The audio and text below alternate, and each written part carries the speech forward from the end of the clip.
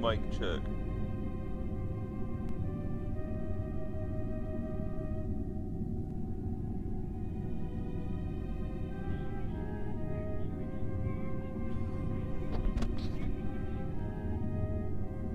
Mic check. Mic check, mic check. Why does the audio sound so low? Why does my audio sound like crap? I'm just talking so I can continuously hear audio.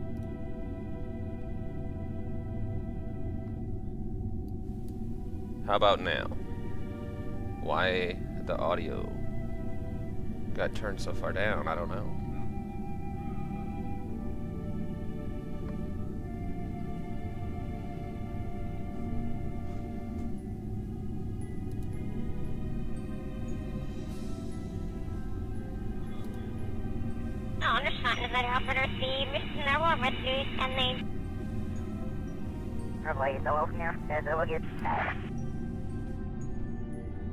How does that sound?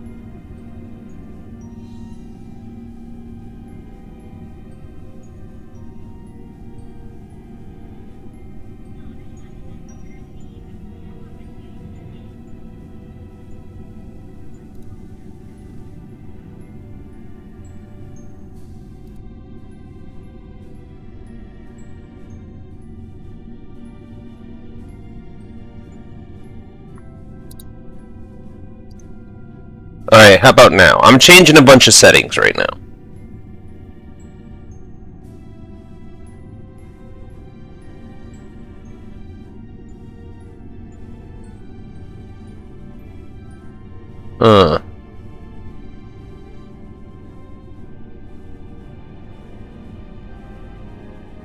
Oh! There we go. That did it.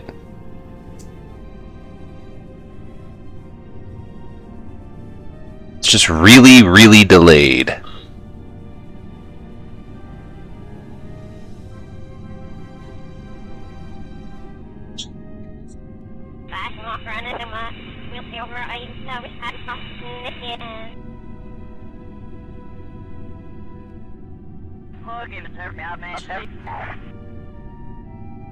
I sound kinda sexy though.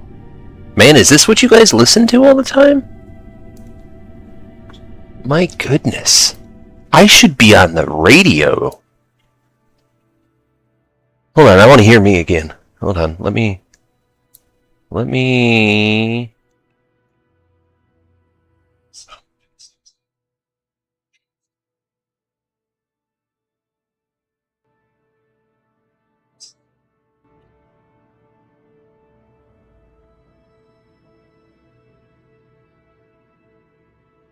How about now?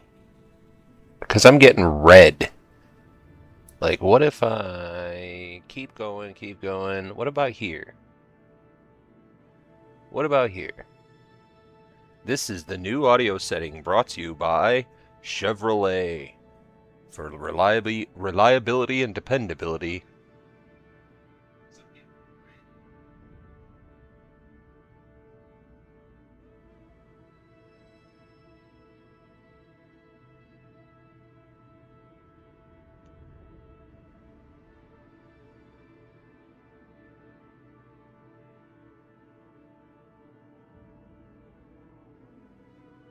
I don't know. I feel like that's still kind of low. Let me bump it up. Because right now, as it sits, I am redlining. Hold on. Let me show you. Like, I'm just talking normal. I'm not changing anything. And this is the audio I'm getting.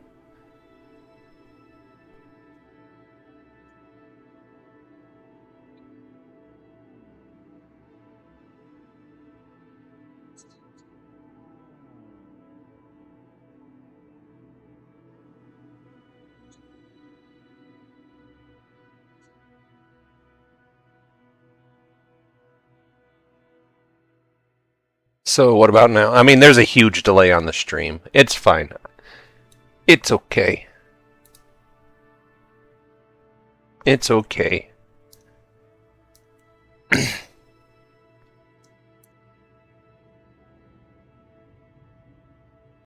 Alright, let's get back in here and see where exactly we left off, because I honestly can't remember.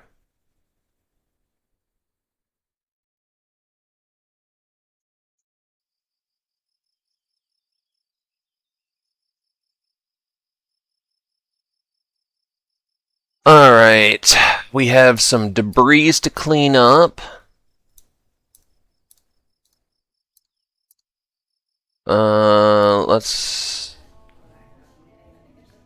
Alright, so Jebediah... Do we have a mission ongoing? It appears that we have a mission ongoing.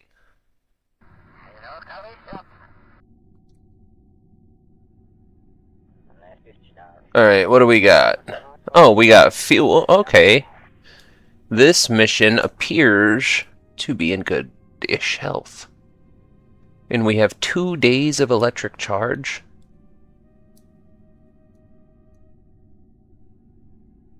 Alright, let's... Oh, we got a nice orbit going on here. Why don't we...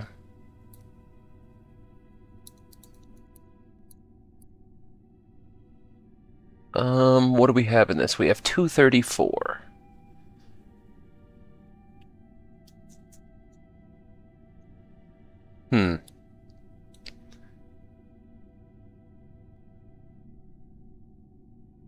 What altitude does that get us? 954?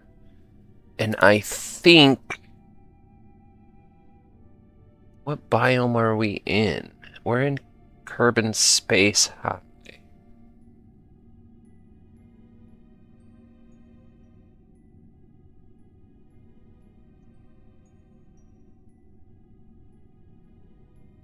Okay.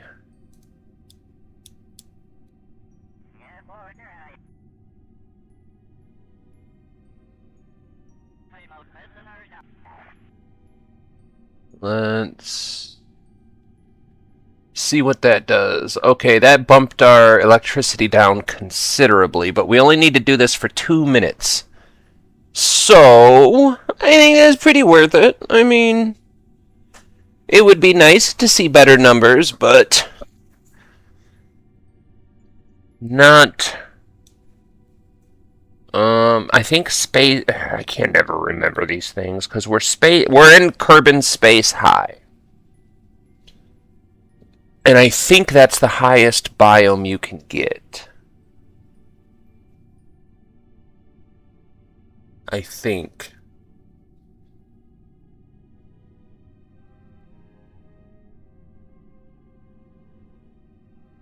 So what I'll do is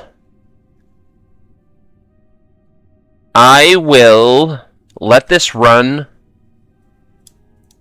until it's full. I also want to check on the radiation. Okay, that is maxed out, and I'm pretty sure the temperature's maxed out too. Okay, now the question becomes, well, the question is now, I really wish I knew which of the mods had all of the options for McJeb.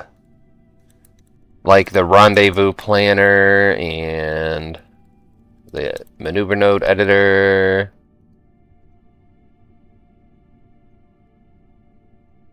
Alright, so now we're doing this the old-fashioned way without a guidance computer.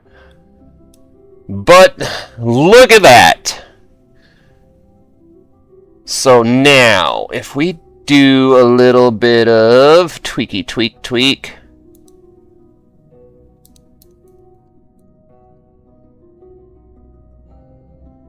and we just keep doing this.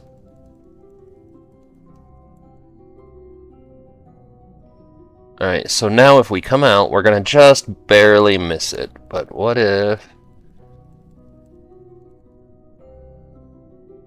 we do this?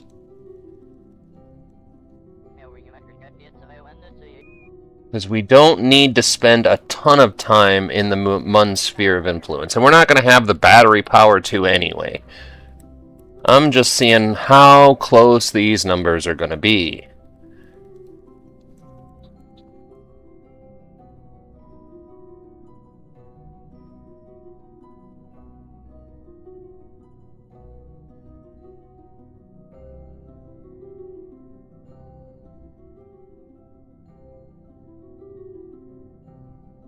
Alright, let's see what this looks like.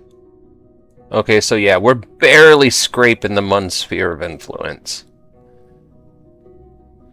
But like I said, I'm not convinced that we have enough electricity anyway. Well, I mean, it's 23 hours up. I imagine at least 23 hours back. And we have 2 days worth of electricity, but the problem being is that some of that electricity is got to be used for the experiments, otherwise what's the point in going? Oh, decisions.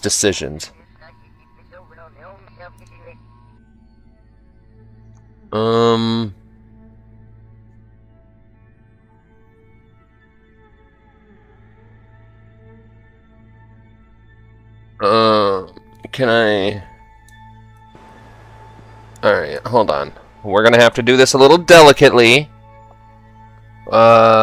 Space.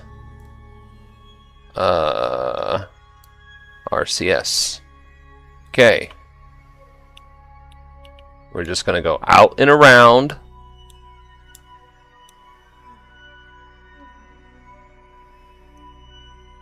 We're gonna not break anything.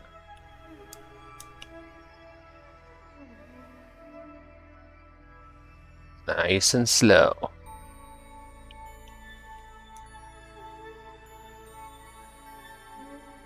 Alright.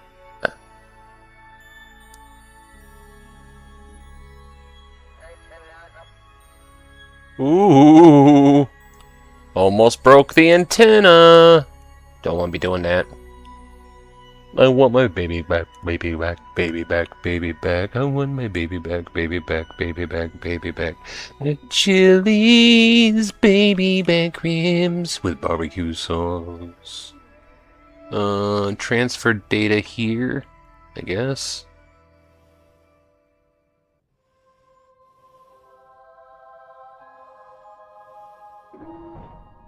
Alright. Tools. Food, not food.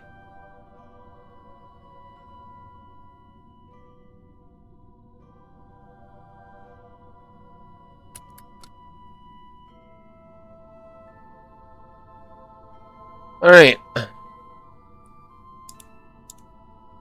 Now the other thing is our other consumables. Our other consumables will become a problem.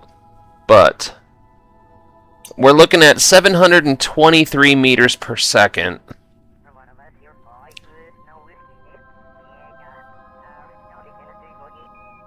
It's about a 2-minute burn.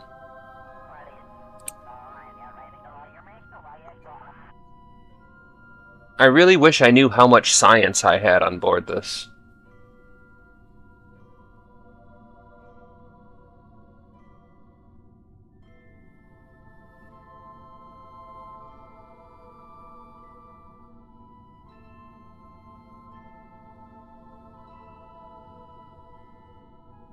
Huh.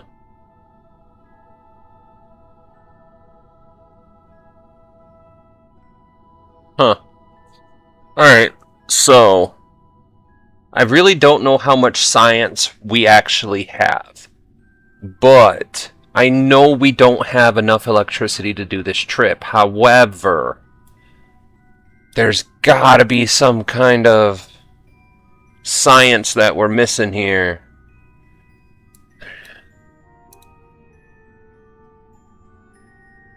Oh, space low. Okay.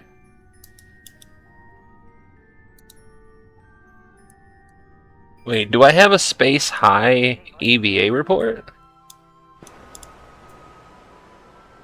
Oh, yep, I already did it.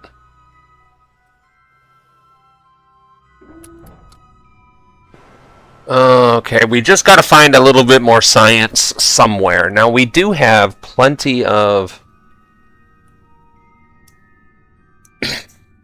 we have plenty of Delta V, sort of.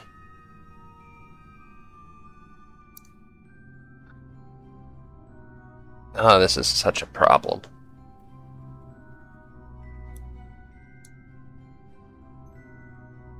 Because in all reality, I think the only way we're going to make progress is if we can get a mission to the Mun for science.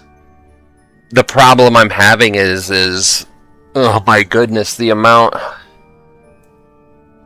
of batteries this is going to take is insane, because we're already running, what was it, 16, 20, I think 21 batteries. We're running 21 batteries and we cannot carry enough electricity. So that is a tiny bit of an issue that we need to work on and solve. So I just need to make decisions, because in all reality, if I can treat the batteries similarly to sort of like a fuel stage, where when we drop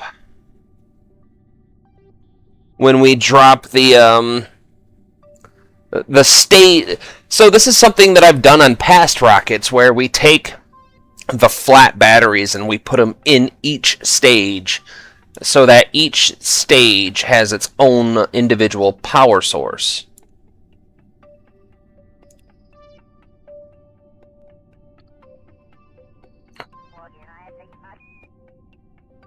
You know what? Let's just terminate this mission safely. We have plenty of Delta V.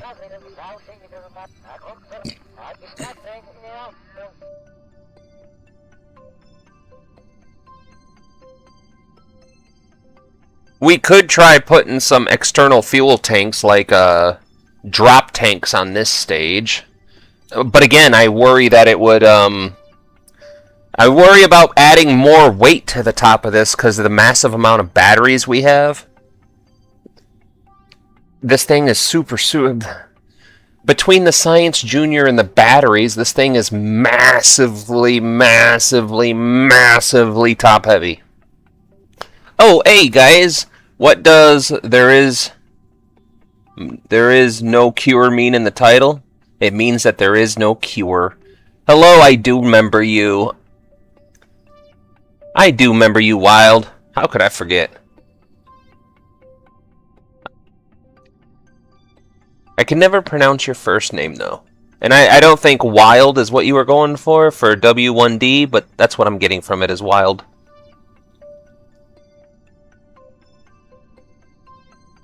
But yes, that's we're just talking. I was just talking about a little bit. We're playing through Kerbal Space Program with some mods to make it a little bit more challenging, and a little bit more challenging it is indeed, because The roadblock we have hit is we need much more science than we have. However, between the radiation, food, oxygen, water, electric charge right now is the biggest hurdle that we're facing. And the problem we're running into is we cannot go to the Mun and run science at the same time. So if I start running science right now, then this turns from days to hours. So now the solutions that I'm exploring is we could add more batteries. More batteries means more power, but more batteries also means more weight. Massively more weight. Because right now we are running around 21 batteries total on this rig. And 21 batteries gets us less than 2 days. It gets us a couple hours with the Science Junior running. So I gotta play KSP again. I'm wanting to build a plane with a huge wingspan. Highly recommended. Needs something, ask me. Cool. Oh, dude. So yeah, once we unlock the next batteries, I think we'll be good, because we'll have new lighter batteries and we'll get solar panels. Huge deal. But getting that science is proving to be more tricky. Now, we do have a maneuver set up right here, and I could tweak this maneuver to get us science around the Mun. Which, the problem being, is that if I do this maneuver...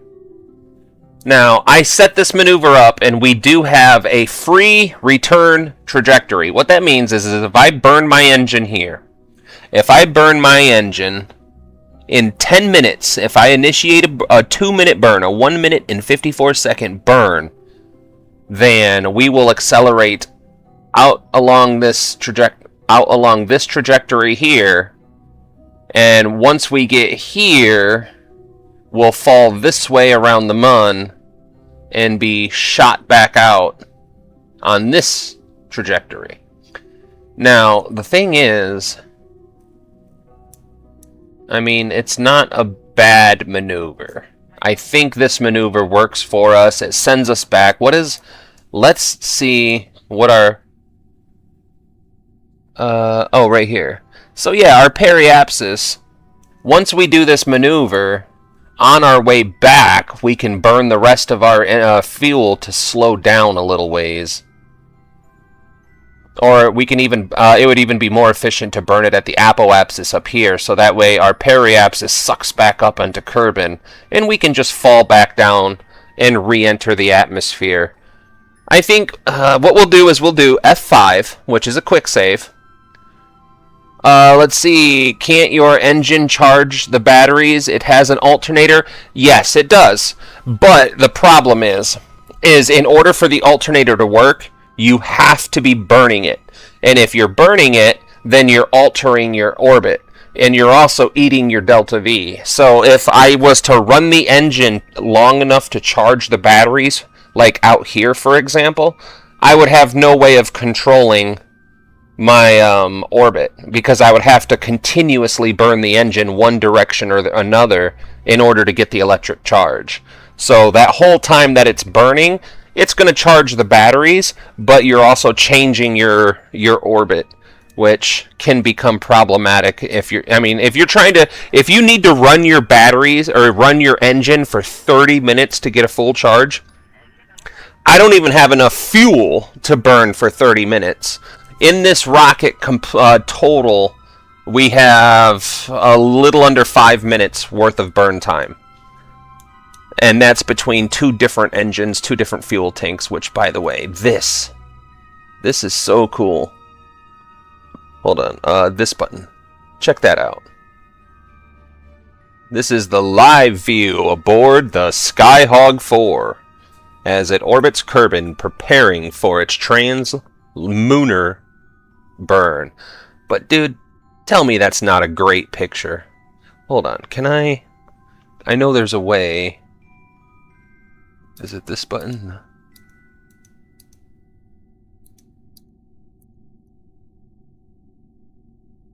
Hold on. I'm still... There we go. That button. Without the crosshairs. Alright, let's take a drink. And then we're going to execute this burn like professionals. Because we're professionals. By the way, two things. First, we're drinking Dr. Pepper, the official drink of the Kerbal Space Program. Second, what was I thinking? I was thinking about something, but I forgot. Oh yeah, that's right. If you're brand new to the channel, thank you so much for dropping in. We are playing Kerbal Space Program on PC.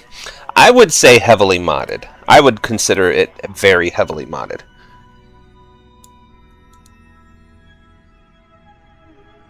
But,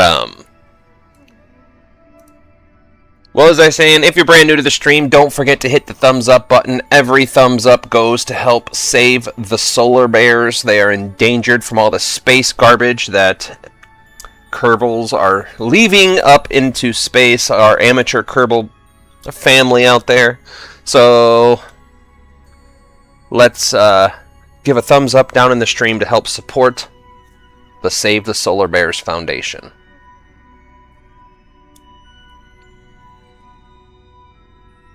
Now, this is a problem I've ran into before, because now I can't reset the camera to default.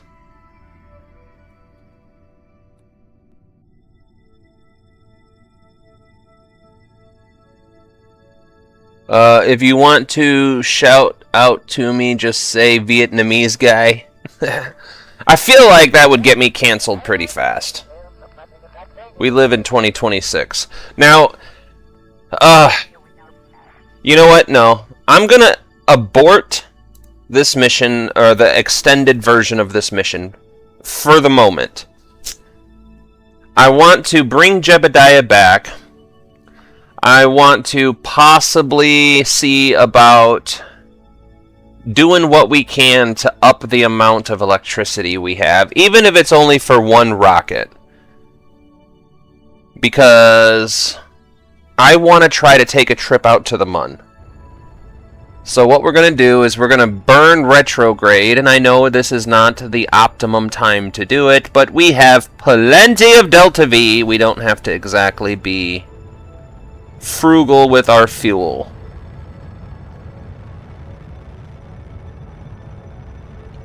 Alright. We got a nice, comfortable periapsis. Now, I'm confident that this will burn up in the atmosphere. But I'm going to wait a minute. I'm going to let us get into the atmosphere. Well, you know what we can do? Frack it. We're going to... So that's 15 kilometers above the surface. This is going to explode. I forget what button. This button? Now, if I do this...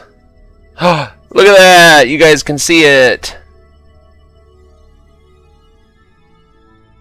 Alright, so... Where's... Radial out? So what we're going to do...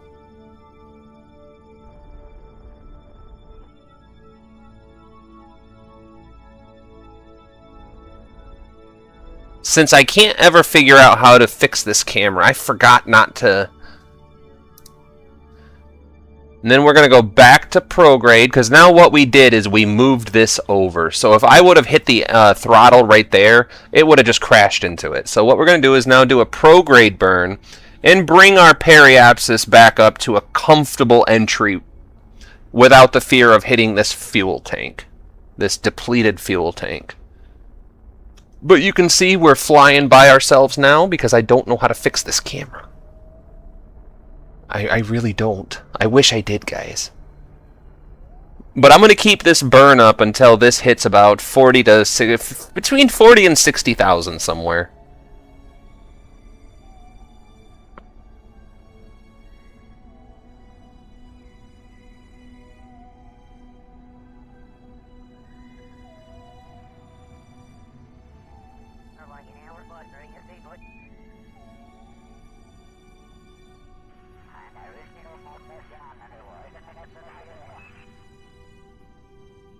Alright, that works. And then we're just going to go back to retrograde, so that way, when we start the entry process, we are facing the proper direction. Oh no. Alright. Ooh, that was close. We're not going to talk about that. Now, is there...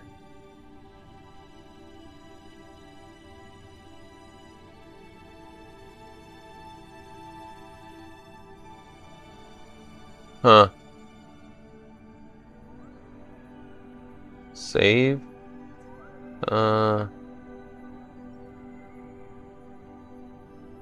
I've been trying to, figure this out. But, truth be told, I have not been putting enough time in it to figure it out. Alright, and I have tried everything on this.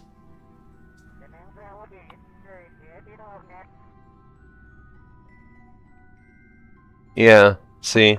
There's... Oh, fuck. Alright, hold on. I just pushed a button by accident. Let's just load here. Hopefully this is the right one. And it looks like it is. Okay, so, where did we just leave off? Okay. And we've made the decision not to go to the Mun. Oh, no. Hold on. I just messed that up. I don't want to lose that maneuver. We made the decision to try to go to the Mun and see what happens, and then we made the decision not to. So, what we're going to do...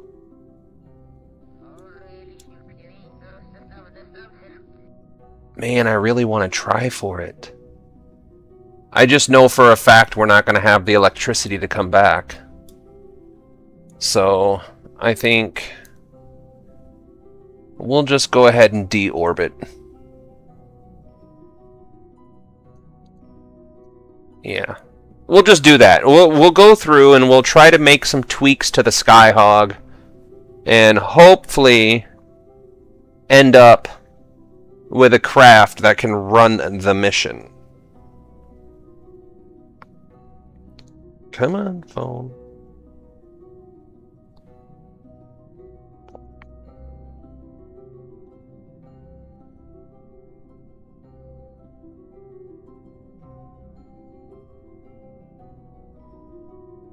All right.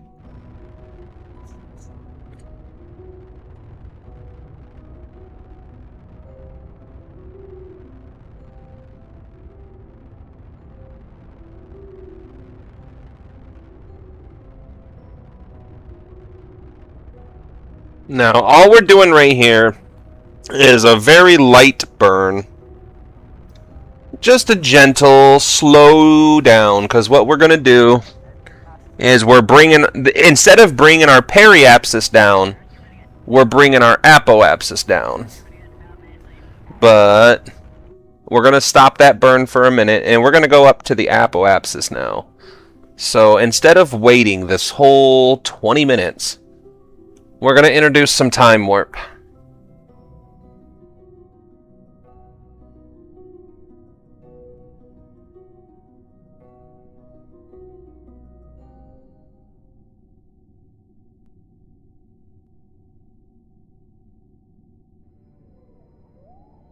Alright, and now we have less than an hour of electricity left. I think this was the right call.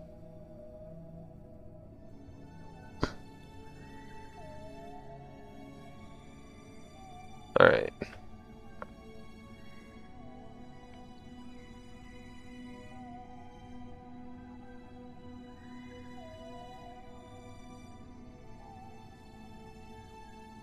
Alright.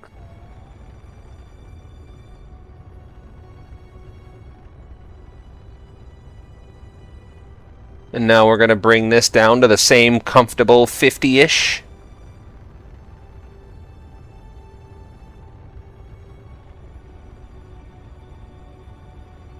But you see what I mean? We're generating electricity every time we burn, but we can't... there's just no way to burn long enough for the engine to charge the batteries. My bad, I'm playing on the older version. Oh, I think you could open the resource menu. Oh, yeah, I could. I could cheat. Like, I could do... What is it? I think it's Alt F12. I could do this. I could. But that's not in the spirit of the fun. Alright, so now we only have 128 meters per second. So we'll probably end up ditching this stage here in just a minute.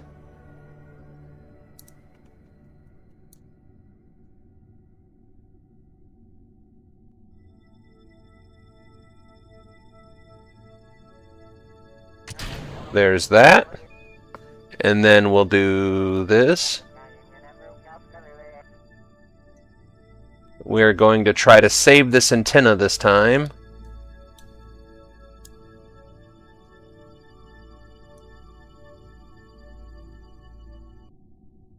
Alright, now we're in the atmosphere. This should burn up. We should be able to watch it burn up too. Hold on. This button? There we go.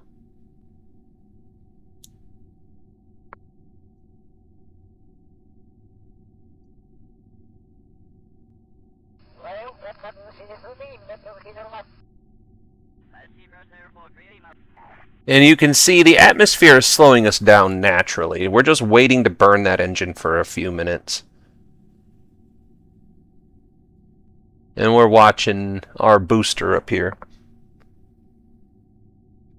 Alright, we're getting some plasma, so we're going to start that burn now. And this engine does not have an alternator attached to it. So you'll see we're not generating any electricity burning this engine, so... You can see that booster going off into the wild blue yonder. You got Firefly? I do got Firefly. I'm going to go play it right now. God, yeah, put a like on the board. Every single person that we get to open up KSP gets... We got to... I mean, it's just... Oh, ooh, ooh. I can't close it? This button. There we go. We were damaging our science with superheated plasma. What is wrong with me? What is wrong with me?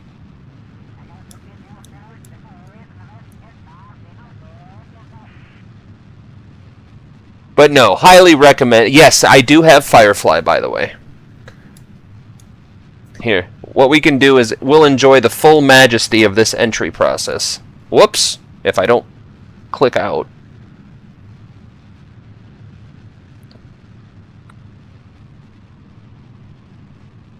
Lay me down in the cold, cold ground. This is a song Jebediah is listening to right now. Somebody in the KSC thought it would be a brilliant idea.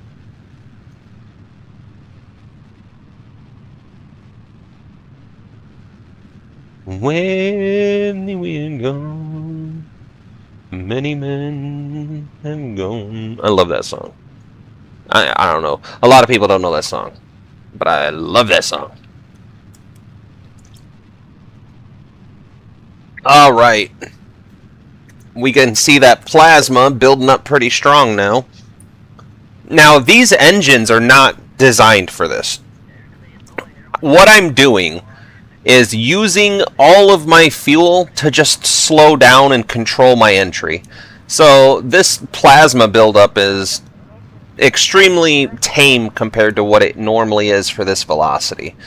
These engines are not optimized to be in the atmosphere, but to be fair, it's use it or ditch it. Like, we have the fuel, we might as well use it to help slow ourselves down.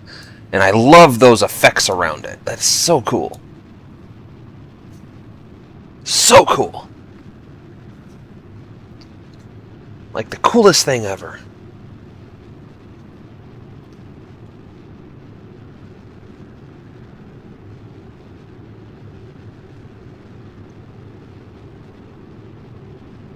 Now, another thing we can remember to do is make sure you have your actual altitude on.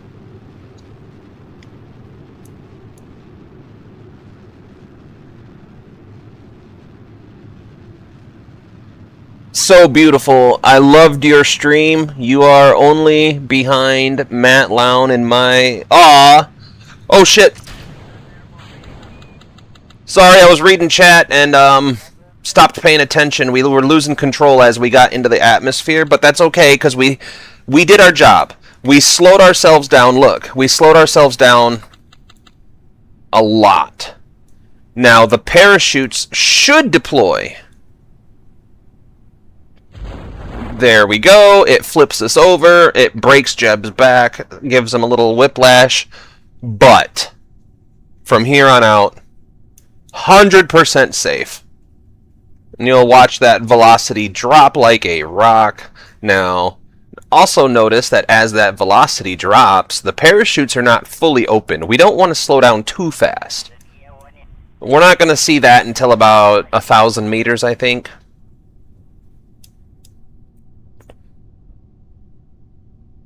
Yeah, dude, Firefly is a beautiful mod. If you run KSP, the most beautiful thing about KSP is a lot of the best mods are... Yeah, the best, if you talk about the very best of the best, there's mods out there that you have to pay for. But some of the best mods that you can get are just free, like Firefly. It's one of the most basic things you can do to the game, and it just changes the game.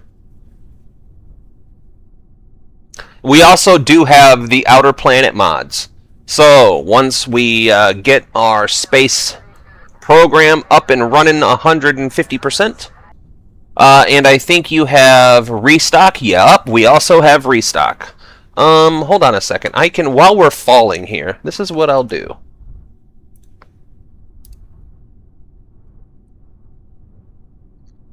I will show you the list of mods that we have.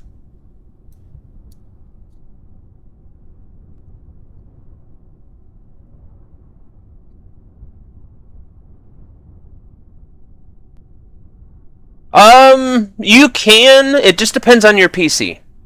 Like, I have a pretty powerful PC. So, at one point, I had well over 100 mods. Go here. I forget how to do this. Okay, so these are the mods that we have right now. We have contract configuration, Kerbalism, asset configuration, automatic refueling system, camera tools continued, chatter, click-through blocker, community stuff. I'm not even sure what any of these are. They came with other mods. We have Eve stock, Eve Outer Planets, Eve Redux, filter extensions plugin, not even sure what that does. Firefly, Fire Spitter, free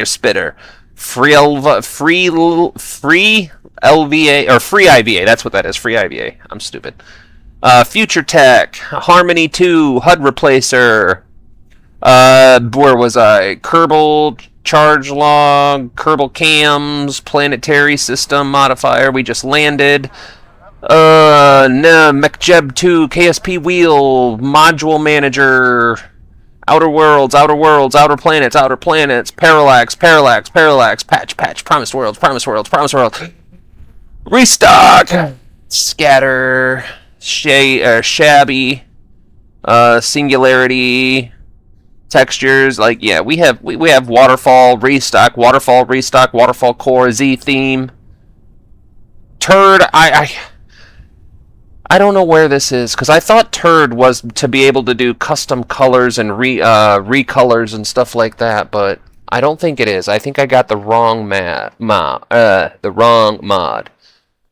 The Mark III new cockpit. I love SSTOs, but I am terrible at making them. If you check into my playlist, I do have my SSTO design that I've worked on over the years. Is called the Black Star.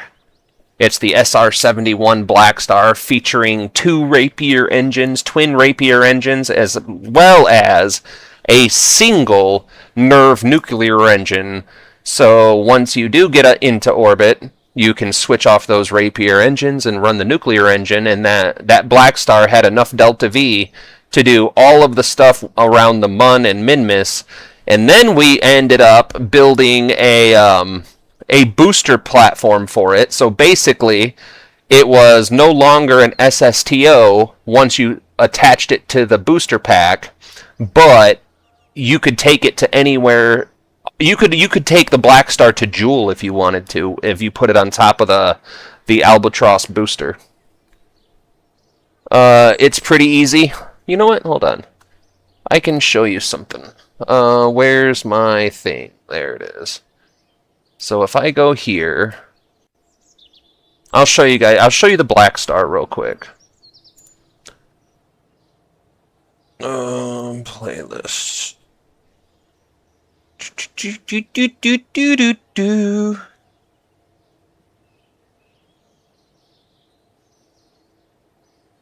Oh, hold on. So this is this was one of the first prototypes of the Black Star. The later model replaced the center Rapier engine with a Nerve nuclear engine. So keep that in mind. This was version 4. I think.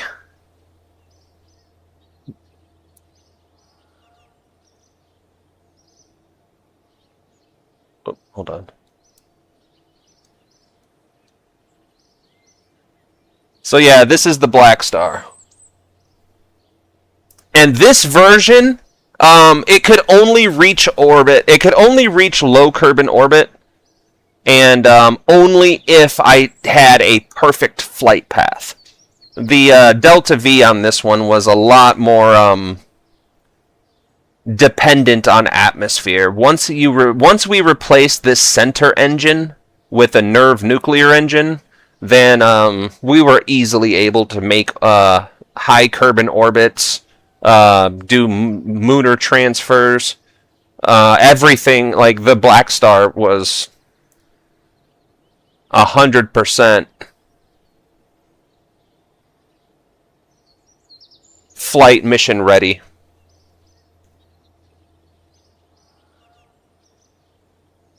And this is all on PS5, by the way. This is before I had my PC.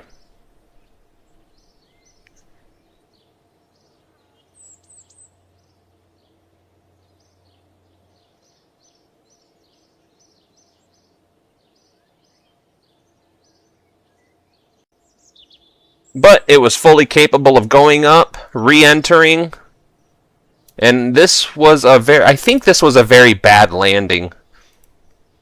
But this was just a demonstration video showing that the Black Star could actually fly, because before this we were having a lot of trouble getting it to controlled flight.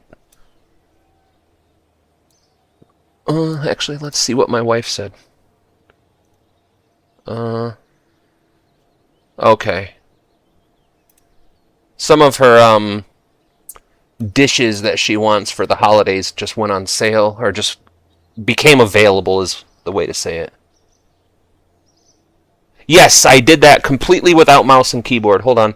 I have, I think, 500 or so hours in KSP on PS5. So if you go to my profile, go to the channel, and if you go to the playlists, if you look,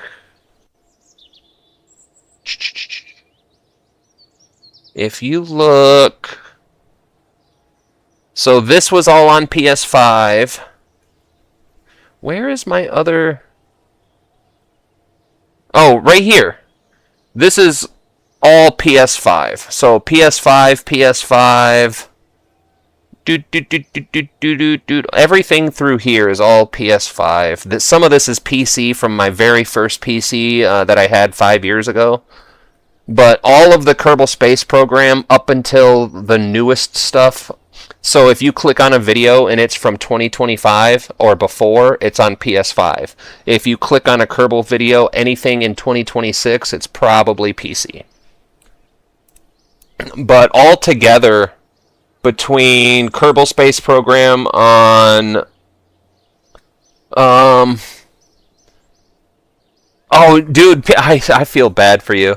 So the problem we ran into on PS5 was the fact that the PS5 does not have enough RAM to do all the Kerbal-y stuff that we wanted to do. And we were running into the idea, and we kept having crashes. I had to restart my playthrough like 5 times before I got the PC and was just like, yeah, we're never going back to, we're never going to go back. This is the Skyhog, by the way. The Skyhog 45, featuring 6 external boosters. Now, this is an imperfect machine. It's an imperfect machine. But, first things first, I hate that it brings that up over there so much. Alright, so action group. Alright. Why is action group 2 the same thing?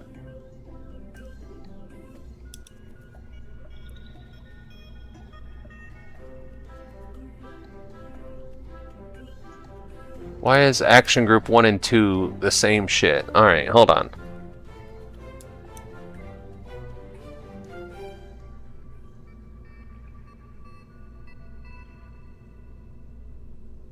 Alright, so action group 1. I want to test something out.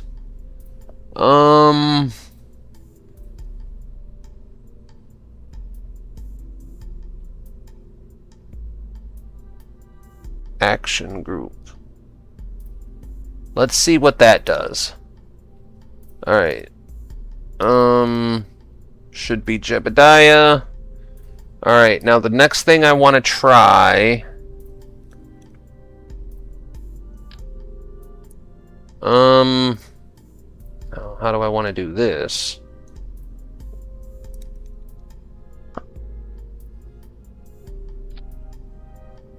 Kinda wanna tuck that down there. I don't know how much it's gonna actually help, but we gotta do something. We need more electricity. So what if I do that?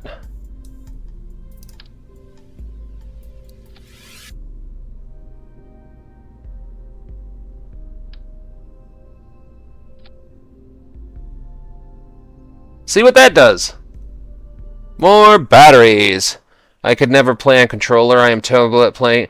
Dude, it was difficult. But the thing is I had a hard time. I'm still having a hard time learning how to play on mouse and keyboard. But I only ever played the game on controller for almost 500 hours, almost a full year. So. Alright, the Skyhog is ready for launch. Now, what if I push this button? And this button? And this button? And this button? Okay, so now, what I want to do now is revert flight to assembly. Because now I know something that I didn't know before. So, if I come in here, and I do action group 2, and I do... next camera, and then I save it and launch it. Alright, now action group 1 should activate and deactivate the camera mode, and action group 2 should, so 1, 2, 2, 2. Oh yeah.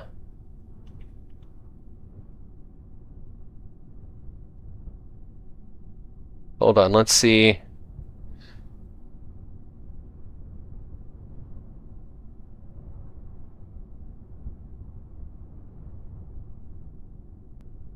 No, that's cool.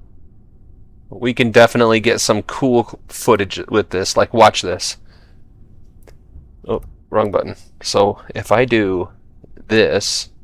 It's a beautiful day here at the Kerbal Space... Oh, hold on, not that button. It's a beautiful day here at the Kerbal Space... There we go. We are about to launch in 3, 2, 1...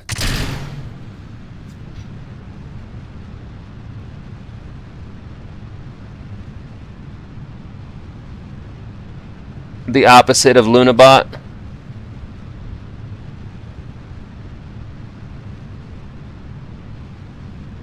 Oh man. Whoops. This button. You guys are going to love this booster separation.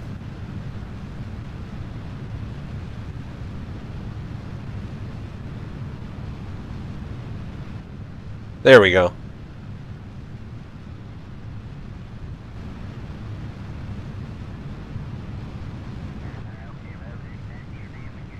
Looks like Scatter was having some problems there.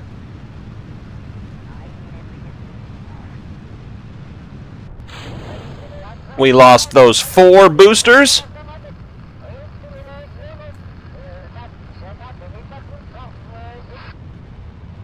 We're still going strong.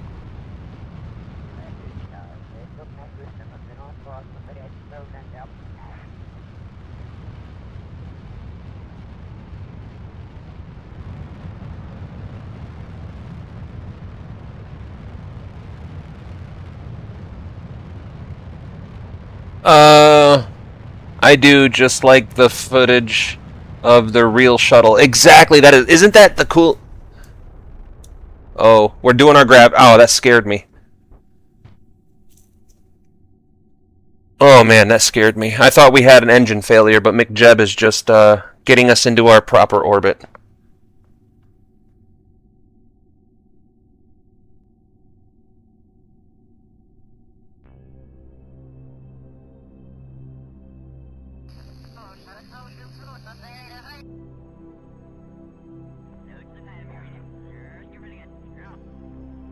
See, this is just so cool. I do need to take some time and get some more short form content going, some TikToks and Reels and Shorts. And I think this camera app or this camera mod is going to be the perfect thing for those, because I've already done a few things. Like I have one that I was working on for a while, but I haven't really put much effort into it lately. I need to get back on it. But it's an entire mission in KSP in first person, going to orbit and doing everything in a first person perspective. It's turning out cool. It's just a lot of time consuming effort. Just a slow process, I guess, is the perfect way to say it.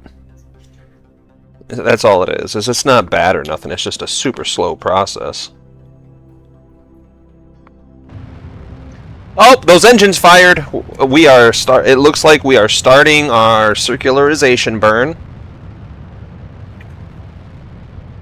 And when those engines run out of fuel, those 2 side boosters, so in the upper left quadrant that you're looking at, that's one of the side boosters. So we still have 2 side boosters and a core. The core will run for a little bit longer than the side boosters,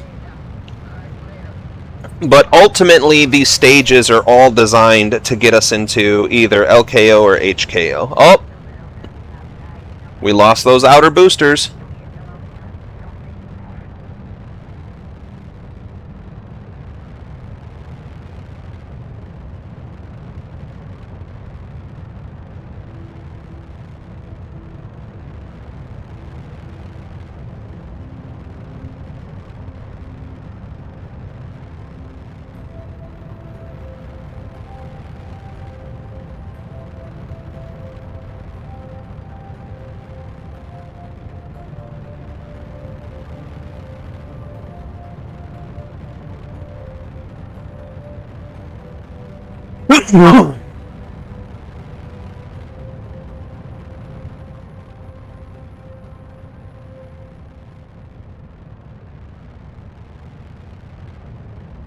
We're coming up on the end of that fuel there, and I am really worried about how much altitude we don't have.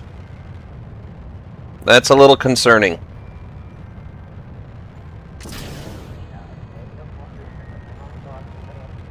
But that shouldn't be a problem too long. McJeb, what are you doing? You...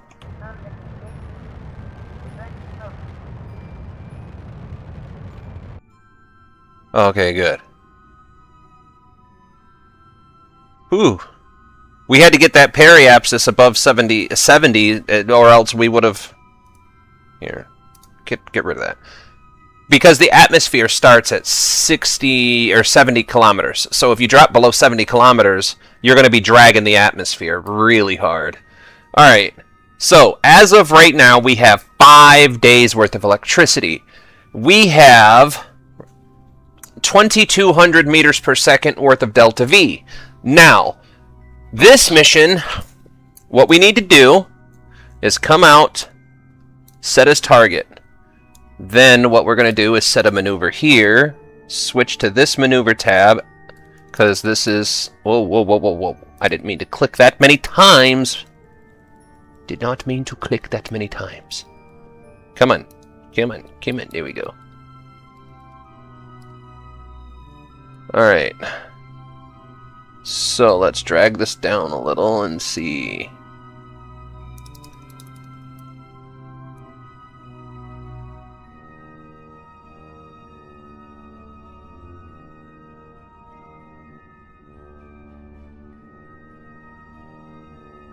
Alright, so we have an encounter. Let's see what this encounter looks like now. Alright, so if we come out on this trajectory, and this is coming out here, then I think... why...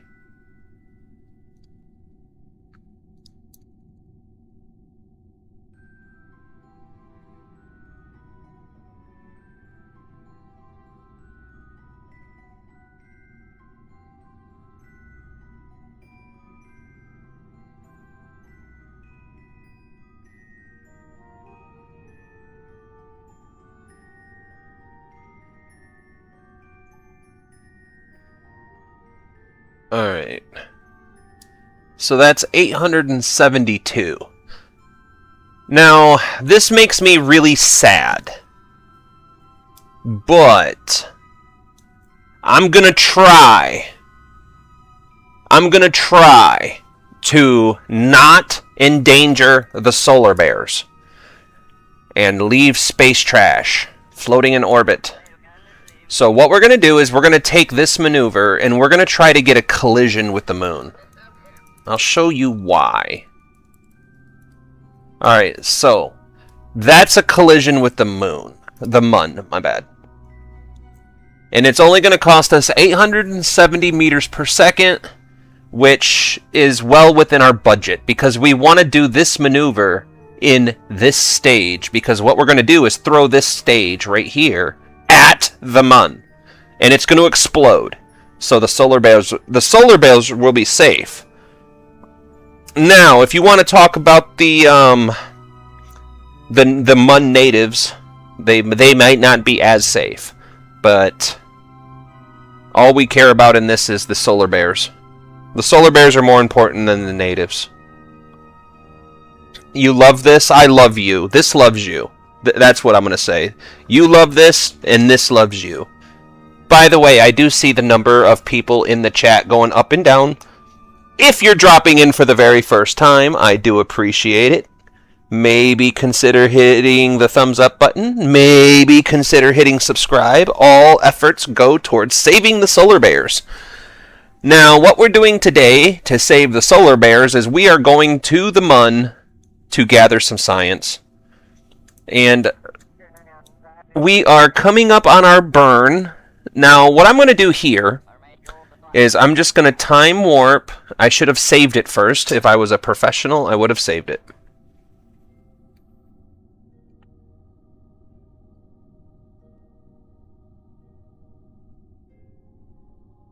Alright, so we have a 31-second burn. So I'm going to start burning at T minus 30 seconds. Or no, T minus 15 seconds, my bad. So at T minus 15 seconds, we're going to start our engines, and we're going to burn until T plus 15 seconds. If you are a Kerbal native, you know. If you're not, the reason we do this is because the computer does not understand acceleration. The computer thinks that once we turn this engine on, we will immediately be going this speed, and it wants us to go this speed for this long. So, the computer doesn't understand that through this part of the burn, we're going to be slowly getting up to speed. It's not going to be like, oh yeah, you're going in this fast and now you're done.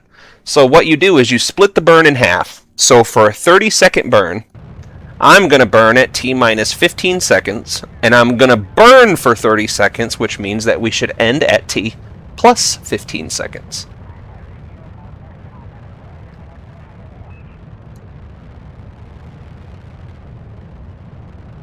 And this is charging our batteries a little bit, so that's also a very good thing.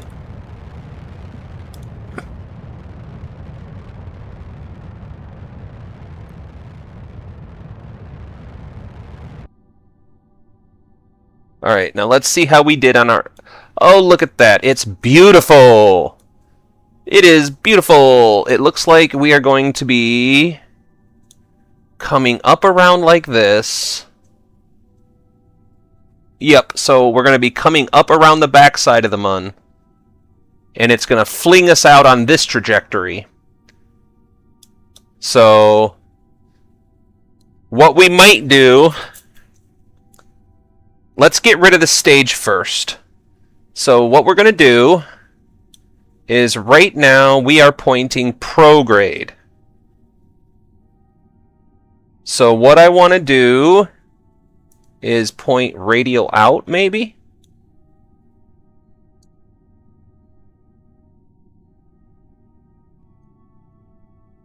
Hold on, radial out. Yes. So if I point radial out and do that,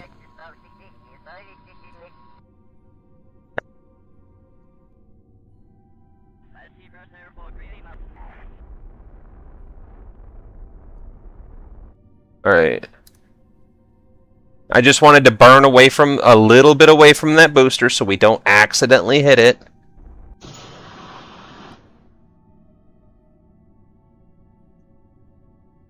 Wait, what the fuck? Well.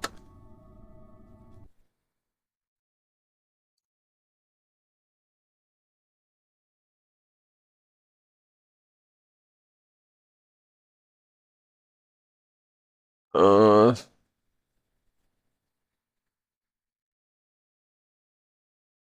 16 hours and 51 minutes. You know what? We'll just relaunch. What are those what are the solar bears? The solar bears are a lovely species of bears that are only native to the solar system here in Kerbal that we know of.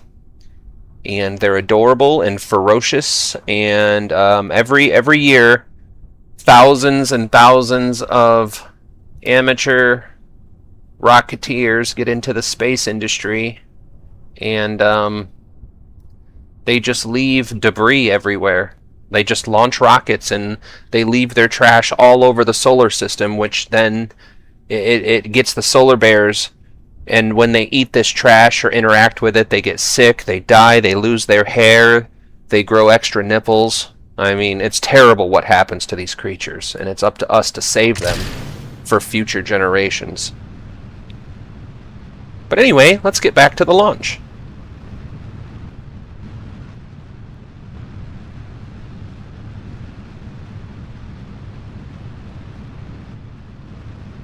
I think this is one of my favorite views. The black and white side camera. Poor bears, I know. And I've dedicated my Kerbal career to saving all of the solar bears to help them repopulate.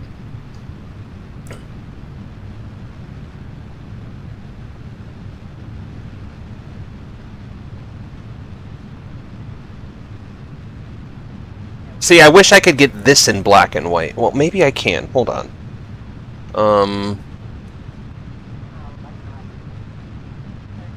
There we go. Black and white right there.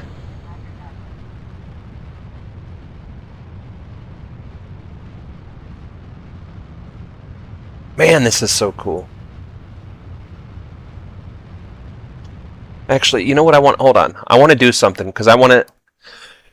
I want to see something. I want to try to get the perfect shot for a launch. Bear with me, guys. Alright, so we're going to engage the autopilot. Then we're going to switch this over so it's ready for later. And then we're going to push this button, this button, this button,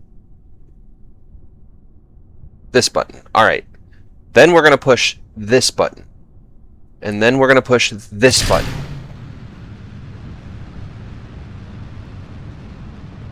Wait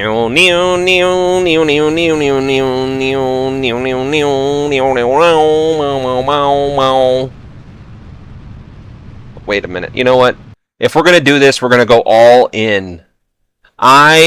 Since you guys are new, and I want to, be hospitality, I am going to risk a copyright claim.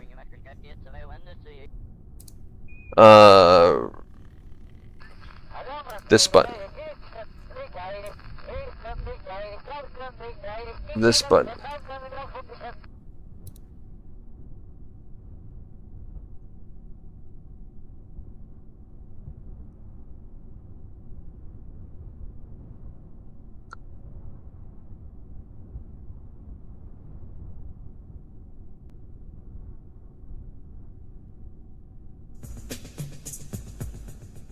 Here we go.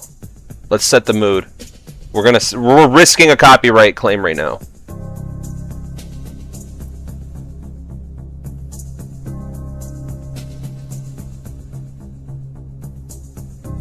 Alright, hold on. Did we engage the autopilot?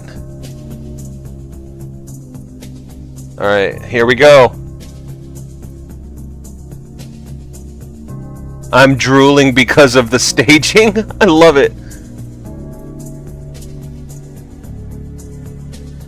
Alright, here we go. Here's the copyright claim, and I'm completely cool with it. They can have it. It's all theirs, because it's worth it for this moment. Alright.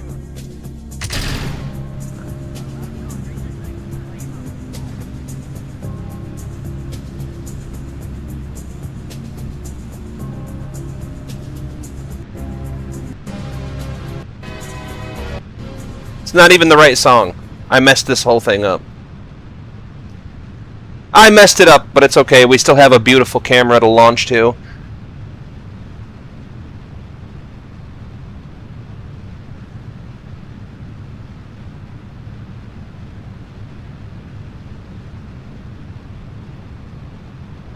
We can watch in black and white as the Kerbal Space Program, or the Kerbal Space Center, the home of Apollo's aeronautic science and space exploration systems, grows smaller and smaller as Jebediah Kerman ascends. Booster separation.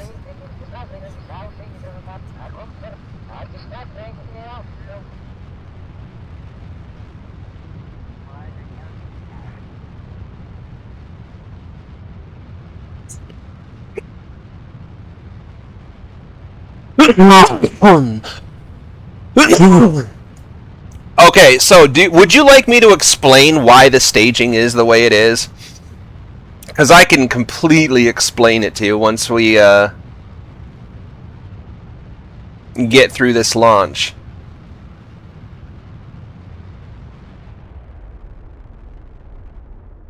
Alright. The guidance computer is throttling us down and angling us for our orbital injection.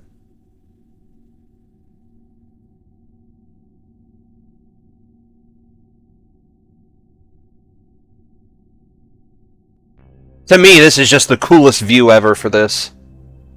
I think it would be cool to do an entire mission in cameras like this. Set the entire... I might do that, actually. I think when we do our first lunar landing, the first Mun landing, I'm going to put a bunch of these cameras, and we're going to try and do as much of the mission as possible in camera mode. Make it authentic. As authentic as I can possibly bring to you.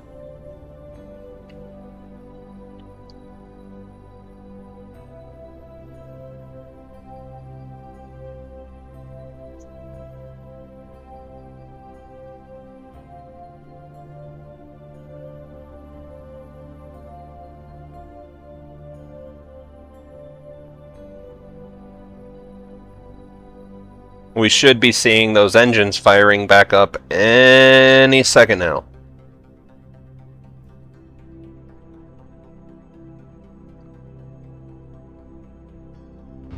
There they go. They were starting to have me a little worried. Not in this playthrough. I've landed on everywhere except Eve. And I haven't landed on any of the outer planets. And I haven't landed on Tacto. I haven't landed on Lathe. And I haven't landed on Elu. Everywhere else I've done. But I've also got, what, like 7 playthroughs of Kerbal Space Program, 1 playthrough of RP1. I've played a lot of Kerbal. I've got, like, I think I'm pushing 1,500 hours total in Kerbal across PS4, PS5, and PC. How do I use the dark matter engines? I have not made it to them yet. I have not made it into that yet. I am still trying to work on getting life support systems functioning properly and enough power. And the other thing that this craft is a little bit lacking on is radiation shielding. But I've put the maximum amount of radiation shielding that I have available on it. So there's not much else I can do, you know, to help that cause or that problem right this second. Now, there is somebody on YouTube, I can't remember his name. I think his name is Bogue. B-O-U-G-E or B-O-G-U-E. I forget how to spell it. I can look it up real quick.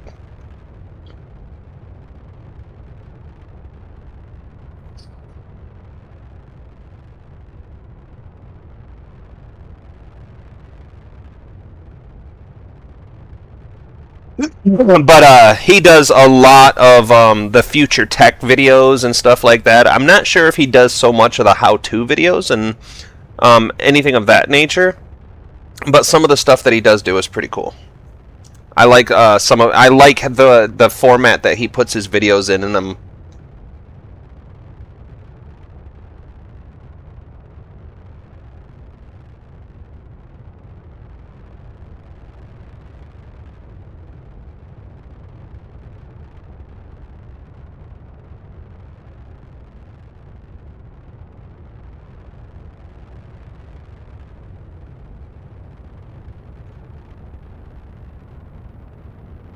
Yes, we do have to worry about radiation. And this mission is cooked. That is gorgeous, though. Alright, this mission's cooked, so. That's what I get for watching the cameras and not paying attention.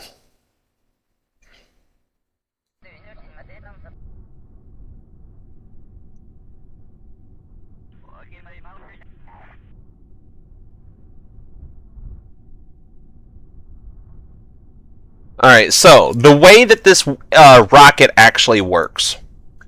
So where's the camera?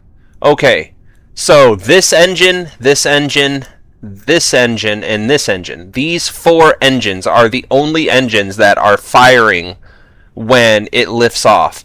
The center engine fires, but the center engine is locked at 36%, which is why that last mission just failed. I forgot to turn that back up. The reason this is turned down so far is because if you look over here or up here, you can see that we do have a pretty insane thrust to weight ratio at launch. Legitimately, I could turn down all of the engines just a tiny bit more and get a little bit more efficiency out of it, which I might end up doing when we actually bring some payloads to the moon. Because the reason I build rockets like this in the early game is because this rocket is absolutely, it has an insane amount of lift, okay? 1.83 or 1.93 according to McJeb, and 1.79 according to Kerbal systems.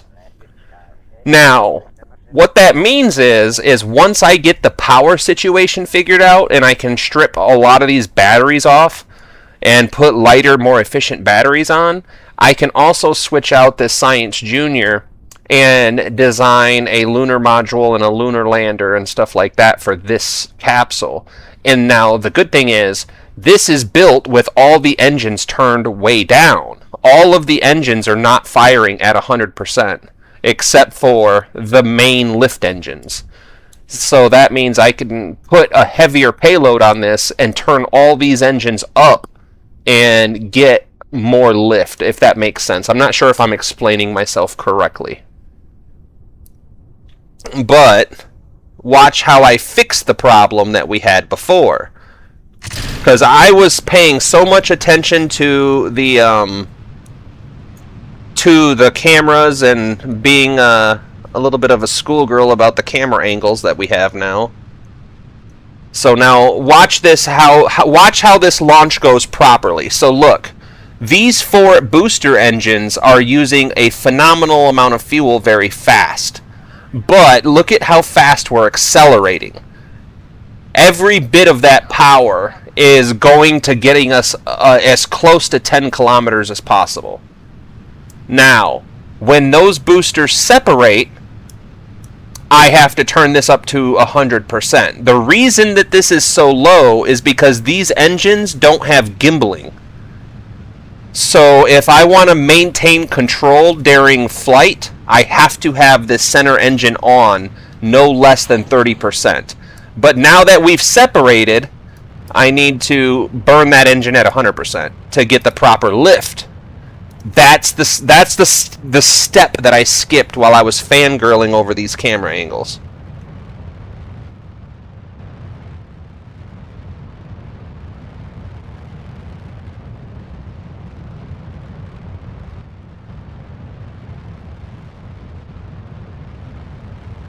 So now that I have that system set up,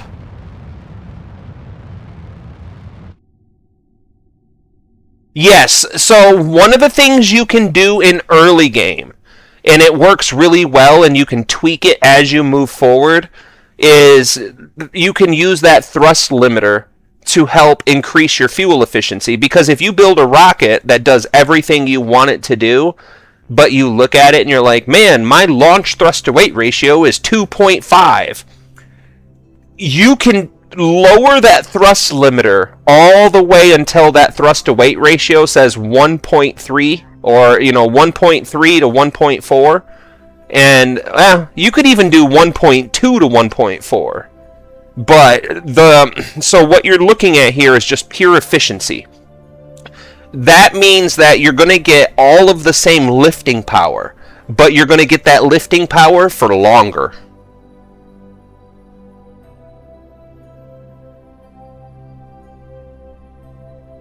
You have 4 struts. Have you auto strut your ship? Yes, I have auto strut turned on, but let me show you something about that. Can I turn this off? I forget.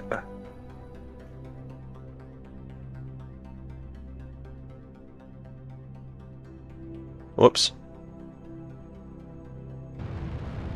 Alright, so everything is auto-strutted. However, with how massive and heavy these outer boosters are, if you take them and strut them to the center manually, and then if you notice at launch, all the boosters are also strutted to each other. So that you can see this right here is the leftovers from the struts to the connecting 4 boosters. It just makes it a lot more stable. It helps with stability is all it is. Now we're about to lose these boosters, just like that. And you can see we're not worried about, actually we are. Oh my goodness, why are we having so much issues with this launch now? Oh my goodness, I don't think we're gonna make it to orbit like this.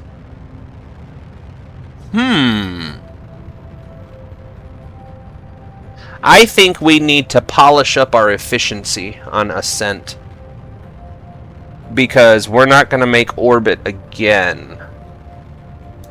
So... that's going to be a little bit of a problem. Now the question is can we raise that periapsis before we hit 70k? That's the question of the minute right now. Which I think we're going to be able to, now that I see where we're at in the staging process. If McJeb fucking puts the throttle up, bro. Like, do you not get we're about to enter the atmosphere?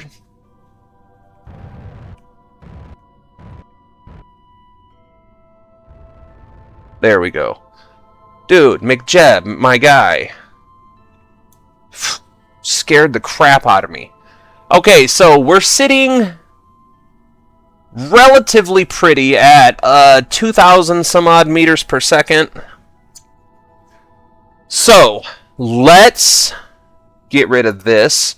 We have 5 days worth of electricity now, which I would prefer...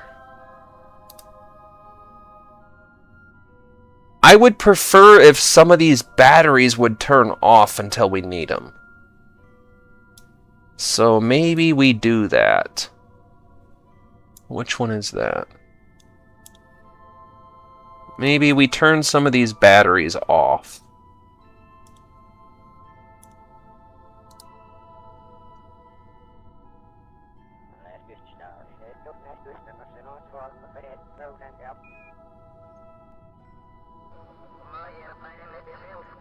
What this'll do is it'll give us an emergency buffer. I don't know that it's going to give us like a lot of an emergency buffer, but what we can do is leave them off. And then if we look at this and we look at the time and we're like, oh my goodness, we can always turn them back on, and hopefully it'll be just enough power to finish the mission. Alright, so now we're going to set this as target. So let's shoot for over here first. Alright.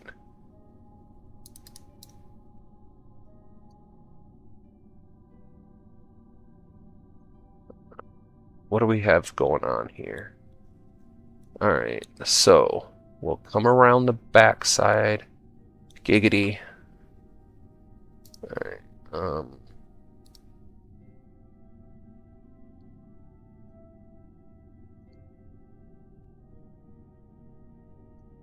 whoops.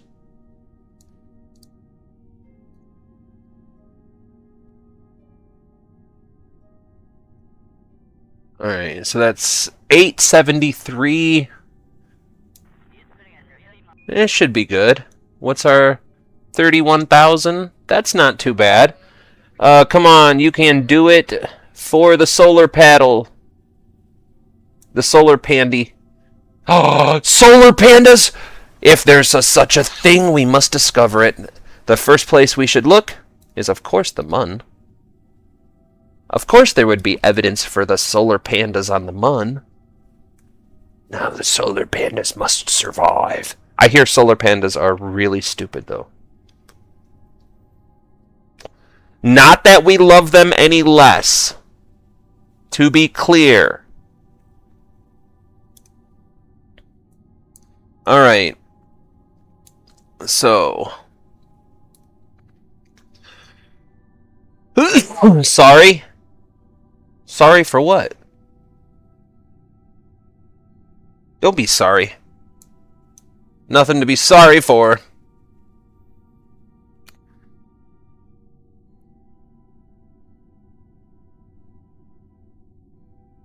Once we do this burn, I'm going to try something silly.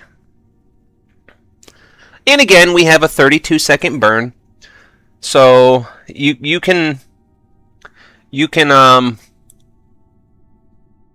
if you have trouble with the math, I don't care, because like if you have a 32-second burn, if you'd still do it at T minus 15 seconds to T plus 15 seconds, it's going to be close enough.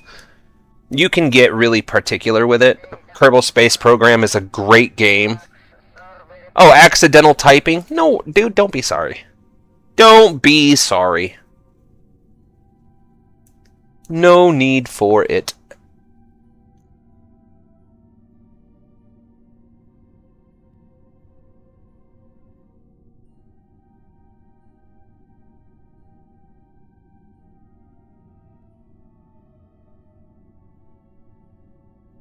Alright.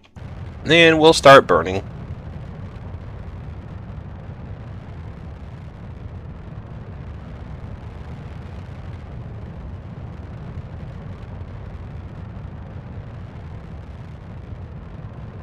Now, another thing you can do, if you don't already know, is while you're doing this burn, you can go to map mode and watch.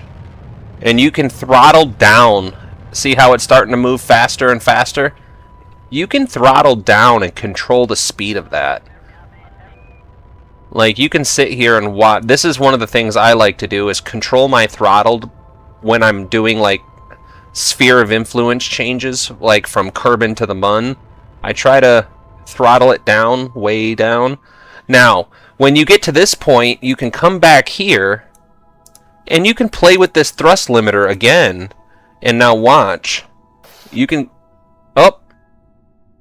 I think we used up all our fuel.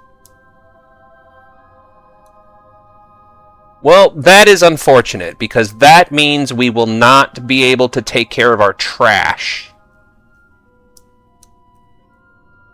But it looks like the good news is it will come and crash back to Kerbin. So, while we are endangering the residents of Kerbin, yes, we are in fact saving the solar bears.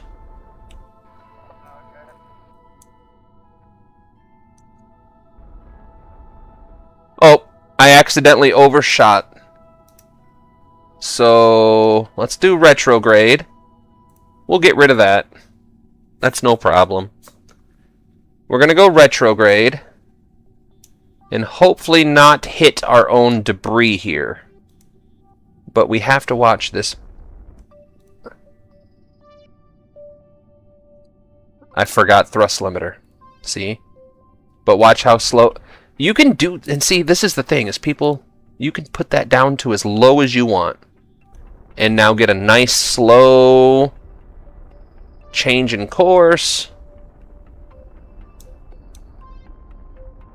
Nice and easy.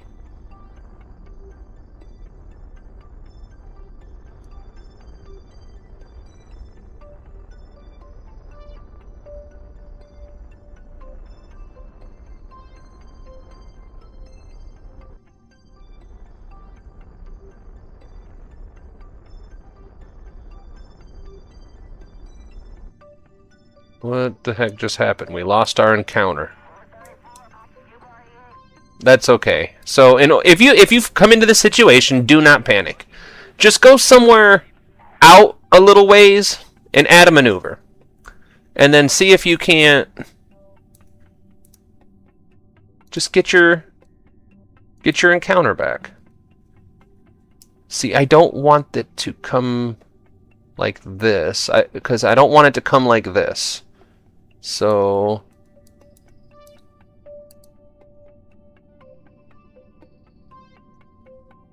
Huh. Alright, so... we might not have much of a choice, actually. What if we do...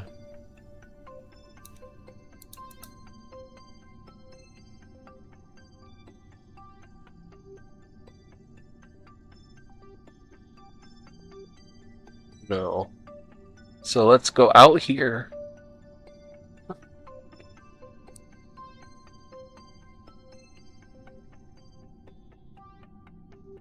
No, I think this is right now.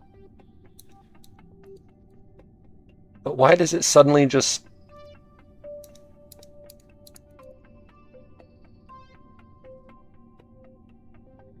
I mean...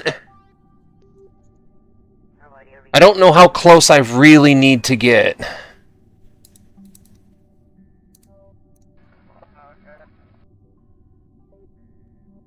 Oh, here we go. There we go.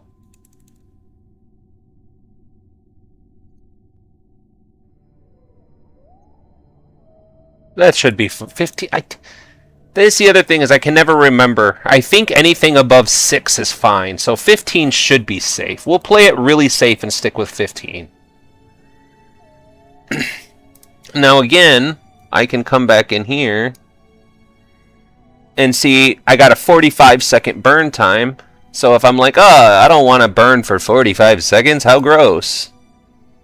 You just turn your thrust limiter back up until it's at a comfortable whatever number you're looking for.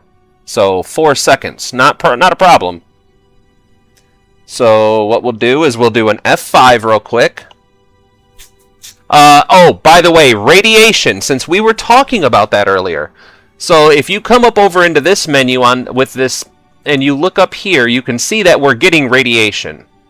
And if you look at this menu right here, you can see McJeb is at 0% radiation. But as this continues and rises, then you'll start noticing after a little while, after a little while, Jebediah is going to start feeling that radiation. And what that's going to do is, the more radiation they have, the more food, water, and oxygen they're going to use to try to feel comfortable, because they're going to be getting sick. Jeb gets sick. So that's what that is. As they get more sick, they use more of the stuff, and their comfort level drops, and it all affects their overall health. So it's just something you have to keep in mind, because like if you come up here now, he's 1% stressed, but he's also cramped. So, and he's got very poor comfort.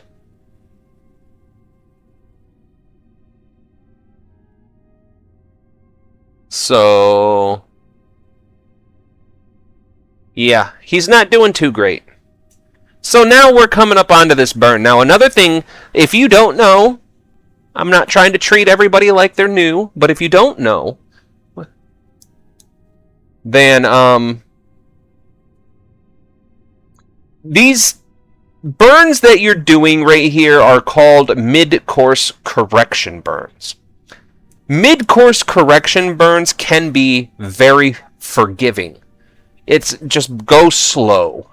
You don't really have to worry too much about the timing on these, especially the farther out you go.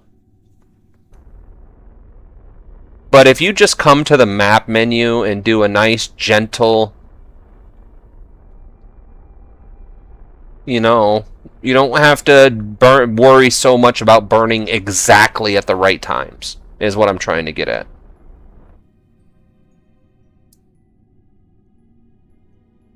Alright, I think we're good. Very good, look at that.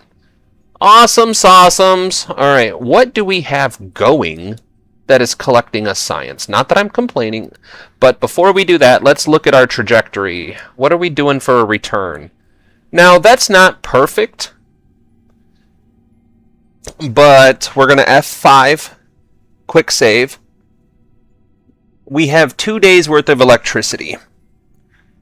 We have 21 hours until periapsis at this. I like this. Everything about this makes me happy.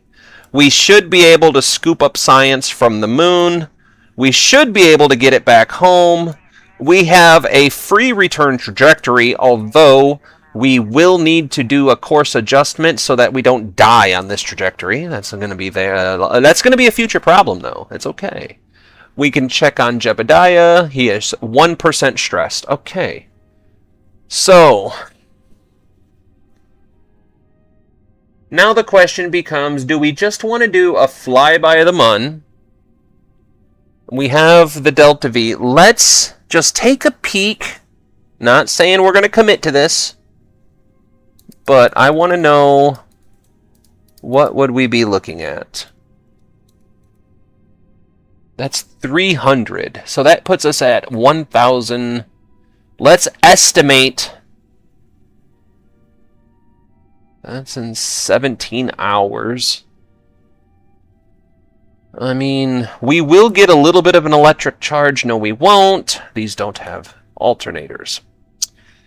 Fantabulous. I think because of our power restrictions, we won't have enough time to do an orbit of the Mun. Unless we turn on all of our batteries. Oops, no.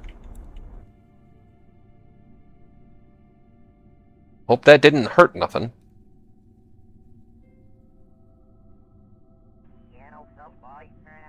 What did that do to our trajectory? It moved us back a lot, but that's alright. Alright, so now what are we looking at? So we do have free return. So on this course, I just don't think we're going to have the power to stick around the Mun for science. Because the thing is once we reach the Mun sphere of influence, we turn the experiments on. That's going to cut this 2 days down to like an hour. So once we turn on those other batteries, yeah, it's probably going to jump up to 4 or 5 days. But that's only going to stay that way until we turn the science on. Once we start using that juice, it's not going to be a single engine propeller plane. Ah, dude. I do need to get into making more planes and stuff. It's just never such a hard life to live.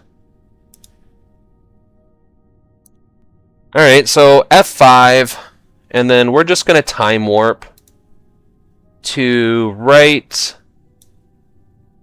here.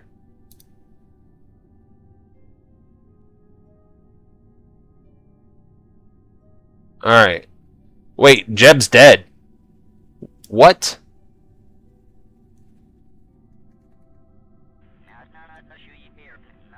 Jeb's dead. Okay, we don't want that.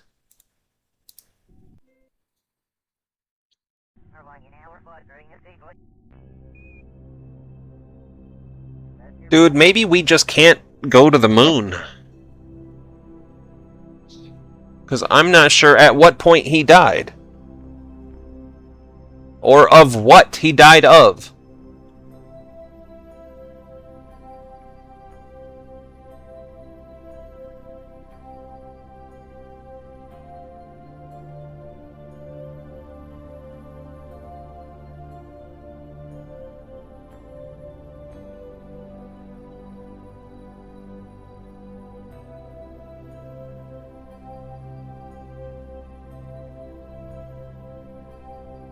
Sorry, I'm not trying to get quiet on everybody.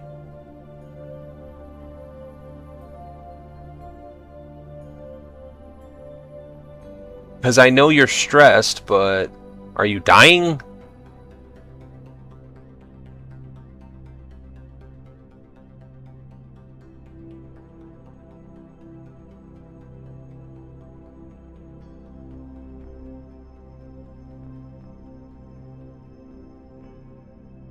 Like, where are we at on this journey right now? Oh. Alright. So here we go. Where's the Mun? Oh, right there. Derp-a-derp. Alright.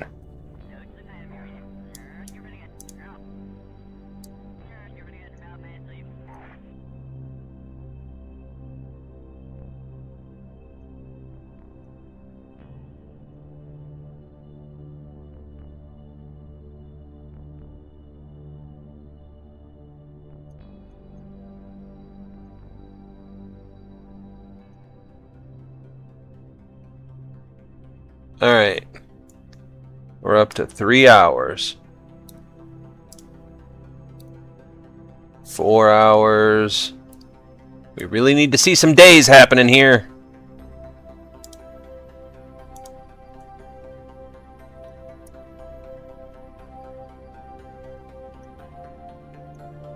I don't think I turned any of these off. Doesn't look like it. Alright, so let's just make sure.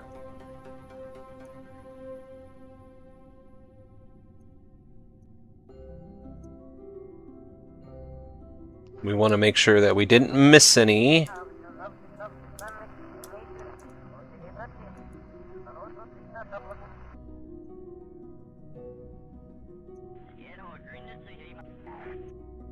Alright, it looks like that's every bit of everything we're getting, so we have 5 hours.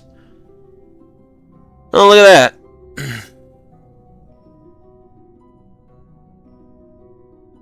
We got 5 hours.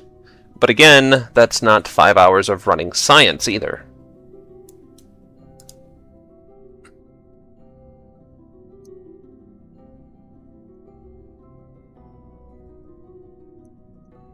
Alright. F5. Let's just watch Jebediah.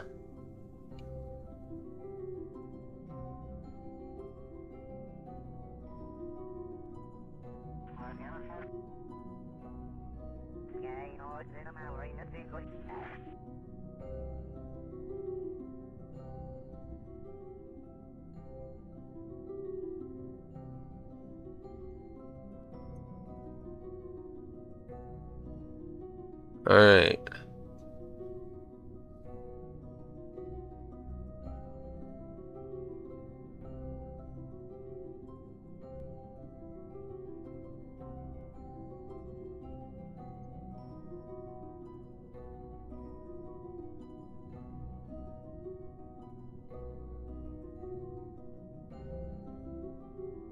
Alright.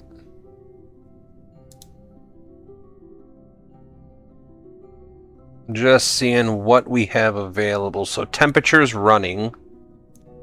I'd really like to know how long we have until, let's say, we get here. So we have 2 hours till here. But then how long till here? I don't know. I don't think we should turn on more science.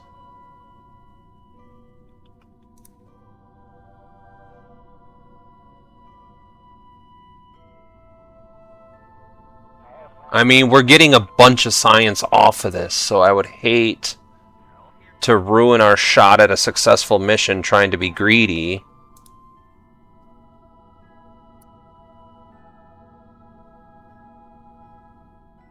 Oh, no, no, we can't. Nope, nope, nope, nope, nope, nope, nope. Hey! Michael here, your spacecraft is safe and alright. Or is it?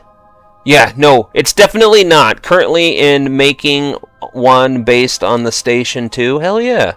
Did you know the space station in the Rocket Man, a KSP cinematic? I think that rings a bell. I want to say I've seen that somewhere, but I don't know if I've seen it, or if I've just seen it, because the name rings a bell. No, currently we are not safe. We are running out of electricity. So, we have plenty of fuel right now, and we're getting a boatload of science, so I'm pretty happy with how this mission's going. But this phase right here is about to tell us a whole new story. Oh wait, hold on, I forgot. Hold on, free science. Possibly.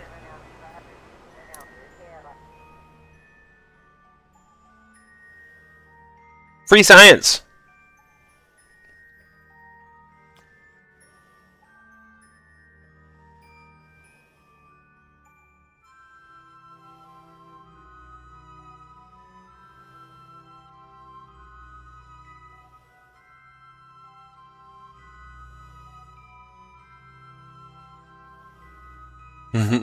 I'm just watching that number, guys. Oh, let's see. Oh, hell no. Yeah. What do you think of furries? Everybody needs love. Not everybody needs that lovin' from me, but everyone needs lovin's.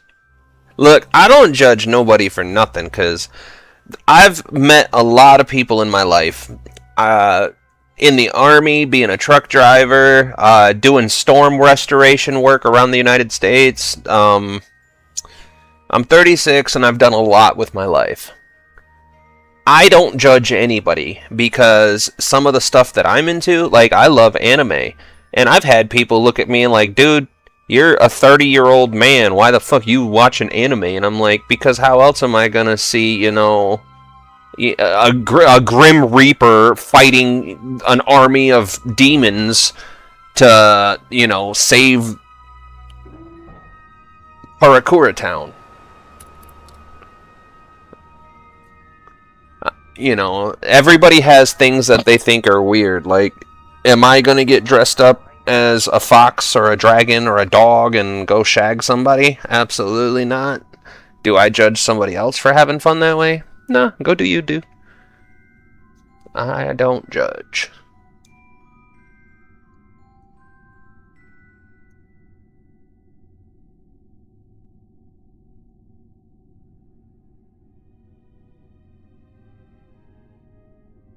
Now, if this mission can just be successful,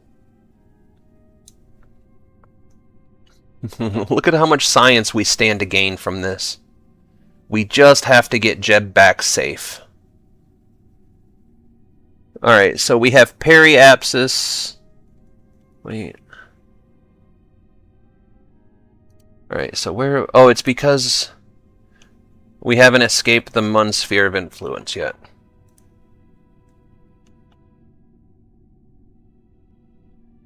Alright, let's see.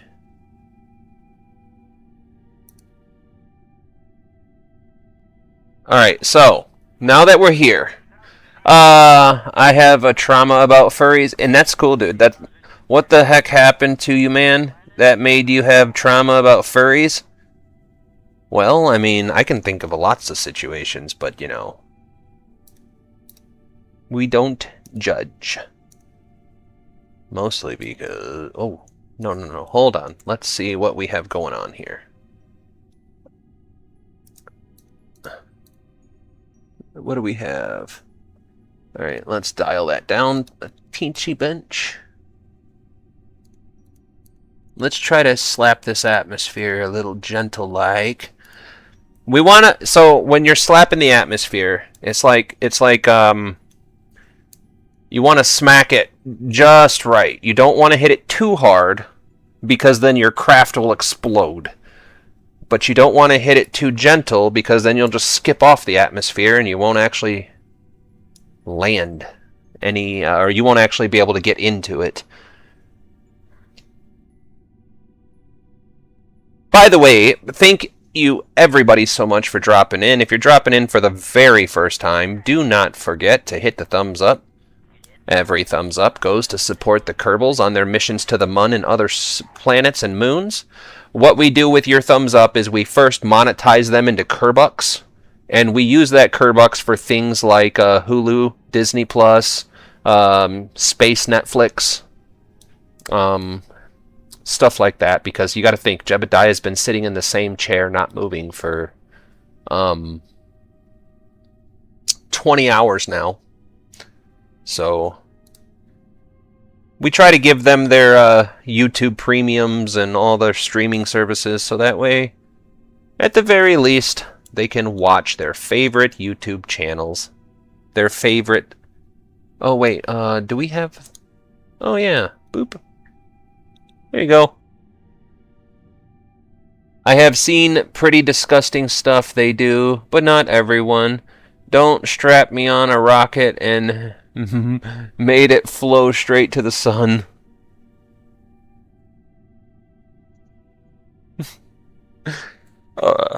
You know, strangely enough, I have a buddy that keeps wanting me to send a Kerbal into the sun.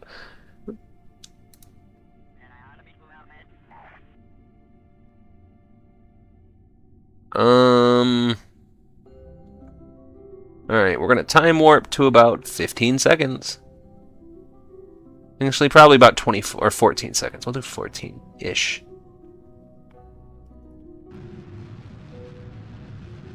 Because what we're going to do is we're going to come out here. We're going to keep track of this burn like this.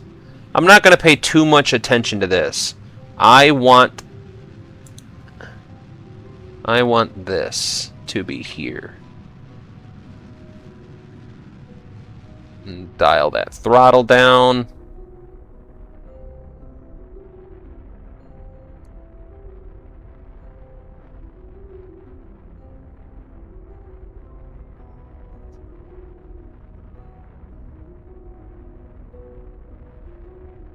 Whoops.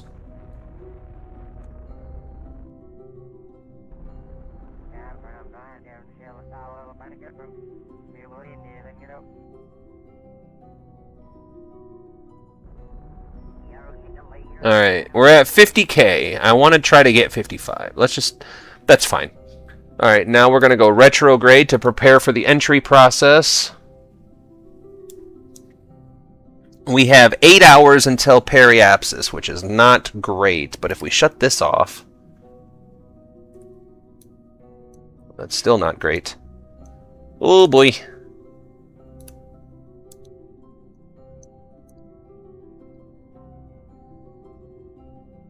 Well, we're going to need a miracle for this one.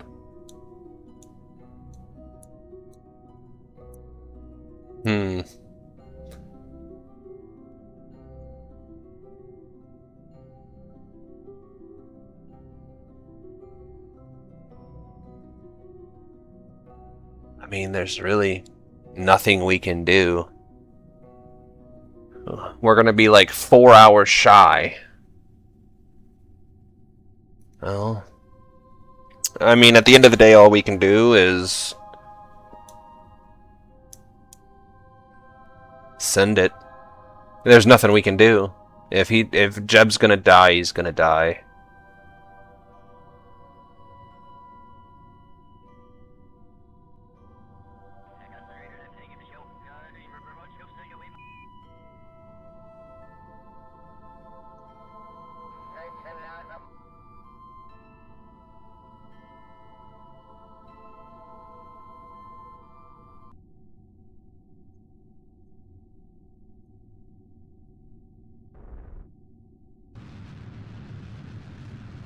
Alright, now we're gonna try and get Jeb to survive this.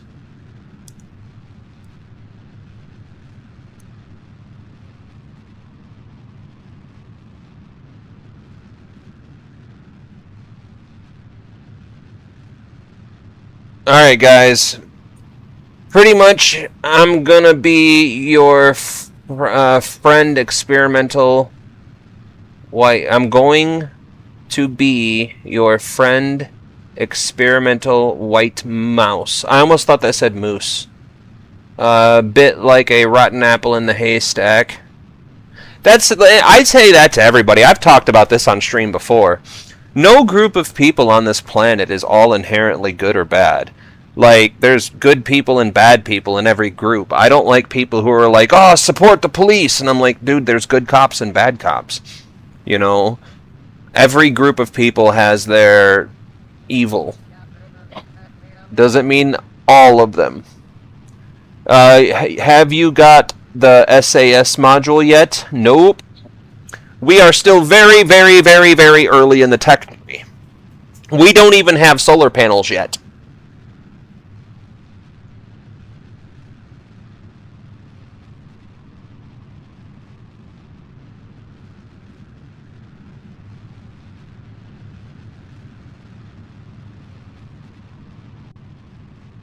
Evil twin? No, not so much an evil twin, but like, for example, I don't like it when people generalize. Like, when my wife is talking to her friends and they're like, all men are evil, I fucking get mad at her. I give her dirty looks and shit, because I'm like, your friend is talking about how her husband doesn't want to clean the house and do dishes while I'm cleaning the house, doing the dishes, and making your food, and you're sitting there going, yeah, fuck all men, why don't you get the fuck up here and make your own goddamn food? I ain't gonna fucking do it if you're gonna do that. Like, it's different if she's like, oh, my husband won't clean, and you're like, I don't have that problem, look at mine. That'd make me feel good, like, I'm gonna go clean more now. She's, you know, talking me up, like, shit, that makes me motivated. But sitting there saying, like, anybody, like, no. Every group of people has good and bad. Cops, doctors, lawyers, you name anything on this planet. And I'm even talking about, like, cosplayers, furries, anything. Like, there's good people in there that are genuinely there to have a good time and do their own thing and live their own life to the best they can. And then there's people like shitbags that want to do bad things to people and use that space to be a predator, and that's the thing. is when you're a part of a fandom or a group, you want to defend it because it's like, well, I would never do that. My friends would never do that. And it's like, well, yeah, you might, your friends might, but you have a group of people inside your fandom that will. Well, it's not all. I agree. It's not all of anything. It's not all men. It's not all women. It's not all cops. It's not all anything. There's good people and bad people in every group. I've known bikers that would give up kidneys and body parts for strangers. And I've also seen stories about doctors getting caught harvesting organs from unsuspecting patients.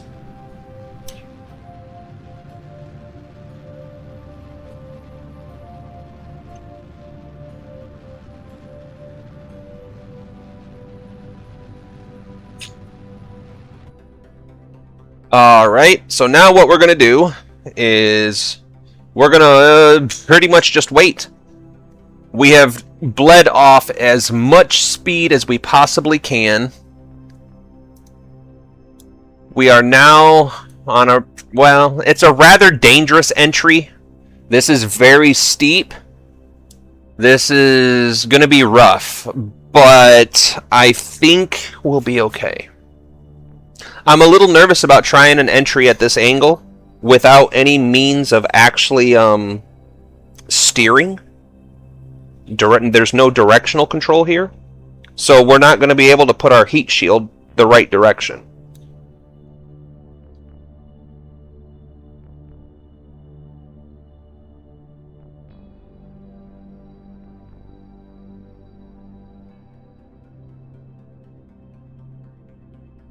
Alright. But we have a mountain of science.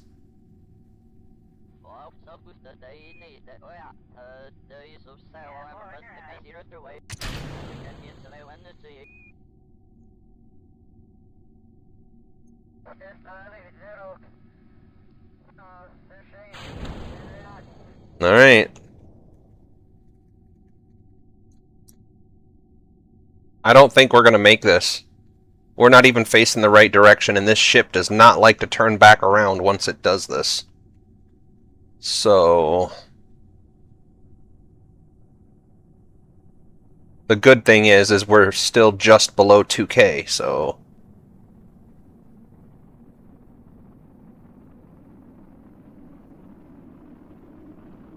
EVA status. Safe. Okay.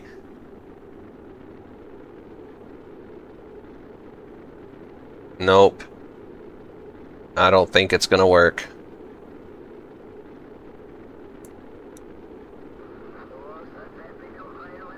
Oof.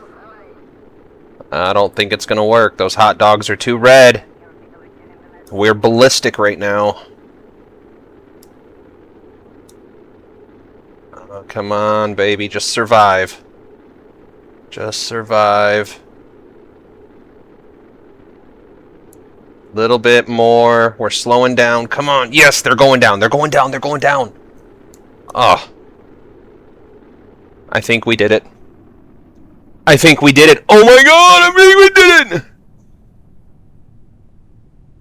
Yes! Oh my goodness, we need solar panels so bad. You know how much weight we're going to save off of this craft by adding solar panels? And like 80% of the batteries are going to be gone. That's primary chute deployment.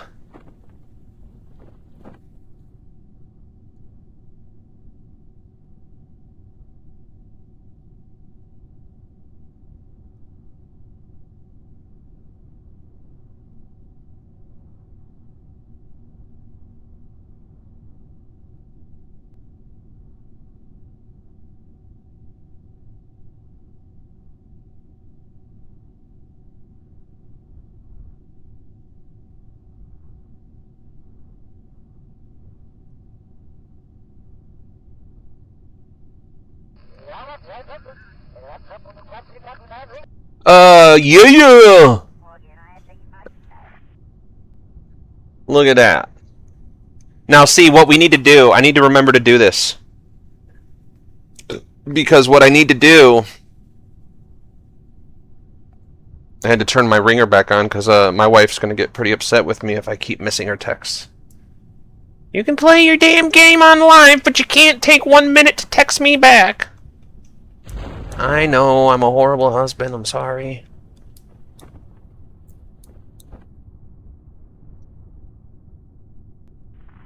Now this mission should give us all the science we need to move forward. That should give us some solar panels and batteries. Lord have mercy. The power struggle is at least better. At least it's better. That's all I ask. The stuff I say was based on the situation, so I would be hard to understand the fuck I'm saying. Oh, dude. You gotta also keep in mind that sometimes when I read things, I have the ability and comprehension of a brain-dead goldfish, I swear. Sometimes I read something and then it's like, well, why the hell did you read it like that? It's clearly this. And it's like, I don't know. I just read things wrong. I am a product of the American education system, okay? I can barely speak my native language. That's sad. That's really sad. All right. How the hell did we only get 12 science, but... What? That can't be right. Whatever. You're lying to me, Kerbal. What the shit? There's that much on the... Holy crap, there's that much. 145 science is what we ended up with. So, first things first. Hello, nurse. Thank you. Thank you. Next things next. I don't think we're going to have enough for anything else that we actually want. Those are all airplane parts. Those are plane parts. Oh, I wouldn't mind this one. That's not too bad. Oh, we need... I think we don't have a choice.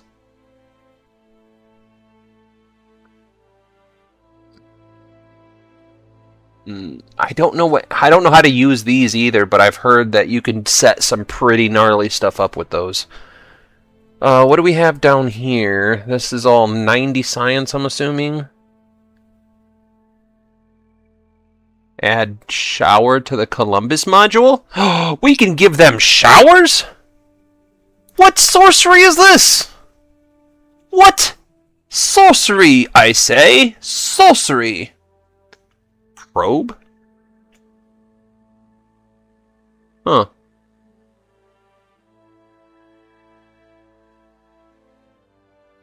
That's interesting. I don't know what none of those do. But we, alas, don't have enough science. I do kind of want to blow the science on this because the small inline reaction wheel, I feel like that would increase our stability substantially, but at the same time, I also want this generation of engines really, really bad. The pancake liquid fuel engine. I cannot wait to try that out. But then the question becomes, the Spark would be a really good one to have. The Ant would be a good one to have. The Oscar B fuel tank would be good to have. These monoprop tanks would be amazing to have. Oh, so many needs, so little time. Now, the next thing is, we could save up for this, because we could take another trip to the moon and get some asparagus staging going. Asparagus staging, you say? So I think this is going to be our next goal. This is going to give us some bigger fuel tanks and asparagus staging. And then I really think we should put focus on maybe getting a hold of the Skiff and the Kodiak. I use both of those engines pretty heavily. I'd also like to know what this Vale's engine block is. I'd like to know what that is. Fuel flow breaker. I haven't used that yet. I know what it's for, but I'm just not sure how to use it. I like the twin bore engine. That's a really good engine to use, but that is all a long ways off. I think that's even going to be like 100 and some odd points. It's probably going to be like 130 or 150 points. 150 or 60. I see it right there now. Alright, so let's start designing this next mission. What about the next stream? Play Sandbox and build something crazy? Ooh, I've never played Sandbox before. That's actually a pretty interesting thing you made me think about. Never played Sandbox. The Skyhog 4.5. Alright, so we do have some upgrading to do here, and we also have some stuff we want to add. So the first upgrade we're going to do is we're going to go check out... Oh my goodness! Oh, I'm so excited for this. I kind of want to keep the Science Junior. Let's start stripping these batteries away. Let's start there.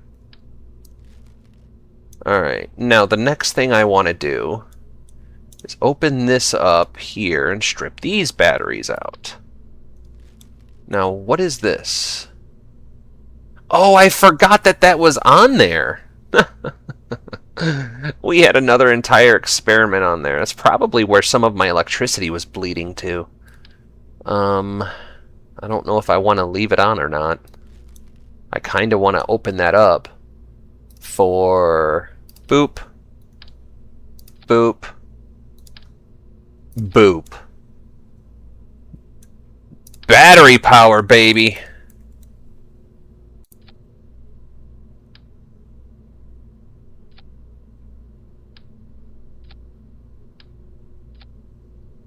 Battery power, baby. All right.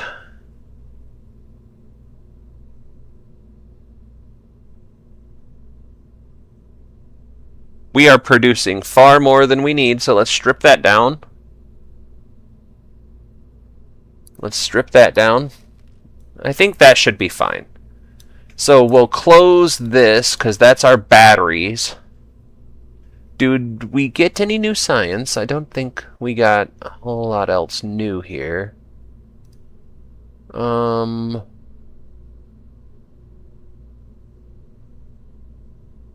Science Junior. I do kind of want to put... Whoa, no, we don't want that. I just kind of want to put a barometer in. That's going to be weak as hell there. Ugh.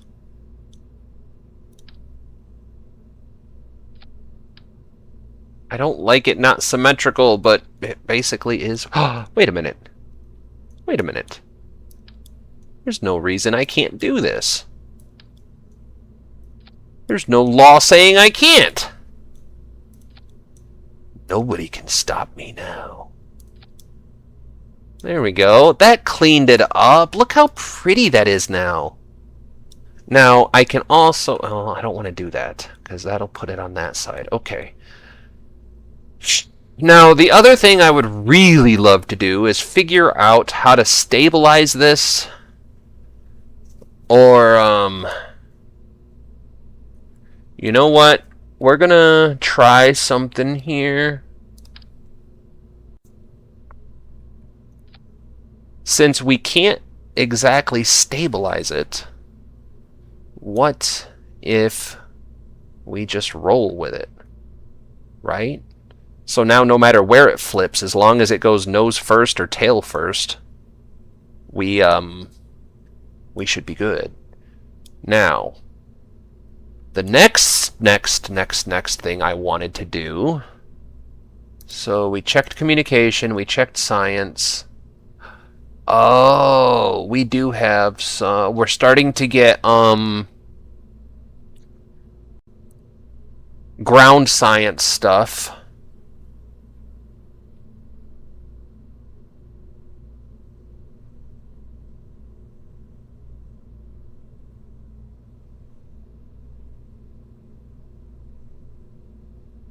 What is this? This is a cargo port that can be placed inside inventories.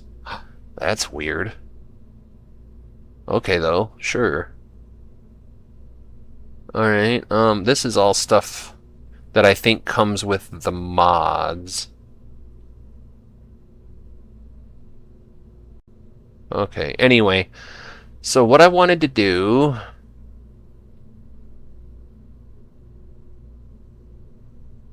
is I wanted to put some more of these cameras going on here. I want... like that, maybe? I kind of like that. Now, the next one... how does this fit? The next camera we need... now, how do I want to do this? Because... I don't know what view would be best.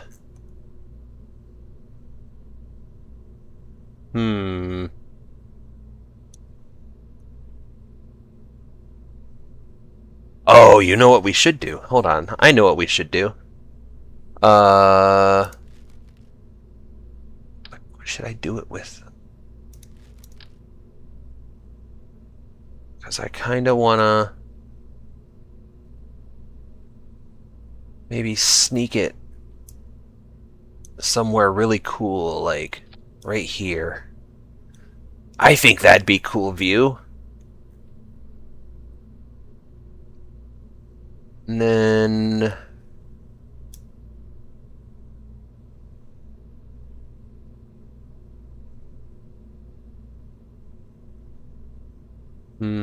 oh yeah, that's the other thing I wanted to do. Kerbalism...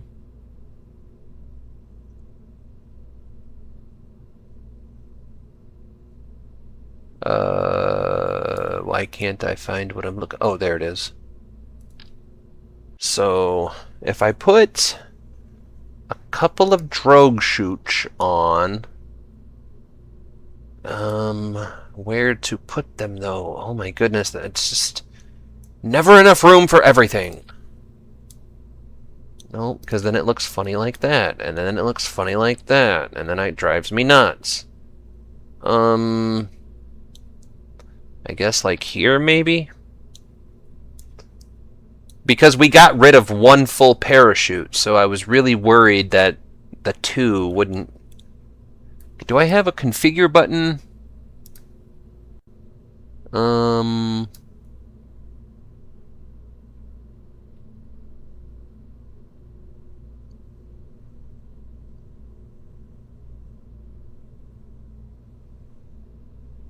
What are these set to? I just forgot the number.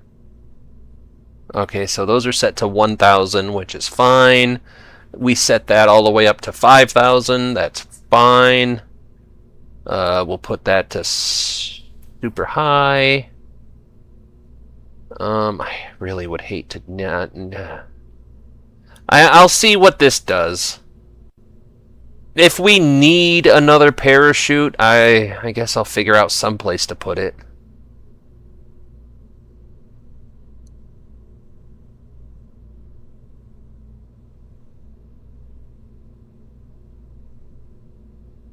Alright, so was there anything else? Sorry, I wasn't reading chat. Like something that can blow most of the... what about the... oh, dude, you're never gonna blow up my PC. Never, never, never. Not changing the original rocket stage upper engine. You got solar panels, no need for the engine to produce electricity. The original rocket upper stage engine? The upper stage doesn't produce electricity. This stage right here doesn't produce electricity. This stage right here comes from... what was it? This engine. This engine doesn't have an alternator on it. But that's 60 kilonewtons. What we can do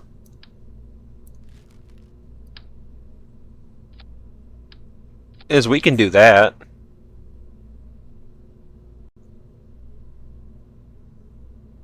That cleaned it up quite a bit. Let's go see what she can do. We're going to launch back to the Mun. We're going to launch back to the Mun. By the way, if anybody that's in the chat or comes through and watches this later... Oh no! Wait, does it still work? Oh, yes! Ooh! Ooh, ooh, ooh, ooh, ooh, ooh, ooh, ooh, ooh, ooh, ooh, ooh, ooh, ooh, ooh. Okay, so what we're gonna we push this button, this button. There we go. Okay, then this button, then this button. Uh-oh. Hold on. Oh no, the humanity! Jebediah Kerman died on the launch pad. Whatever will we do? Ready your mouth? That's what I want. Ready your mouth. Oh, ready to drool. Yeah. Alright, hold on. Revert to launch. I don't know what just happened there. I thought I hit the... engage autopilot.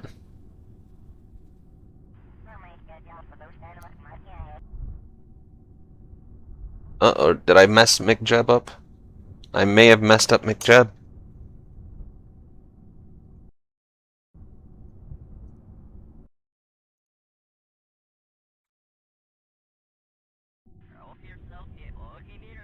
What is happening here?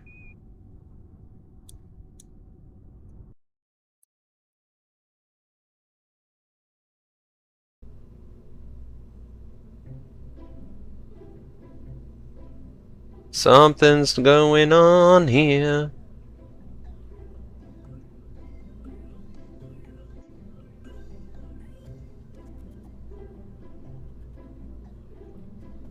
Uh-oh. I'm just talking shit about breaking my PC and...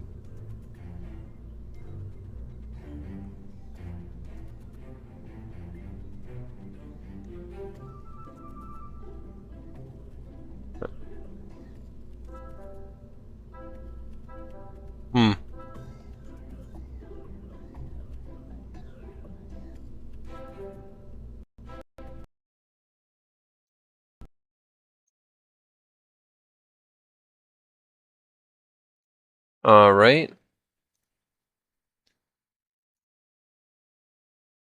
Oh. Alright, so we'll put that over there, close that out. We'll close that out. We'll close that out. We'll open that back up. See, this is why I love PC. I can mess around with the game. When that happens on console, you can't stream anymore. You gotta shut the whole stream down and start it all the way back up. And then any of the likes or any of the comments that you got no longer count. It's a whole life situation. Ready to drool? Oh man. Soon. Very soon.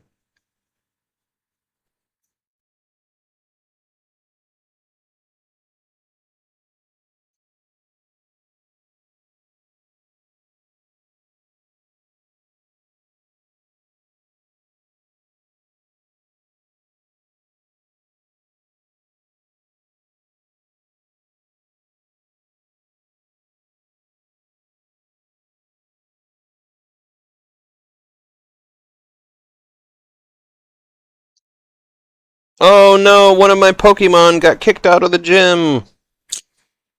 Looks like I'm gonna have to go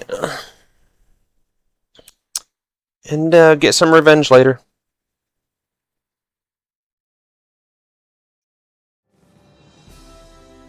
Alright, we are back in...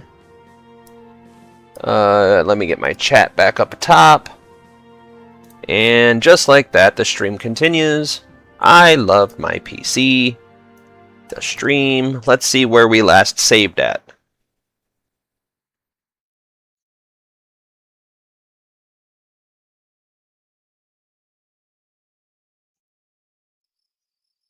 Alright. Do we have Jebediah in the VAB? Uh-oh. There we go. Oh, we didn't save. Did I not save it?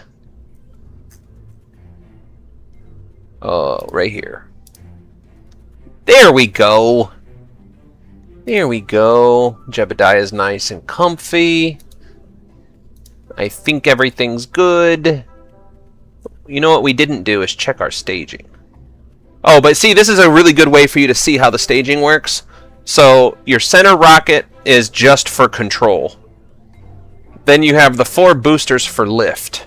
When those 4 boosters are exhausted, they separate on this stage, and these 2 boosters... where are those 2 boosters at? So, you got these 4, and then on this stage, these 2 boosters kick on, and you eliminate those 4 boosters, and then you jack up the thrust limiter on that center, and then those actions get the rest of the rocket all the way up into orbit, and then this stage is to finalize the orbit and start your translunar injection, and then this orbit is to achieve lunar orbit and return home safely. That is the goal of this mission. Let's see how it goes.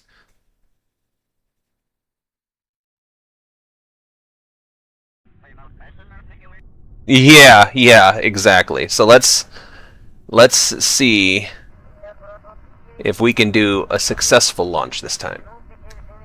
Alright, now I want to hit number 1, number 1, number 1, number 2, number 1, number 2, number 1, number 2, number 2, number 2, number 2, number 2, number 2, number 2, number 2, number 2, number 2, number 2. I love that view. That's a good one. Okay. I'm just seeing all the camera angles we have, because I think this is going to be our launch angle.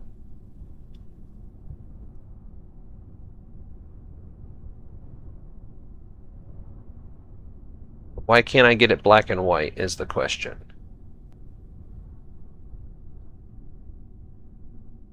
Oh well.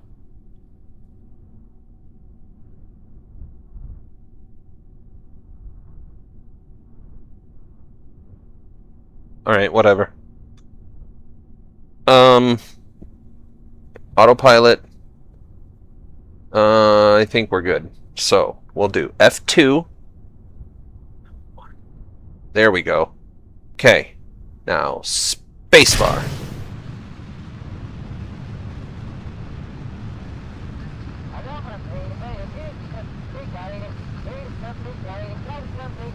Engage the... Yes, the autopilot is engaged.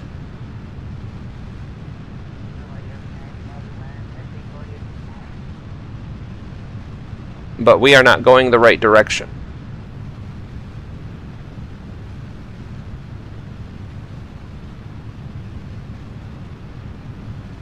We are not going the right direction. We're going south. I think. Yeah, we're going south.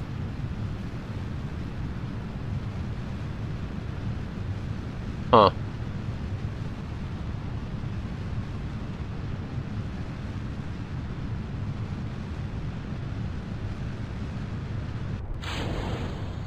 Oh, look at that! That is so cool!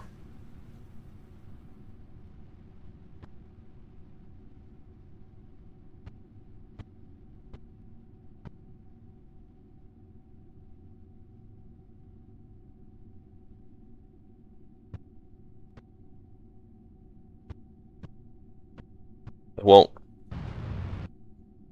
See, now it won't go to the right camera. Oh, damn it. Alright, hold on. Sorry, guys. I know you probably want to see the launch, but I'm messing with the cameras.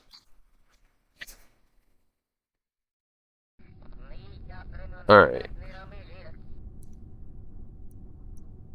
Let's see what it looks like without the camera view. Let's just let it launch and see what it does. Because it should be launching that way. But why are we launching that way?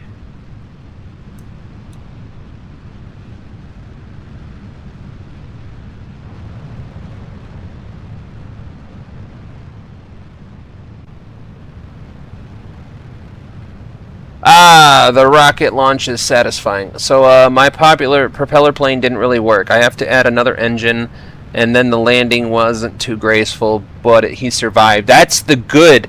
That's good. The survival is the key. Like, if you do a mission and it doesn't exactly go as you planned, but everything works out in the end, like, did it really fail? And if it didn't fail, then it's a success.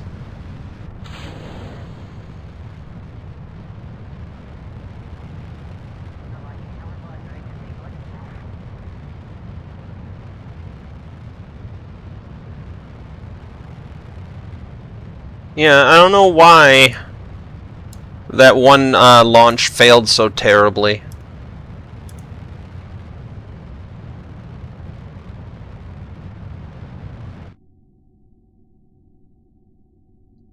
Now, Jeb is initiating a coasting phase.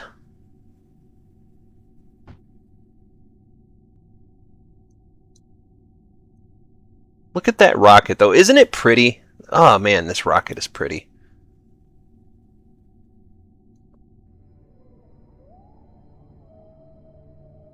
Bigger airplane. That's always the most... Mission failed successfully. Exactly.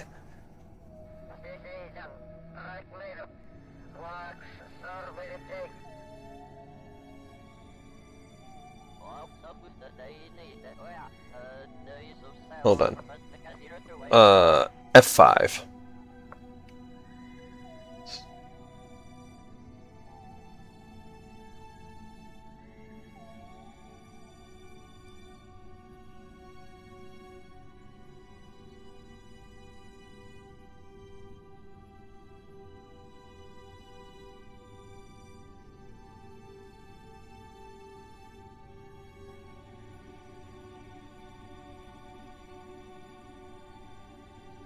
I really wish you would turn the engine on, Jeb.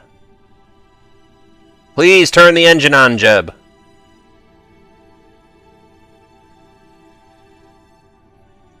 Alright. Disengage.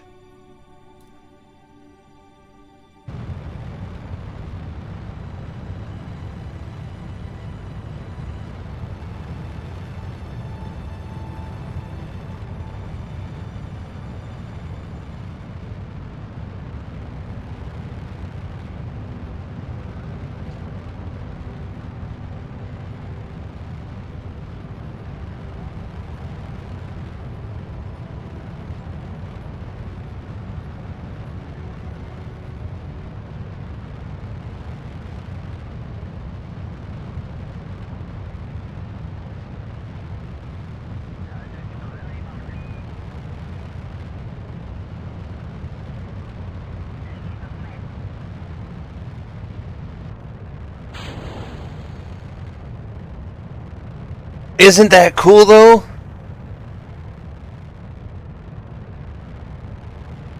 Alright, let's do one more. Look, watch this. We're gonna see this. Oh, it's gonna be cool.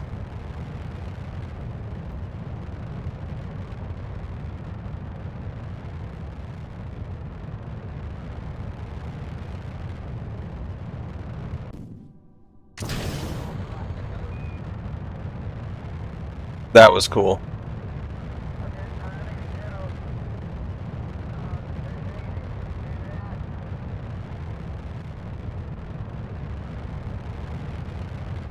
See, it won't come off now. Pushing the same buttons. There it goes. I just gotta cycle through all of them, I guess. There we go. I botched it a little bit, but we have orbit. Not a bad one either. Like, it's not great, but not the worst. Now we just gotta get us...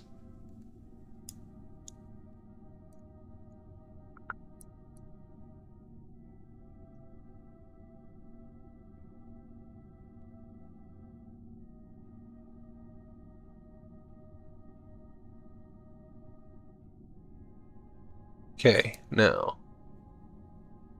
Now another thing we could do is this.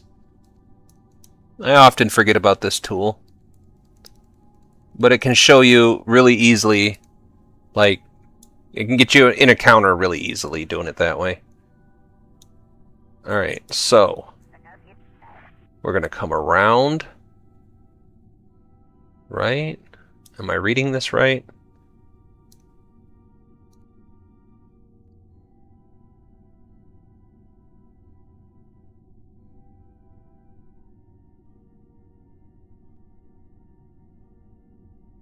I think we need to do...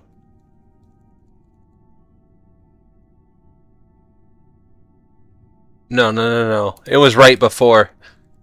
Because we want the gravity to push us back towards Kerbal.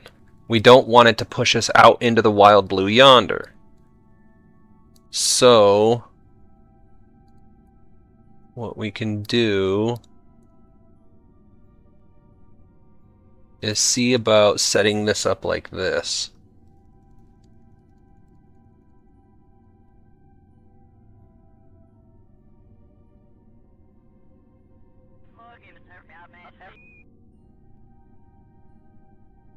Believe it or not, this is doing something, I promise.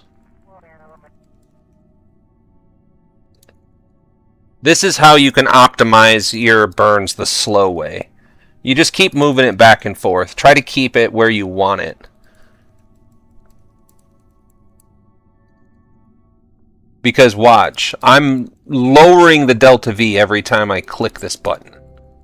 Now you could try and do it a little bit bigger increments to make it go faster.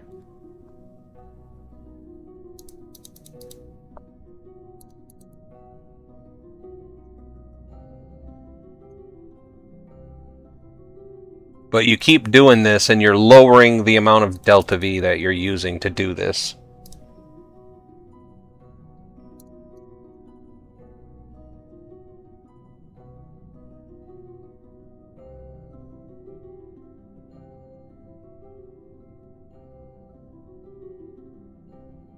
Alright.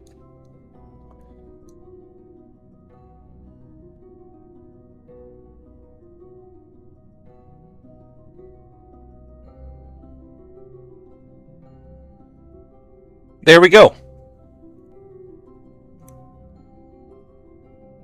And we have so much electricity now. So much electricity for activities. Managed message for Lunabot. Thanks. Oh yeah. The camera's amazing. I love this thing. I'm gonna if you guys aren't already subbed, make sure you hit sub, and as soon as I get some spare time, I'm gonna put together like some TikToks, some reels, and maybe just do a long form video of an entire mission trying to do only... Oh, that was the other thing I needed to check. Okay, after this burn, I have something cool. So 40... Is this... Okay, so 46 seconds. Let's just do T minus 23 seconds. Bravo Tango. Whiskey Tango Foxtrot.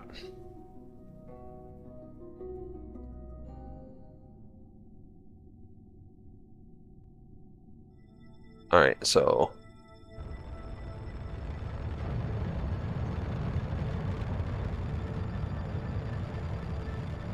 send a ton of research back to KSC. That's the goal here. We're going to try to run that Science Junior this time. If we run that Science Junior this time, it should net us a boatload of science.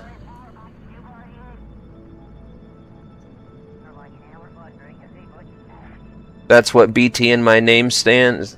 I can dig it. I can dig it. Bravo Tango. Bravo Tango Whiskey.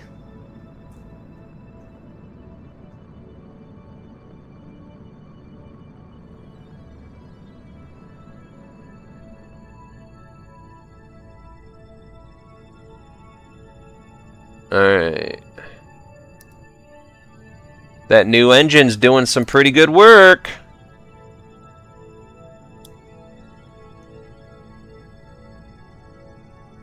Alright. Come on. There we go. Alright, now we're going to go turn that thrust limiter down for some fine tuning on this approach.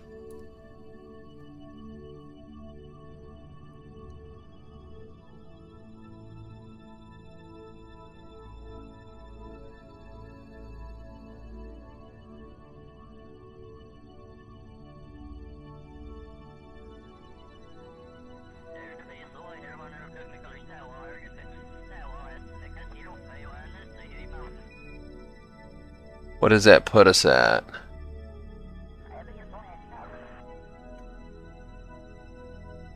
There we go. And done. So that puts us at a 20 kilometer altitude on the moon. You know, we have enough electricity. We have enough consumables. I kind of don't want to push it too hard, though. Let's see. You are in the infinite electricity era. Collect as much science as possible. Collect all of the science!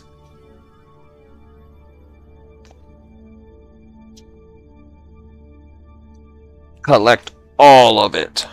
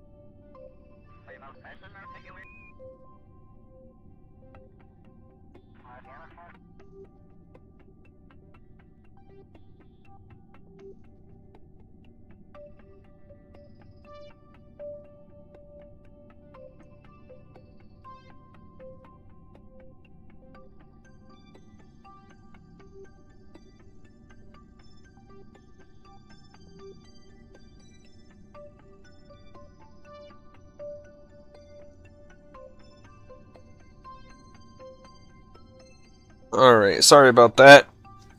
Had to check on the Pokemons. Alright, science, yes. Alright, F5. Alright. Uh-oh, hold on. Hello? Yes. I'm doing alright, how about you?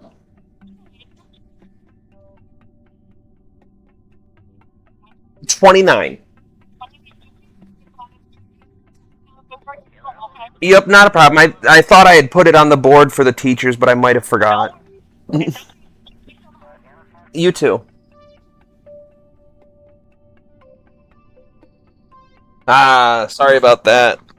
Kids at school called because they didn't know what bus the boys needed to be on, which is important. Alright, so we're going to time warp until we hit the sphere of influence, and we're going to keep an eye on Jeb's well-being.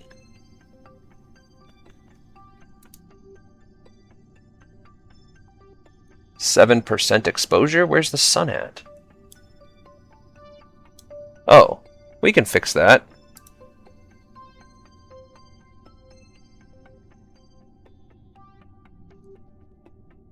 Yeah, 26% exposure and we're still perpetual. We could probably lose a few panels and still be safe. But, on the off chance that we can't, we'll leave it for now. Alright, so I want to sort of time warp to just before we hit the sphere of influence. Because we want to use every second for purposes. Alright, so we're going to come around.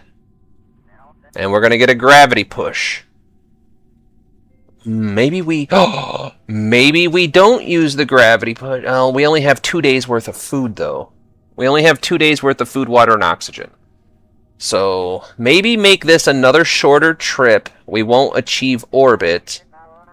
But, we will accomplish quite a bit. Where's the sun at? Normal. There we go. Alright. So first things first is we're gonna go ahead and grab this. 36 science. We're gonna open this up. That's already done. We can do mystery goo. That's waiting.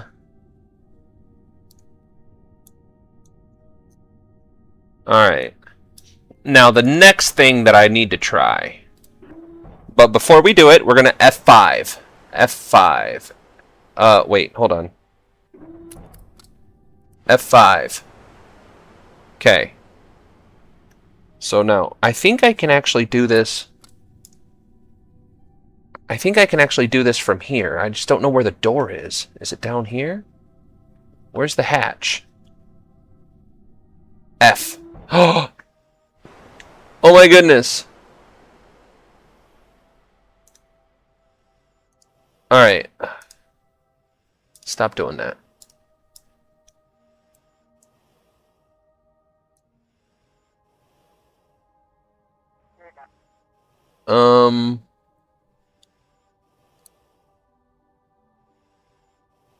This is trippy.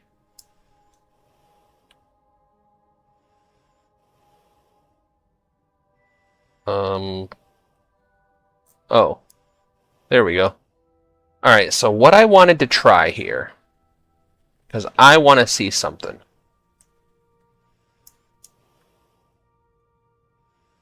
What the hell? Oh. Keep hitting spacebar to go up.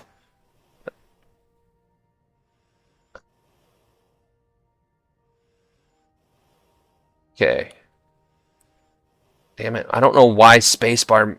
It's because every other game ever, spacebar is up.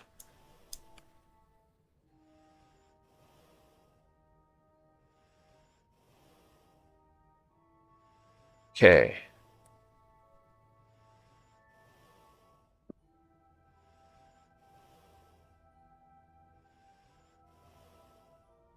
Alright.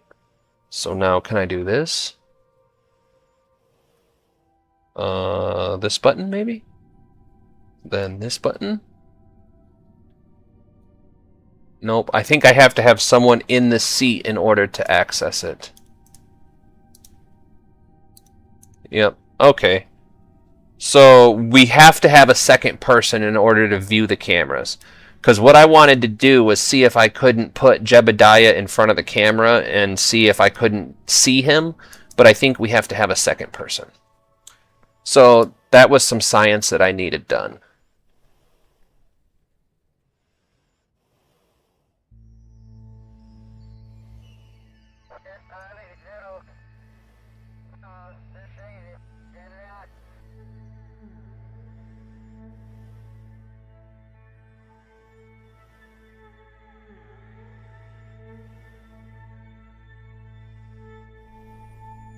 And then boom, boom, boom.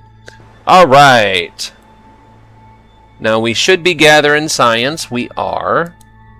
We checked on our camera situation, which I'm still happy with. We just need a second person, I think. So let's...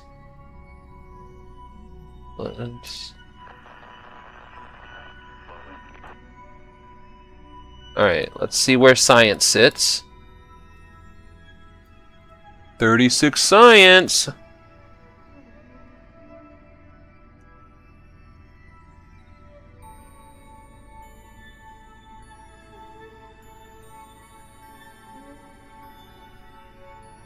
No storage space. So can I do this?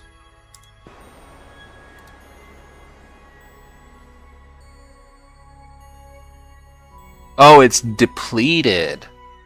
How is it depleted? We just turned it on.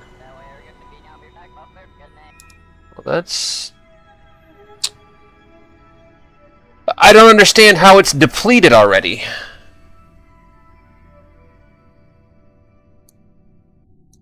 I've had...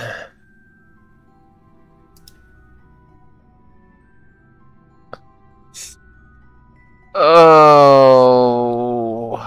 Fucking Wasted mission.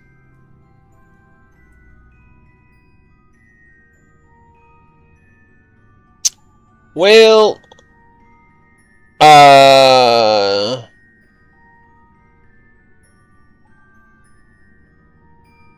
buttons for time warp is it's the two buttons between M and question mark.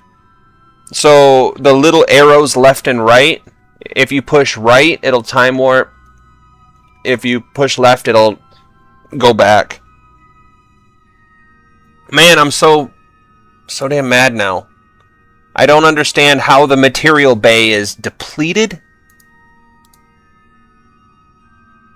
I don't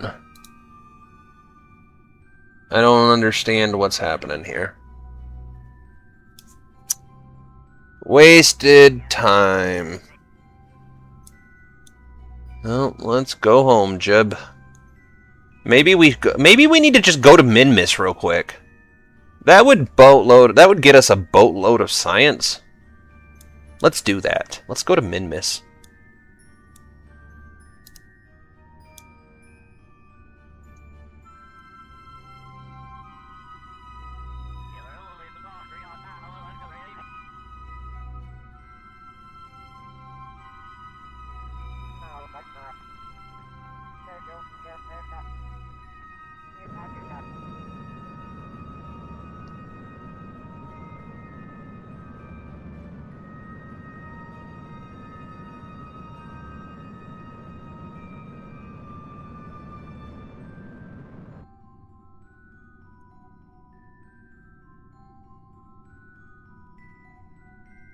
This button? I can't never remember how to do stuff. This button? This button? This button, this button, this button. Nope. Whatever. Fine.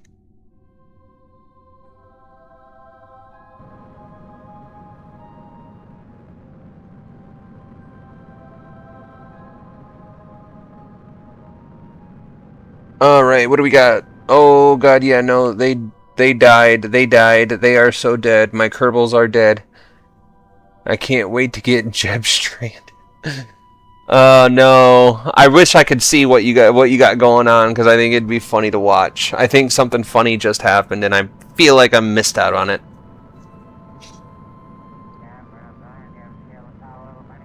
Man, this engine is insanely efficient.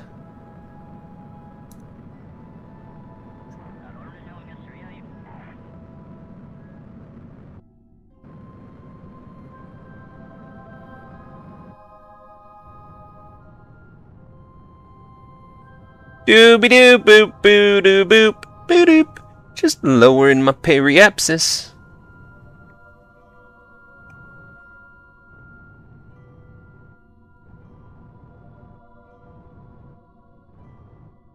There we go. That should be fine. Alright, I guess we'll just close everything up. Get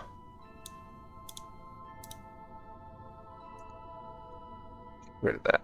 Close. No, stop pushing the wrong button, Apollo. Thank you. Alright. Does it work? It doesn't even work. Why is it not working?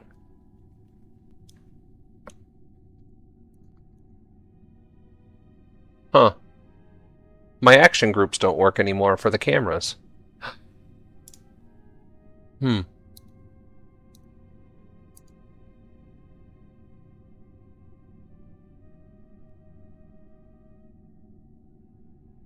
I don't know. I know there's a button somewhere that brings up a radial menu, but I don't know what it is.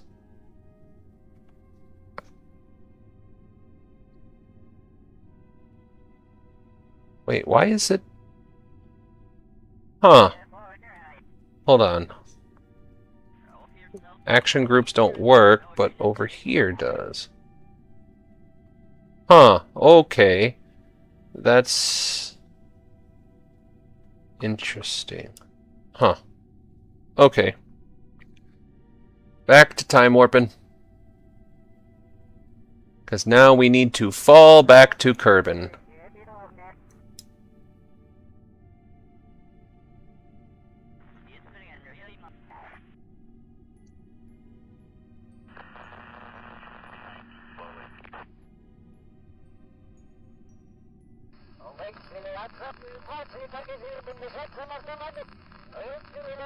There we go.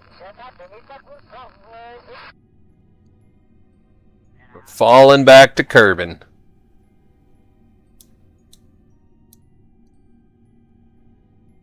Wait, hold on. Now I'm curious. Do our cameras have any good shots of this?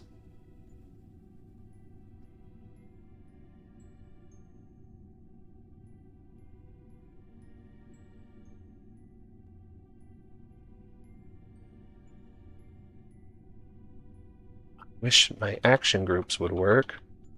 I don't know why my action groups aren't working. Huh.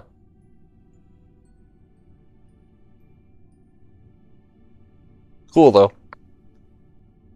We're gonna go with this camera for the entry. You'll see why.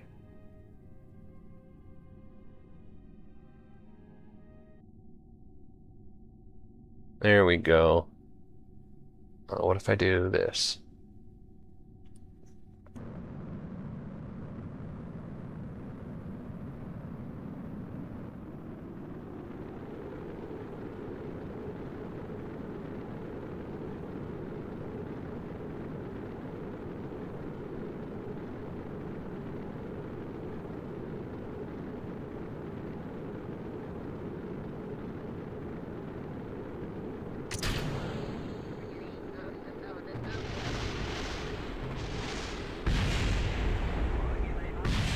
Well, that didn't go as planned.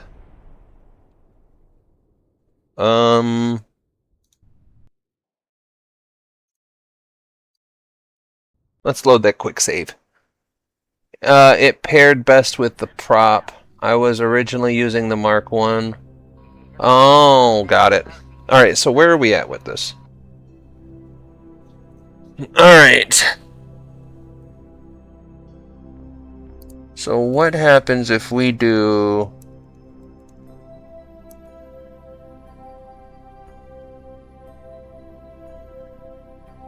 It's 207. What's our DB numbers? Yeah, we could do that. I think that's what we do. We achieve an orbit for like a couple hours, and then we just do a controlled burn back to Kerbin. I think that's the best maneuver here. But now, are my action groups working again? No, we don't have... I wonder if the action groups got messed up when we made all the vehicle modifications.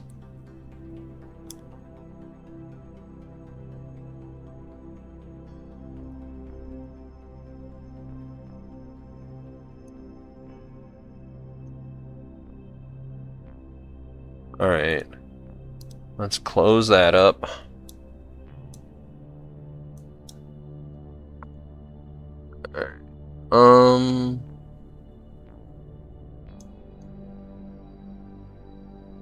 So we'll go like this.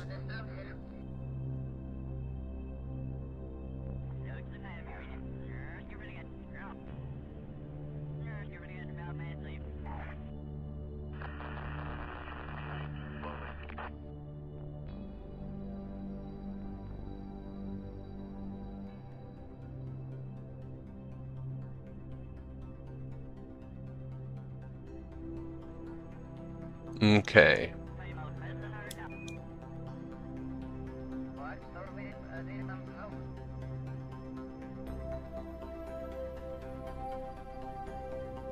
Alright, so did we ever do the EVA report here? I think we did.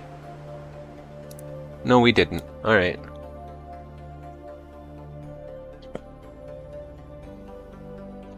It's KSP screwing up in half the fun. Exactly, dude gets it. Dude Joe, thanks for dropping in. We are playing Kerbal Space Program. I would argue that it's highly modified, but I don't know really the definition of highly, medium, and low. No, I mean, like, obviously I know what no mod is. That's just vanilla. But we are working on getting to the Mun. We are now officially capable of making lunar orbit. but we still need all of the science. So Jeb just got done with the EVA report, so we're going to go board. And then C, what are we at? Oh yeah, we went right past, it's alright.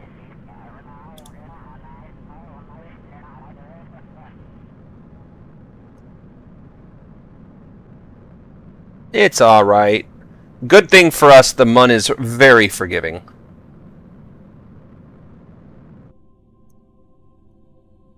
See? Now what we do is we'll go over here and boost ourselves home. Right? Ooh, no. Wait, which way are we going on this? Oh, okay. That's why. We need to be over here.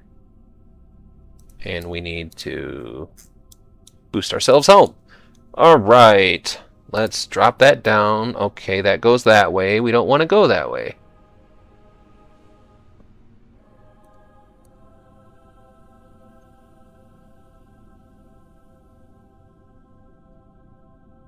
Okay, so now...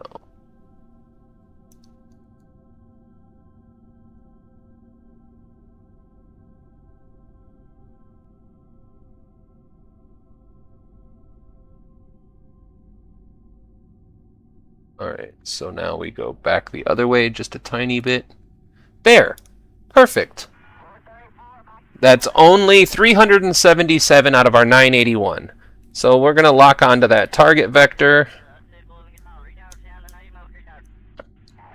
We got a good chunk of science out of the mission, so I'm not too mad. I remember making a MUN car that could handle bumpy terrain without flipping until I hit a hill at full throttle, panicked from hundreds of meteors high. I think I've been there. I haven't done too much with like rovers and landers and stuff, but I do want to get into that in this playthrough. There's a lot of stuff in Kerbal I keep missing out on, I guess, because I get ADD. But some of that is because on the PS5 when I played, the PS5 couldn't handle playing career mode. There's just too many things in orbit all the time. And I crashed a bunch of times, and some of the times, so I noticed what in the recordings what happened is that if the game crashed during an autosave, it would corrupt the entire save file. So 300 hours of Kerbal building space stations, getting ready to go to Eve, everything in place, just gone. 300 hours out the window. 3 million ship. I once made a ship so big it crashed my game. Yeah, oh man. The game crashes are real.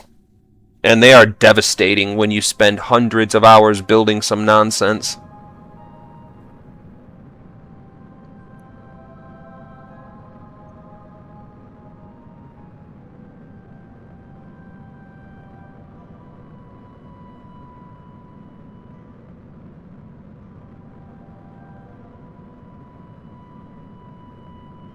Alright, nice and gentle now.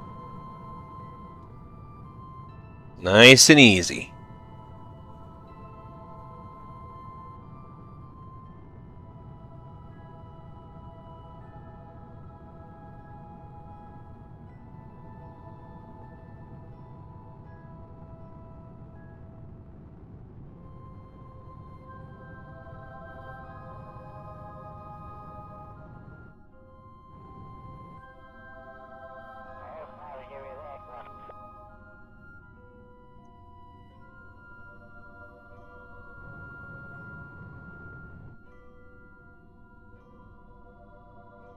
Huh. I need that to be significantly lower. Oh, that's because I'm prograde.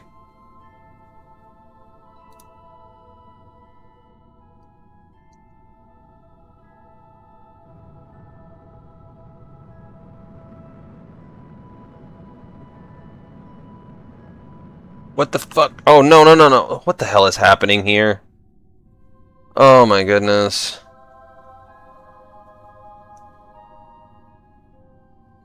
Ugh. This is a mess. Why is it not time warping?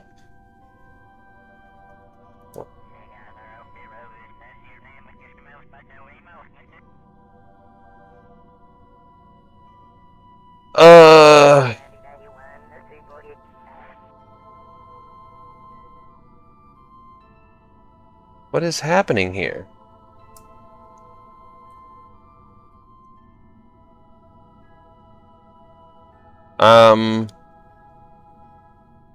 I am not getting any control. I don't want to target. What the hell?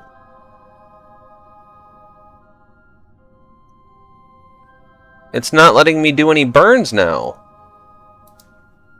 Oh, it's because I'm time warping. Oh, Jesus, Pete. I'm sitting there going, why is nothing working?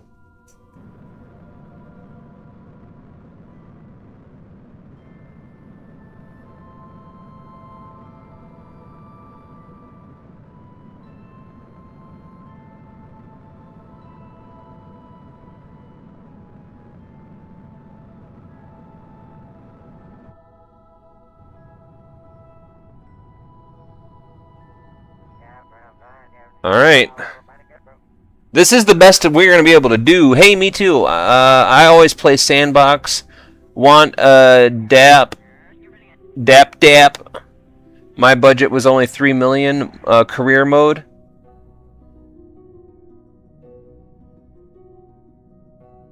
Oh, dude. Yeah, I've never really played sandbox. I should. Especially considering I have all this idea for content and stuff that I want to do. I might end up having to invest some time in sandbox mode in order to get like the shots and everything that I need, the cinematics and all that, and get everything just right. But I am dude, I'm addicted to career mode. I do enjoy career mode. I love science mode. I'm addicted to it. It's just it's such a good challenge.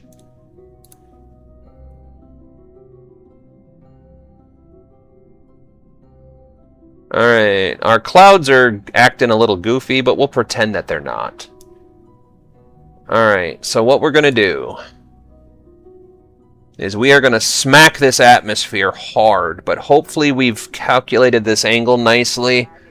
On the PS4, oh dude, the problem with the PlayStation that I had, because I played on PS5, and I couldn't play career mode because there was just too many things in orbit all the time, because you had to have satellites, you had to have relay stations, relay network, weather satellites from contracts, you had to have observation satellites from contracts, debris everywhere. My PlayStation crashed all the fucking time. It just could not handle it.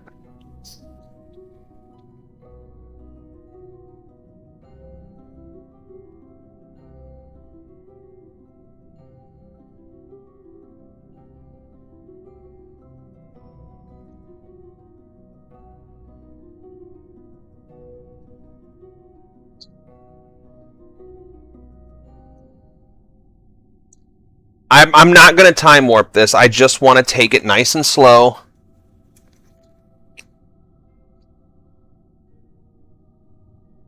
Get a chance to talk to you guys a little bit. We can just see how she handles herself.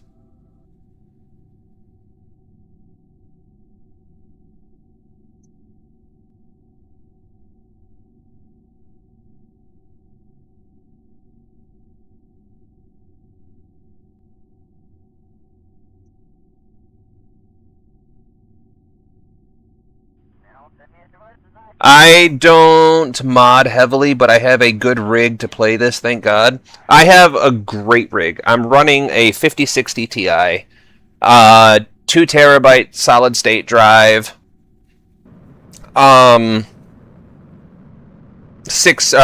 gigabytes of RAM, and 16 gigabytes of VRAM.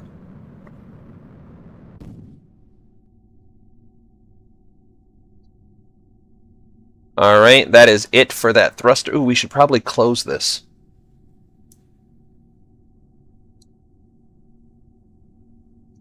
Alright, so we're just using this engine as a heat shield because we are coming in very hot.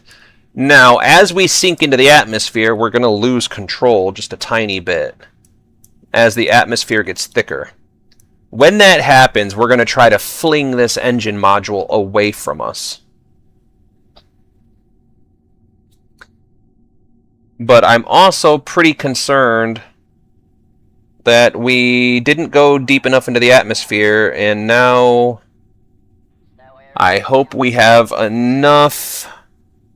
We should have enough resources to do this.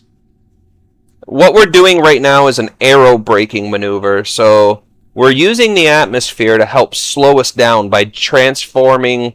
We're basically exchanging velocity for heat. So the energy that we're losing in velocity, we're transferring to heat and dissipating it into the atmosphere.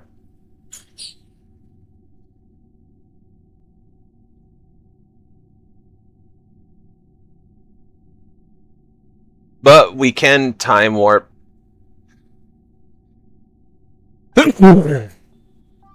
It's okay. We should have probably dipped into 49 the kilometer range. That might have been able to get us a capture, but it also would have been a lot more heat intensive on the individual components involved. And we're getting that batteries charged right back up, which is amazing. Now, we only have 5 hours of oxygen left, so to be very honest, we only have 1 or 2 passes available to us here. If we don't make this capture within those parameters, Jeb's gonna die. Where the hell is Kerbal? There it is.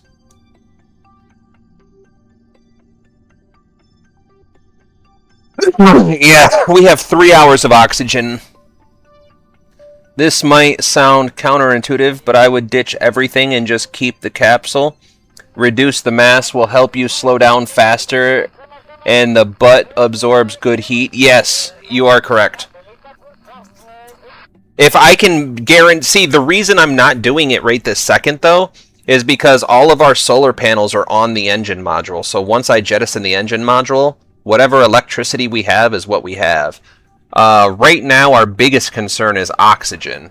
So we have an orbital period of 2 hours and 41 minutes, but we have 3 hours and 38 minutes of oxygen. So we can only survive one more attempt at a re-entry before Jeb dies. I don't think he's going to survive another 3 hours. So I think once we see what this capture is going to do, or what this once we see what this aerobrake does for us on this pass, we'll have a clear picture of what we need to start worrying about.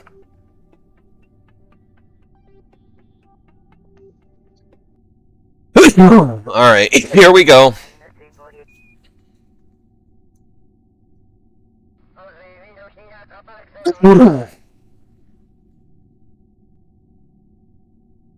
Which button was it? This one?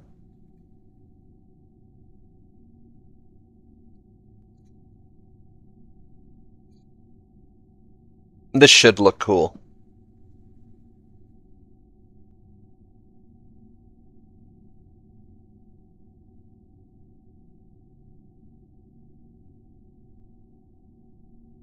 Oh, here we go. We got plasma.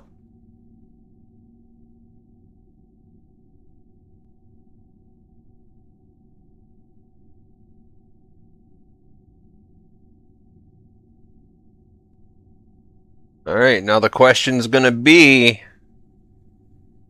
how much we slow down. And we only got 10 seconds at this. Got a runny nose? Sometimes. Sometimes. A lot of the times, whenever the air conditioning kicks on, it'll get stuff kicked up in the house and stuff like that. But if I open the windows and the doors, it's way worse because I live in Michigan. I live in the United States, and the state that I live in is Michigan, and it's heavily forested, so we get a lot of like cottonwood in the air and pollen and all that stuff, and it messes. The older I get, the worse the worse that my body reacts to it. The other day, me, my wife, and my daughter went on a walk, and we took a trail through the woods to the library. And when we got home from the library, I'm sitting there looking up and down, and my wife's like, "What is on your arm?" And I rubbed up against something, I guess. I don't know, but I had this big rash on my arm. And I'm like, dude, I remember being 25 years old. I could run naked through the woods. I crawled naked through a patch of poison ivy. Didn't bat an eyelid. Now I'm 36. I can't even think about going. I can't even go on a walk to the library without something happening. Surprised I didn't fall and break a hip. Yeah. I think my mini jet needs tuning. The front grip on landing causes it to flip. It causes it to front flip and stop on its wheels perfectly. I want to see that. Can you screen record that for me? I would love join the Discord, screen record it, and post it for me. I want to see that. That sounds amazing. Yeah, by the way, guys, I'm a horrible content creator, but feel free to join the Discord. We usually have a pretty good group of people that come in all the time, but my stream has been spotty for the last 2 or 3 weeks.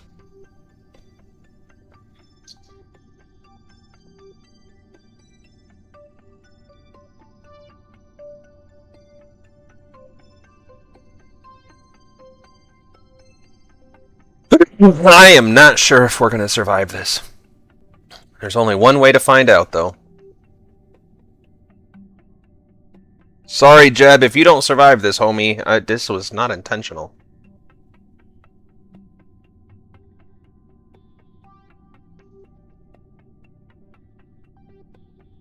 Alright.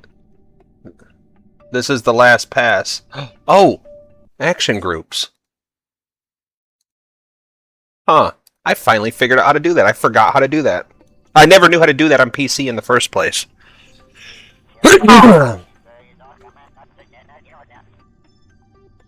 Sure. How do I screen record OBS? If you're on PC, the best way to do it is just Google OBS Studio and download OBS Studio. It's the best way to do it, and it's the easiest way to do it. And then what you do is you just hit... hold on. I can't pause this, but what I can do is do this. So, this is my OBS. So what you're going to do is you just have to make sure you click this button here and add your screen display. And over here for your audio, you do the same thing. You basically just add your audio. So if I don't want it to record my microphone, if I just want to record a regular video,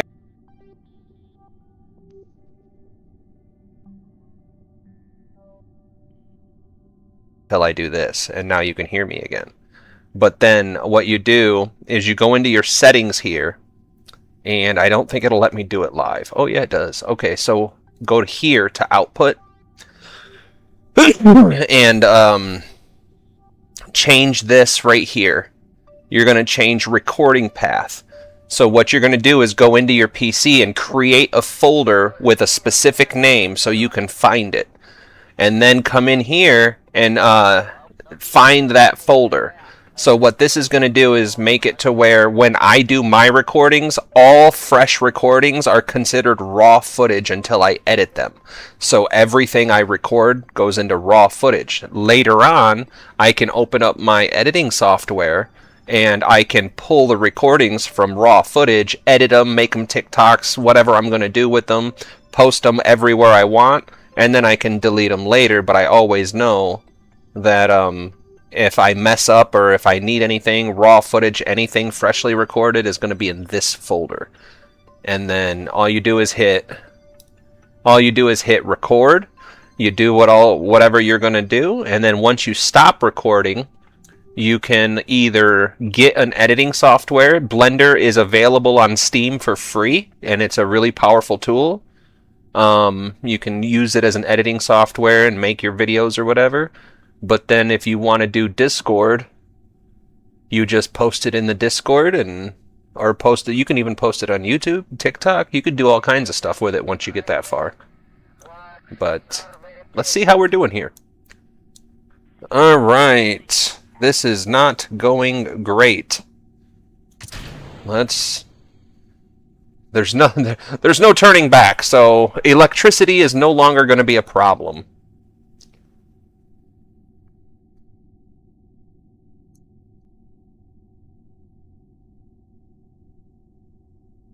Come on, baby. Get into that Atmo. No, we're going up too fast again.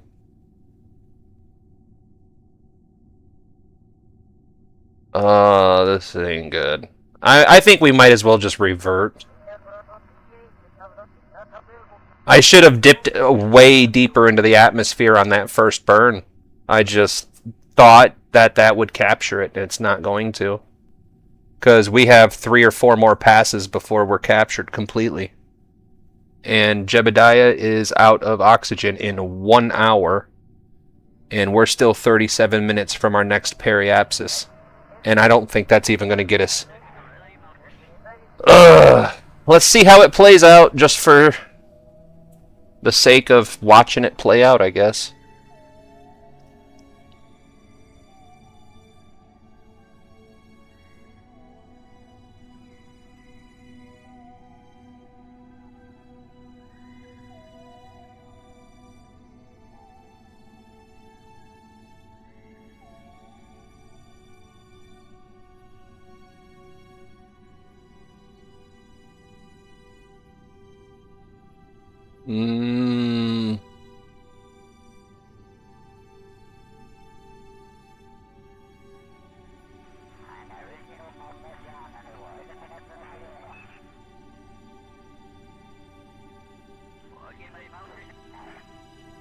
Alright.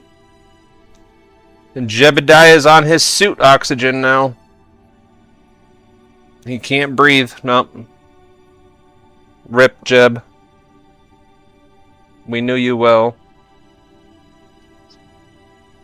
Lay me down in the cold, cold ground. Rip Jebediah Kerman. He will be missed. Alright. Whoops. Boop, boop, boop, boop, boop, boop, boop, boop. Let's go fix that mistake. So, Jebediah Kerman wakes up from a nap. Here, we'll even do this.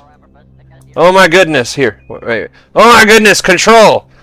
Ground control! I was just taking a nap on the approach to the moon. I know I was supposed to be doing science and shit, but, you know, smoked a doobie and passed out. Don't judge me, but, I had a weird dream, so I'm gonna alter our return vectors here. Hold on a second. Let's go ahead and alter those return vectors. Alright, so last time we did this and it was terrible, so let's see if we can't fix this. So for this, I think we need to slow down.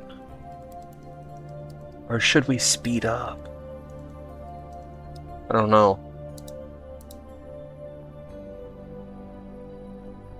What is...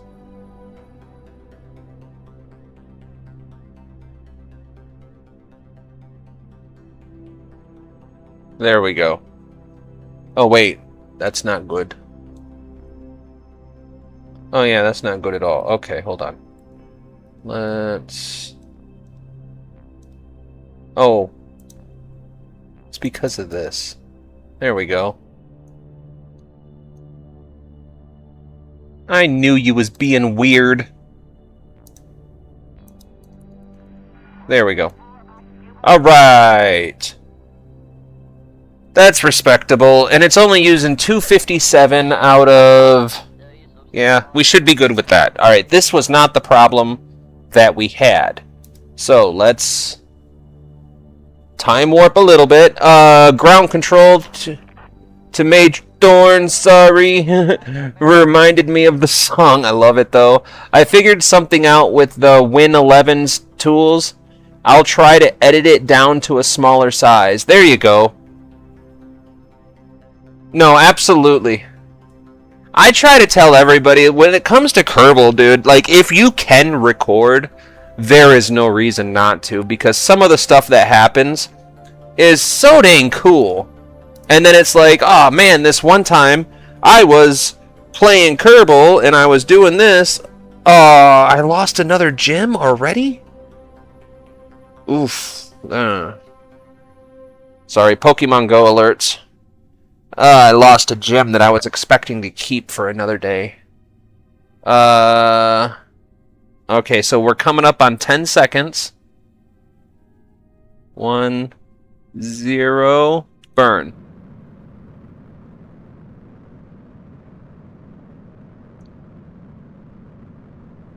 But yes, if you guys want to join the Discord, you can absolutely feel free to join the Discord.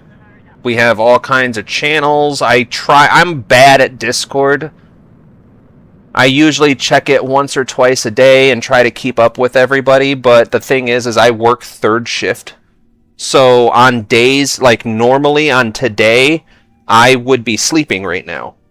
But since the kids are in school, and it's their first day, I wanted to make sure that I was awake and on time and picking them up and all that. So I decided to go stream instead.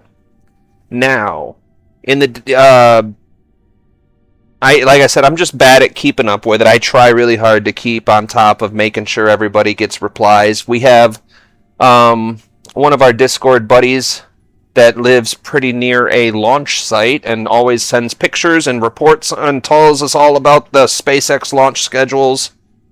I forget which launch site it is. I could go look, but ain't nobody got time for that. Alright, so let's revisit Jebediah here. Are we in a better position yet? Did we ever get the EVA report? There we go. So this'll net us 30 science. 30 science should make the trip worth it. Should. Not that it will, not that it won't, but it should.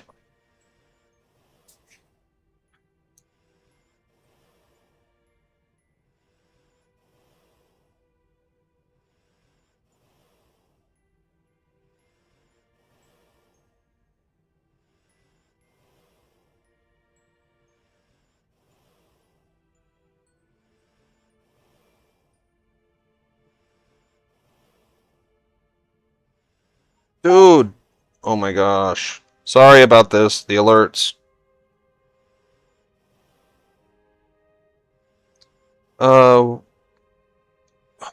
Yeah. Alright. So where are we sitting with it? Alright, so B, Y, C. B, Y, C. Alright, close that up. Might as well close that out. Useless. Alright. Where are we at with this? So we're orbiting this way, so we need to... Would it be better to do it... I don't know. No, it'd be better to do it here, because we need to accelerate somewhere along this vector. And we're going to need to do quite a bit of accelerating. Even more than that. That's about right.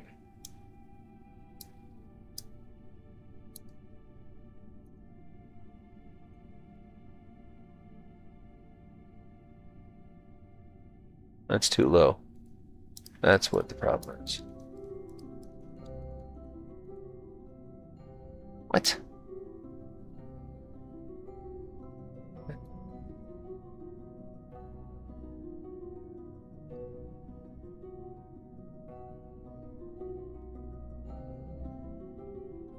What the heck is happening here? Alright, so...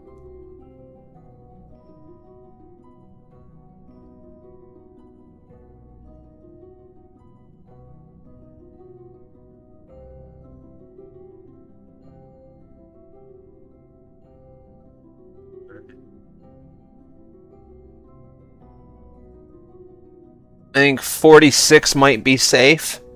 But what we're going to do... What we're going to do here... is we're going to hit a quick save. So that way, if anything goes south, we can come back to this exact moment and fix it. Right now, Jebediah is okay-ish. He's not going to die yet. Let's take a peek at him. Is that, like, done? Like, yeah, no more storage space. Okay, that's weird, but fine. Alright, so get rid of that. Where's the sun? It's... Oh, that's why. Alright, so let's do this.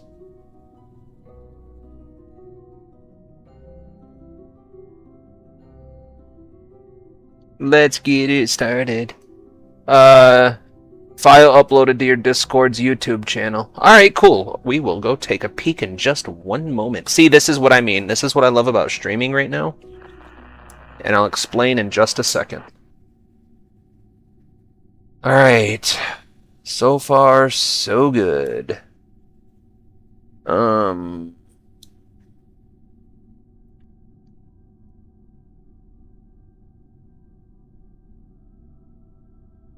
Alright, so... Okay.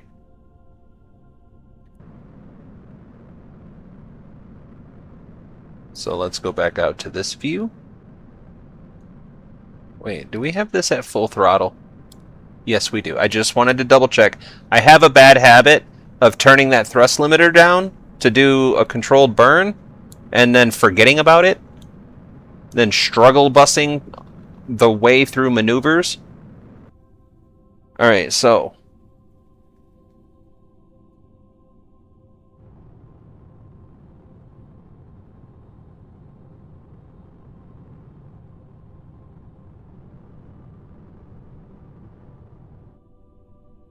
Alright, I guess we'll work with that for now. I don't know if that's going to get us a capture. Not at this... But I think if we use some of our remaining fuel at periapsis at a retrograde vector, we'll just do a full burn, and hopefully a combination of the engine and atmospheric, because 54 is still a little high. I would prefer that to be around 45 for this. But even 45 is still a super extreme entry, which I'm not used to doing on this mod. I'm not... Now, if you look back at some of my old footage, if you ever get bored, I've hit this atmosphere in Kerbal going like 13,000 meters per second before. It was not a graceful entry, but everybody survived, and that is the important part.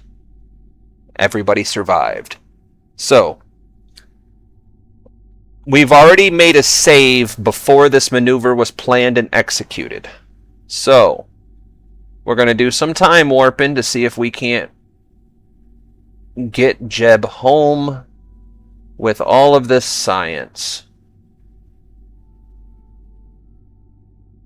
We are now leaving the Mun's sphere of influence, and we're going to start picking up speed. We're going to be picking up velocity as we fall towards Kerbal.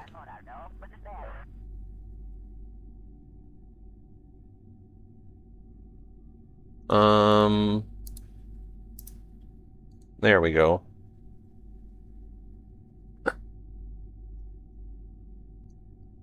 So, as of right now, I think Jebediah is okay. Let's go check on him.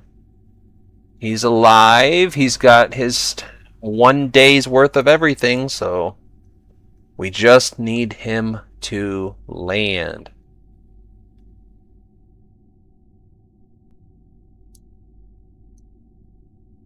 Alright. We are just about ready. Now, let's take one brief moment.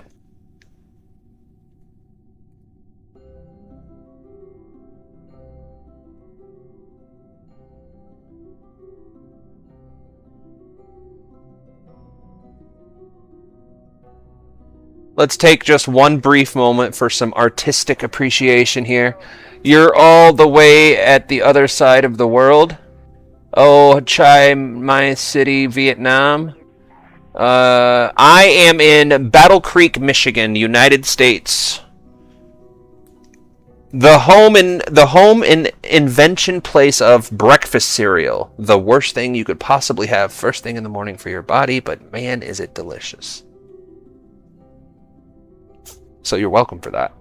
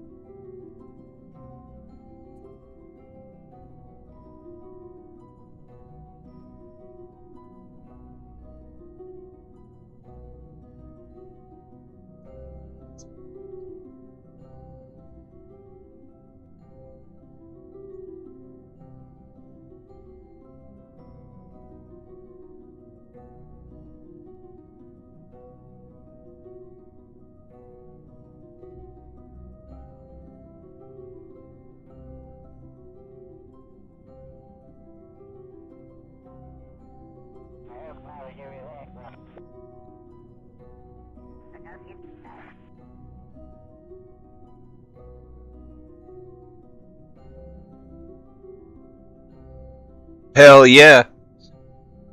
Dude, I love Chicago's pizzas. So the problem I have with saying this is I like doing the things over in Illinois that I like to do. But the problem I have is I don't like highly populated areas. Like, I enjoy having small groups of people, but I get really uncomfortable really fast when you start doing stuff like large gatherings. Like, when I was younger, I went to concerts all the time, and it was never a problem. But at 36, the idea of going to a concert, like, my wife was all about it one time, and I'm like, dude, I will go with you, and I can smile and have fun, but I don't like being cramped with people anymore. I don't know, I'm old and crotchety. Maybe. Meet me? Hell no. Wait, meet me? Maybe and you, Apollo, can meet each other? No, that's weird, dude. That's weird. Oh, crap. We have... Oh, problems. Problems. Oh, I was reading chat! You guys tricked me! Oh, dang, I missed a lot. No, I didn't. Ah. Oh, man. I was reading chat and not paying attention. Let's see what the persistent one does real quick. If it brings us back to a spot, then we'll be alright, but... I can't believe I did that. Oh, nope. No flights available. Alright. Don't be sorry. It was my fault. So wait, what? Oh, yeah. In this reality, Jeb is dead, so. Let's jump to an alternate reality where God wasn't reading his chat live. Alright. So all we have to do is execute the maneuver. That's not too bad. We didn't lose too much.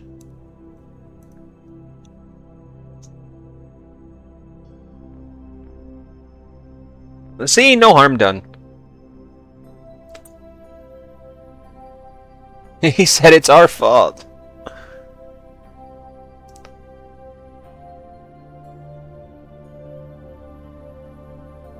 Stupid phone.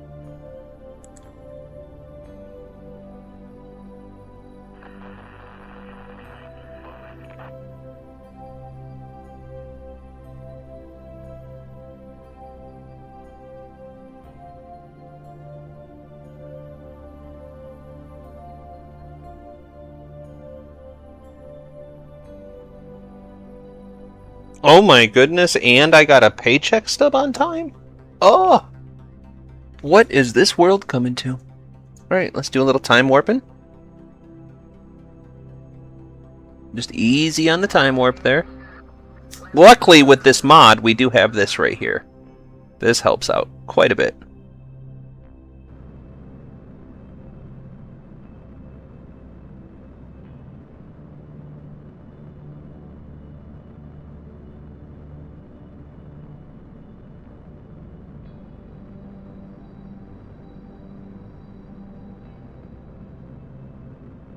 Just ease her on down. And stop.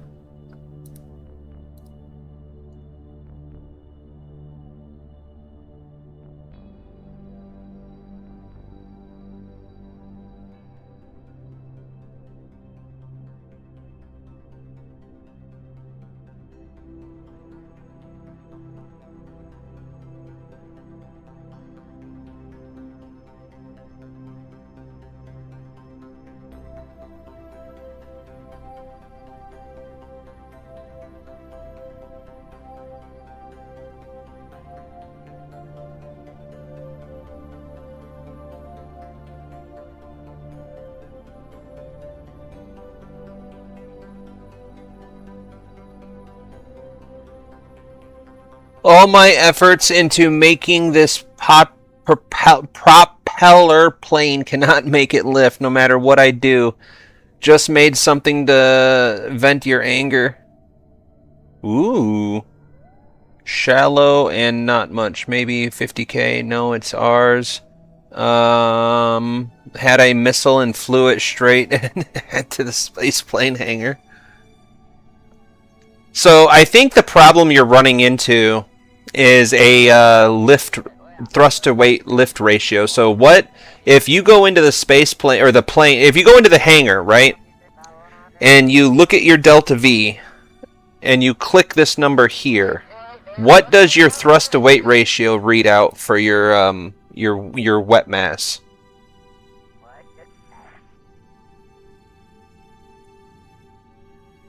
Ooh, 12 kilometers. Ah, that's. Eesh. This is gonna be. Hold on.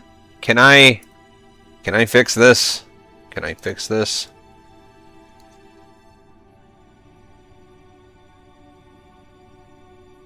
There we go.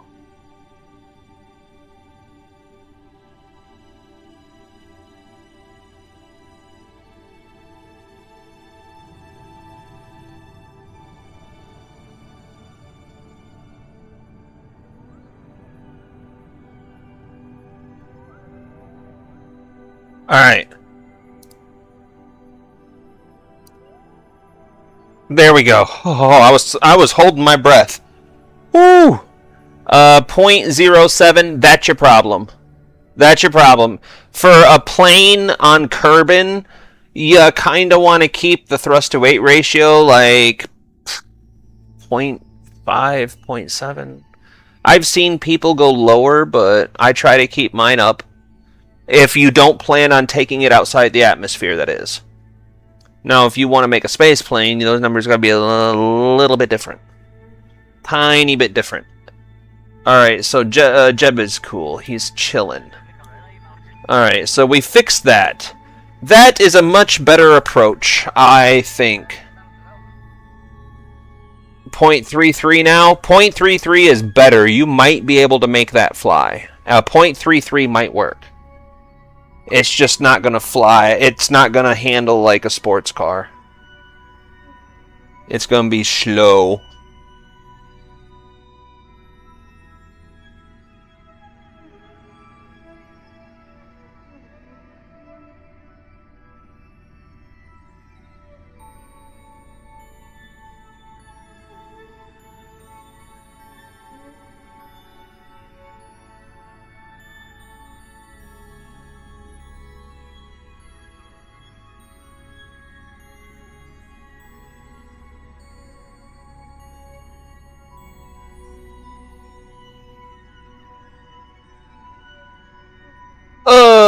Still doesn't work. You try to keep trimming the weight down or adding engines. You got to try to get that thrust to weight ratio up.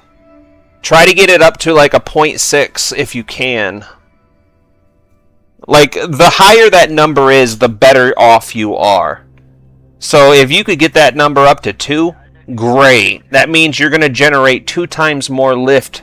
So basically, this is not an accurate statement. It's just the idea is for every 1 meter forward you go, you want to go up 1 meter, which is that's basically what you're looking for. So you want to go up more than you're going forward. Otherwise, you don't generate enough lift. One of these days, I'll get back into doing planes and stuff like that, because I wouldn't mind doing like a what is it, the Galaxy, the giant ass plane that carries like rocket parts across the country and stuff, when they build like the like when they built the Hubble Space Telescope, they built it somewhere and then they loaded it into this giant like plane, and then they flew it somewhere to be packed up and processed and put into a rocket and whatever, but they didn't make it at the launch site. I always thought it would be cool to have a plane like that.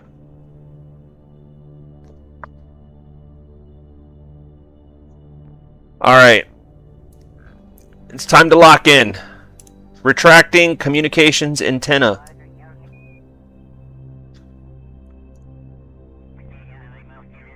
Alright.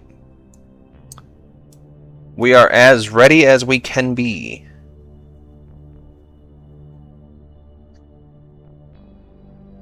So as soon as we slap this atmosphere, we're going to try to get all the way down as much as we possibly can before we ditch this tank.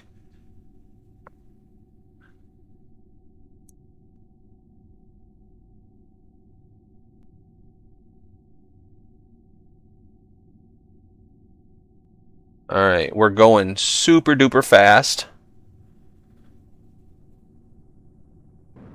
So we're going to start slowing down now.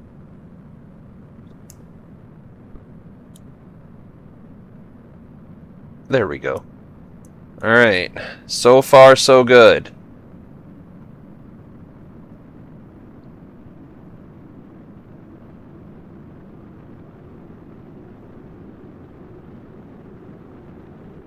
Alright, I'm going to save some of that fuel. But we are still going far too fast. We're going to just burst it. Try to spread this out as much as possible.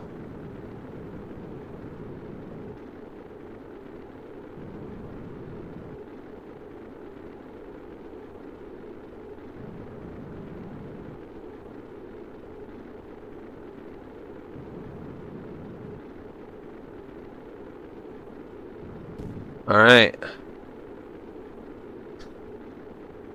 Now we're going to ride this down as much as we can.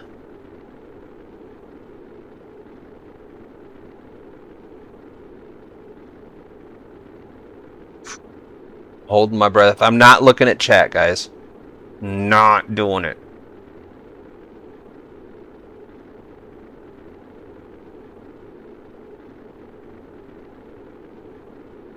And of course, let's take a moment to appreciate the mod.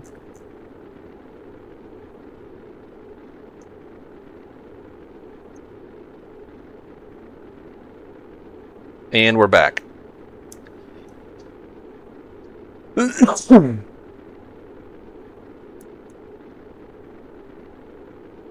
Alright.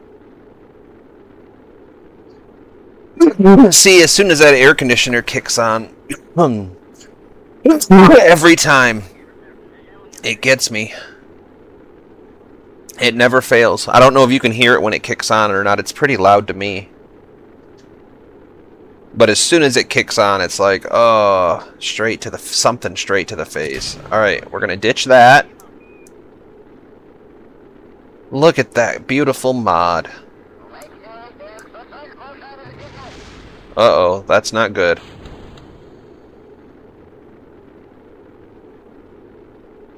That's not good at all. We lost our drogue chutes.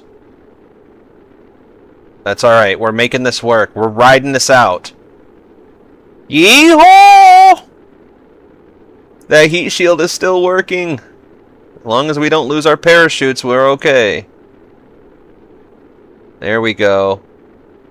Na na na na na na na na na na na. I cannot believe that worked. Now, if the drogue shoots work too, we're just gonna watch.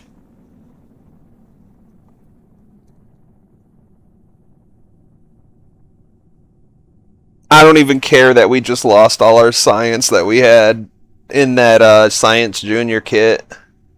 This is great. This is top tier Kerbaling right here.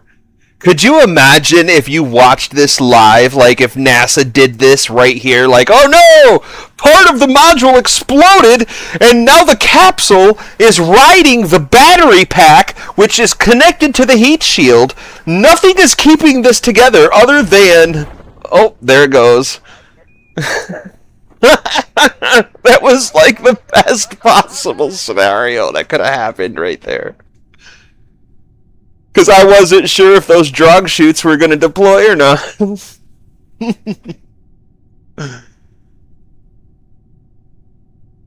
Cue Helldivers music, exactly! For Super Earth! Yeah! Democracy!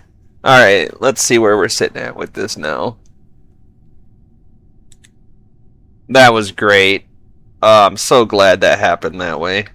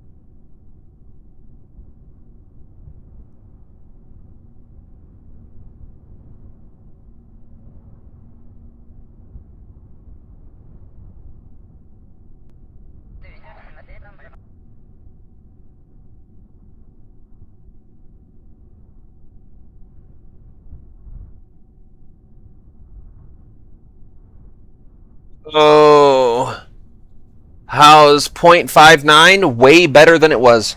Like I said, anything you can do to improve that number is going to only benefit you. Like, it's hard because you run into the same problem. It's, what do they call it? A lot of KSP content creators call it something, and I forget the term that they use. But basically, it's the same as the rocket equation. It's you run into a point where you're going to get diminishing returns to such a degree that you're not going to get any lift. So when you think about a rocket, it's really easy to think to yourself, oh, I need to add more fuel.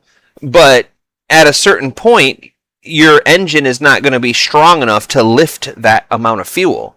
So, you know what I mean? So it's the same concept with an airplane.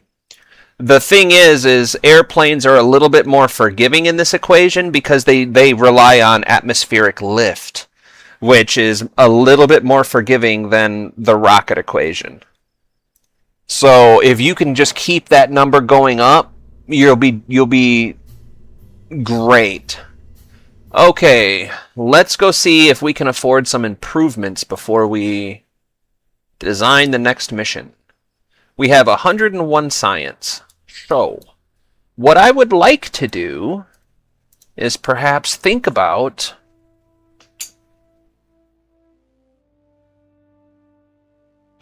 for the times when a cardboard box just won't do. Huh, that's funny. Huh.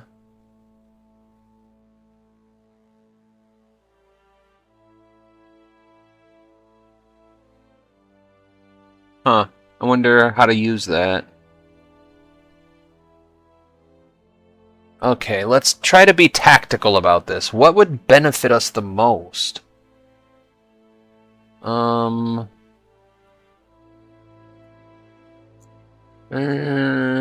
EVA experiment kit might be a good one. I don't know how much science they net, though. That's the thing. That would get us some new science, but I don't know how much science. Okay, we're gonna need this stuff for lunar landings. Because we're gonna need that Clampotron. We're gonna need that for our lunar module.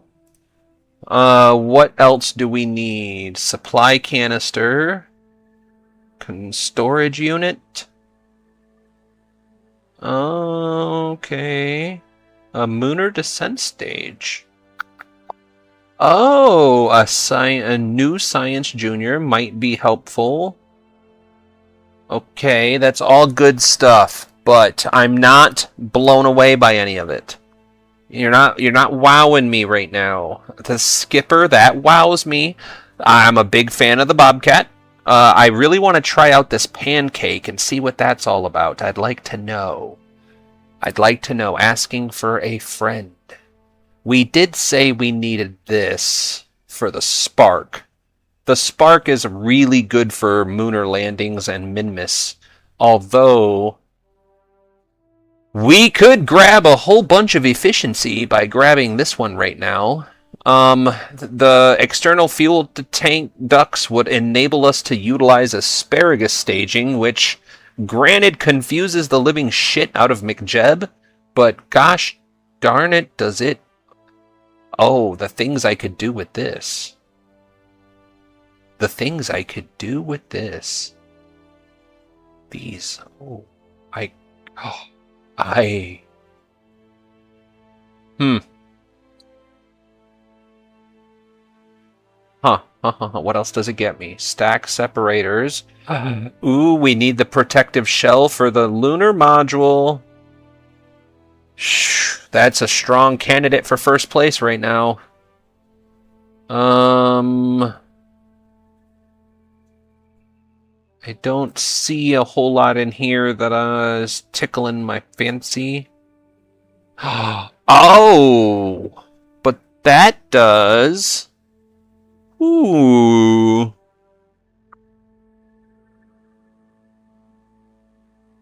That would be really handy. That would be super fantastic right now. And it's only 90 points. Can you imagine? Alright, we need to make a decision here because I'm spending too much time on this screen shopping. This one I want to try so bad because I think we could have fun with these drop tanks. But I'm not sure if we can. I just have an idea. We would also get new decouplers, which wouldn't be horrible, but none of this stuff is super duper critical. As super duper critical as the fuel systems, the rocketry. The Poodle would be a nice engine to have for Minmus landings. I want to check out that pancake. I think I have some ideas. You know what? I'm just going to be a man about it. Make a decision. Alright guys, we're going to be wrapping up here really soon. I got that 16-second clip you wanted to see earlier. Oh yeah, thanks for reminding me. Let's go take a peek at that before anything else. So if you guys don't have the Discord, boop. Howdy. Ah! Alright, where did you post it? YouTube, here we go.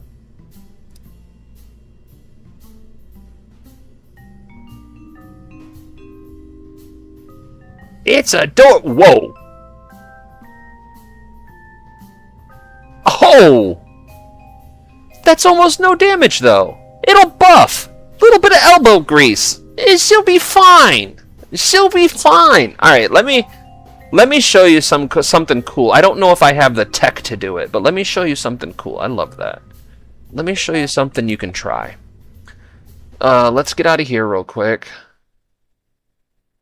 I don't know what tech I have available to do this, but maybe I have enough to demonstrate like what I mean. So if you go here, let's get back out of there.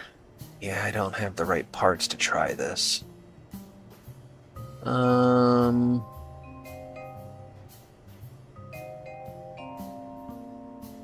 don't have crap.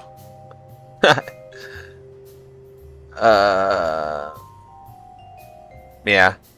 But what I was going to get at is if you go into aerodynamics and you have... Yeah, I don't have anything.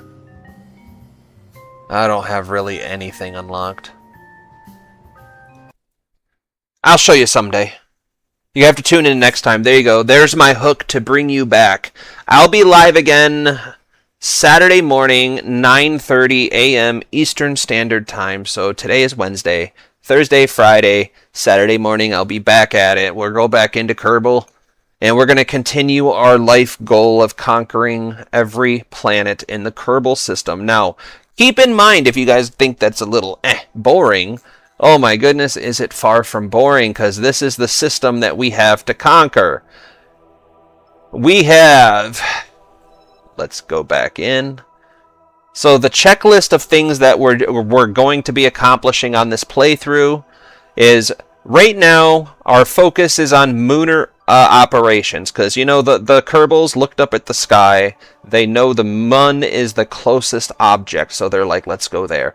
They don't realize that Minmus might be easier, because even though it's a little bit farther away, it has so much less gravity. It takes a lot less to land and take off and return. But they're working on that idea. So right now they're just like, shoot at the moon, shoot at the moon. But the Minmus is right there. So once we conquer the whole moon, the Mun and Minmus, then we will set our sights elsewhere. Now, I've never landed on any of these objects, which is something that I would love to learn how to do. I've never landed on Eve and survived. I've landed on Moho, but I had not returned from Moho yet. So I did land on Moho before on PS5, but I have not successfully traveled there, landed, planted a flag, did science, and returned safely. So then I've already conquered Duna. In my last playthrough, we were working on trying to think of how to do a Duna colony. We also have Drez, which I've landed on Drez before, but again, it was a probe, and I had not done a crewed mission to and from. So the probe was just trying to figure out the Delta V requirements for Drez, because I heard it was kind of tricky. And then I never got around to launching the mission to try it. And then I've been to Jewel a bunch of times, but I haven't landed anywhere on the moons of Jewel yet. So the two things that I was working on when my previous save file got corrupted on the PS5 was doing a Eve operations, Jewel 5, and then of course Elu. But since we have mods, Elu is now a moon of Jewel, I believe, or Pole. Is it Pole? Maybe I'm thinking of Pole. Because maybe Elu's still the farthest planet out. Nope, that's Plock. Huh. But yeah, we have a much bigger solar system than stock KSP. So we have a lot farther to go.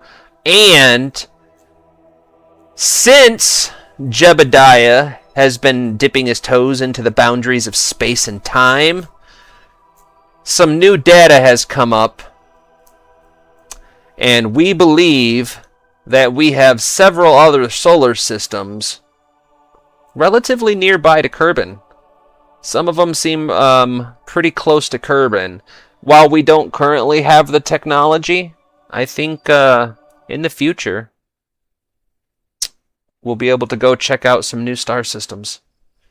But that will be for a long time. I think that's going to be 1,000 hours or more before we even try that.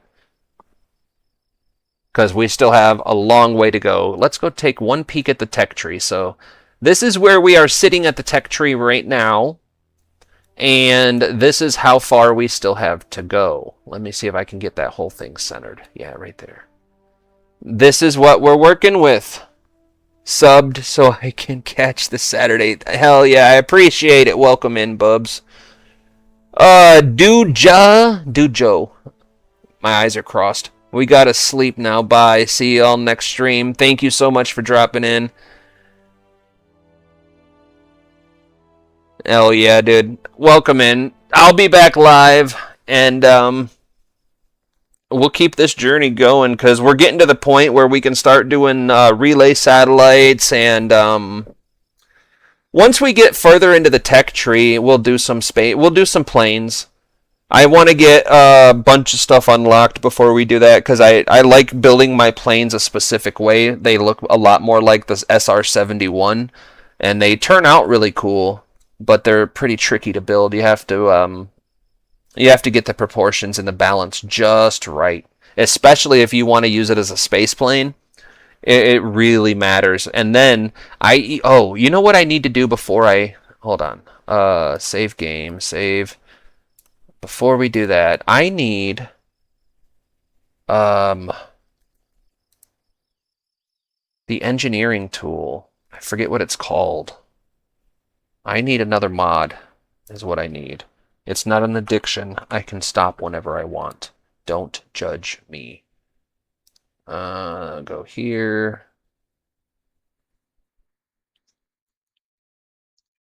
I'm back. Good days. We are just about to shut down, but we needed another mod. I don't know what it's called.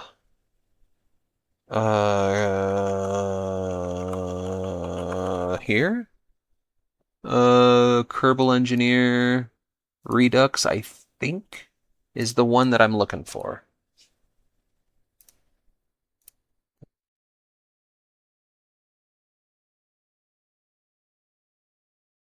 Or wait, hold on.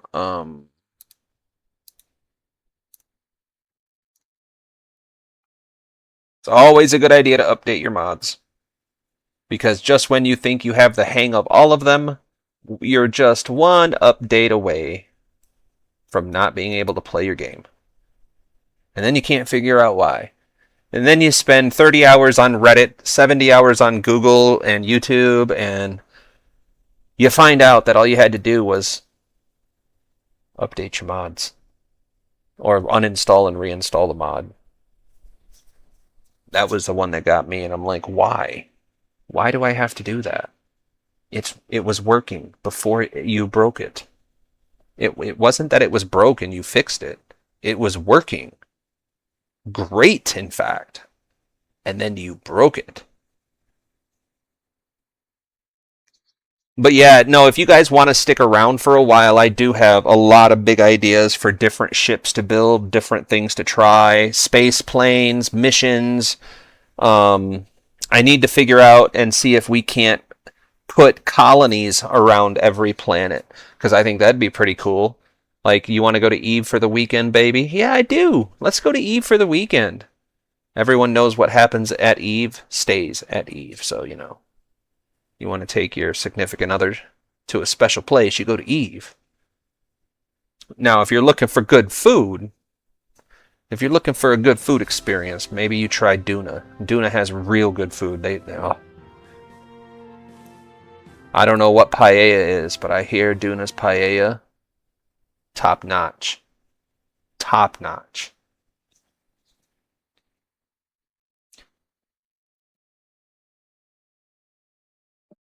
If you want really good homemade ice cream, you go out to Minmus for the weekend. All right, let's see if this engineer upgrade did what I needed it to do. So let's open up a test subject. The Skyhog 5, our current platform, actually. So yeah, we have a lot of new readouts. I like that, but can I not have this in my face right now? That's cool and all, but I was looking for wet mass, dry mass stuff. You got that? Oh, sweet, it shuts that off. Aw, man, I didn't get the right mod.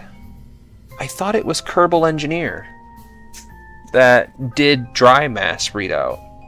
That's Promised Worlds, and that's McJeb. Well, that's not what I was looking for. Dag nabbit. But this is another interesting opportunity for me to stop saying that I'm going to get off stream and look around at stuff real quick. Ooh. Ah, shiny.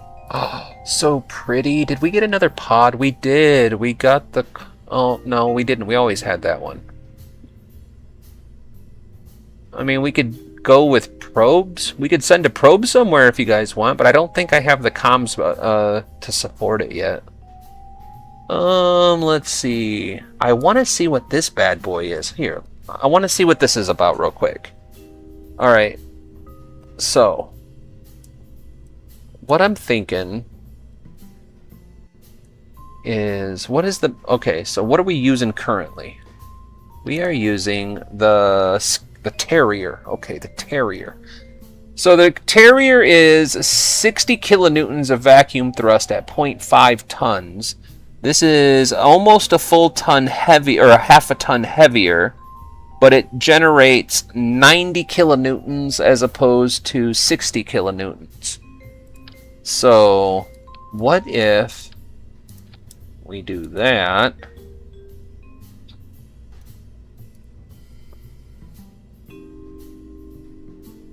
Oh, that's a solid fuel. I don't want the solid one. I want this one. Oh, that's cool! Not for this stage, obviously, but very cool. Now, we also opened up a new bag of tricks with these engines, but I think these are all the bigger engines. Like, yeah, you don't want to use those engines for that. I think the Terrier is a good, solid choice for this stage. So let's re-examine the next stage, though. Oh, you know what we need to examine is, do we have any gimbaled engines now? So what are we using on this? This is the swivel, right? It is. So the swivel is here at 167 atmospheric okay, so atmosphere. So let me see. Well, that's not gonna happen. Well, that's not gonna happen. This one doesn't have gimbaling. That's a solid booster. And that one's too big. So I guess we are pretty much... This one has gimbal. It has electric charge. Does it have gimbal? It does. Oh, it does. Huh. That's 64. What was the other one? Oh.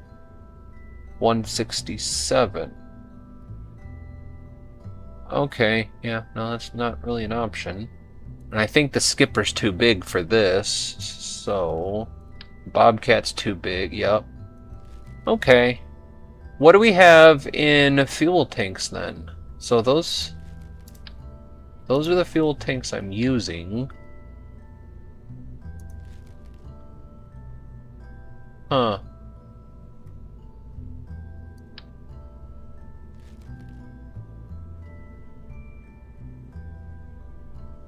Okay.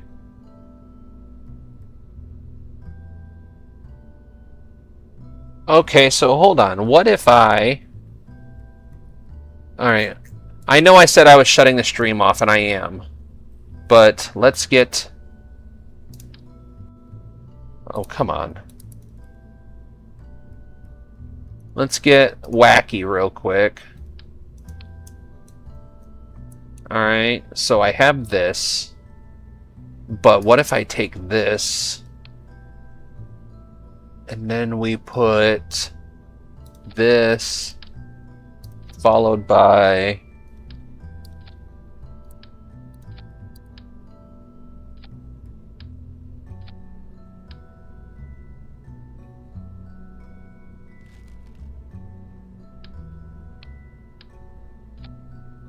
now this is going to be a bit of a tedious process. But bear with me.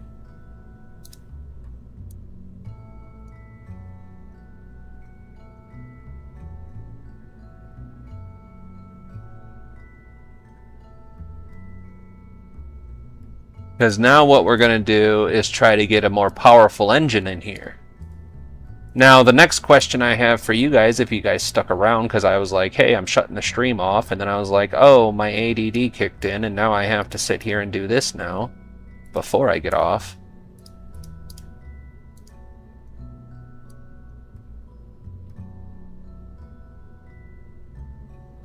But I'm hoping that what this will do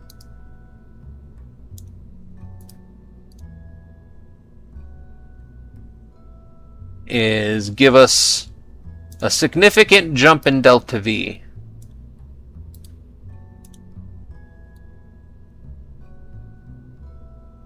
But I'm not sure if it'll work.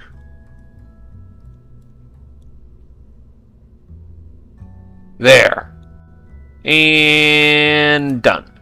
Okay, now we go to engines and we get old Bobcat in there. Get old big old Bobcat. Alright. Now how to do what I'm thinking of do. So what we'll do is we'll go 4-way symmetry for this.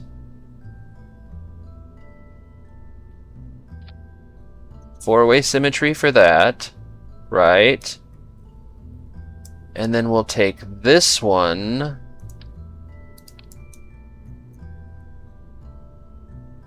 I don't know where the tip of that one went.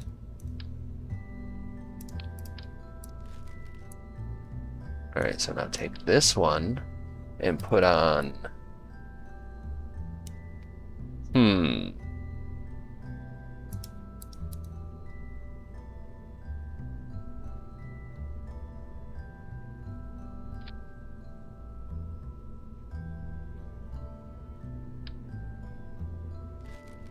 I see what I'm getting at yet.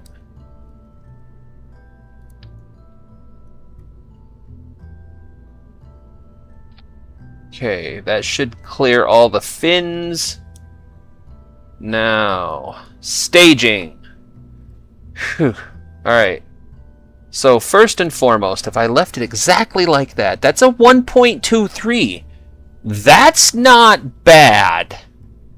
I can launch with that. So that's 4 boosters fire. So hold on. These.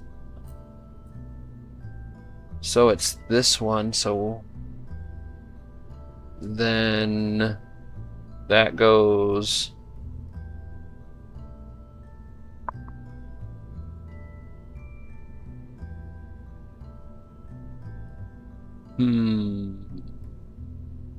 Then that goes, then that goes, then that goes. Okay, I'm willing to try this real quick. So this is no longer the Skyhog. This is, I don't know what to call this monstrosity.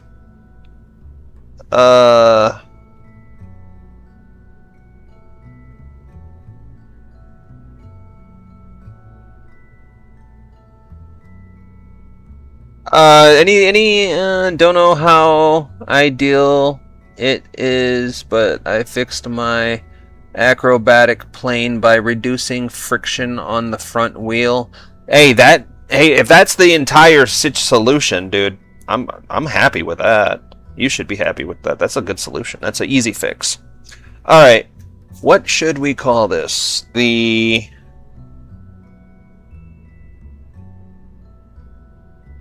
Astro.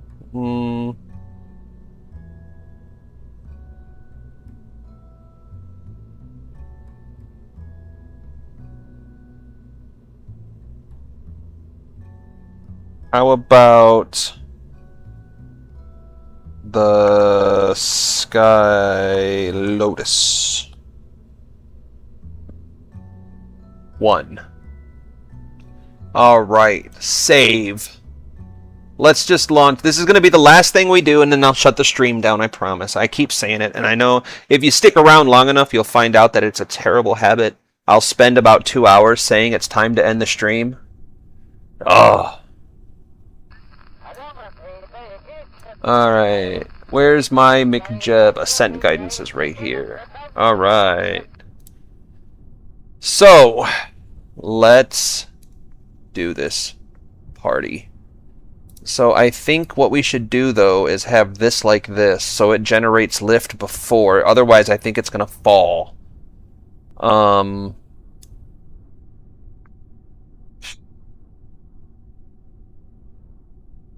Oh, hold on. You know what? That's fine. I'm going to deal with it.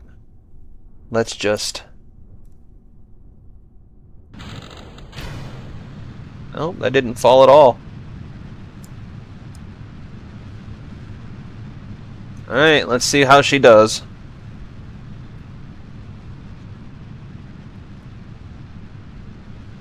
See, I really wish I could figure out the mod that RP1 had that allows me to recolor everything.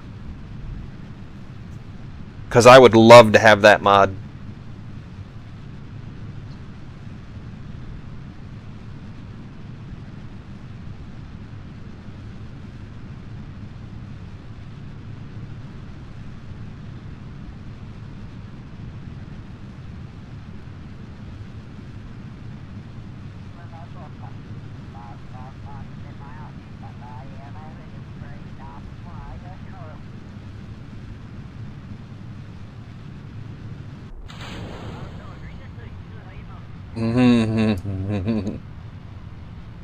That's the first Lotus.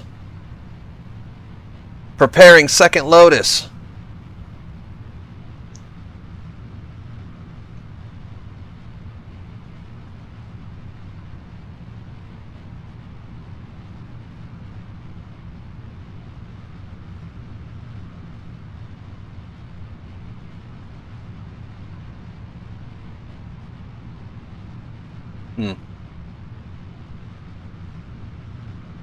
What's the issue here? Where's my Delta V map at? What's happening here? We should have... Huh. Alright.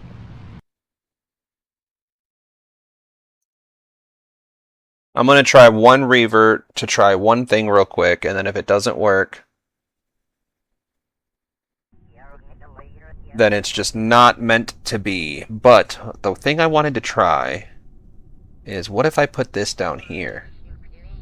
That's the only modification I want to make. And then edit ascent path.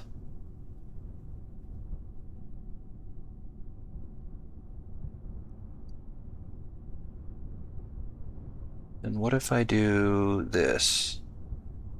Let's see if that helps or hurts the situation. Last chance, guys. Let's do this thing. Yeah, we don't need to have that on separate stages. Because she's got plenty of lift.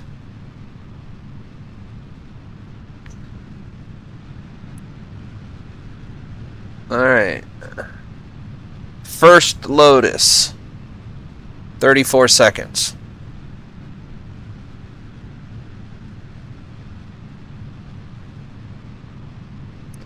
Okay, needed an opinion. Are drop tanks and SSTO considered cheating? No, it's not considered cheating, but it's no longer considered a single stage.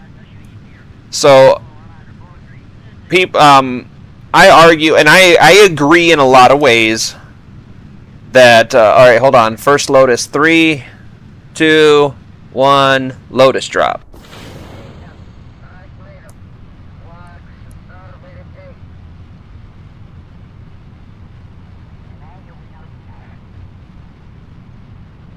Okay, so, what I was saying.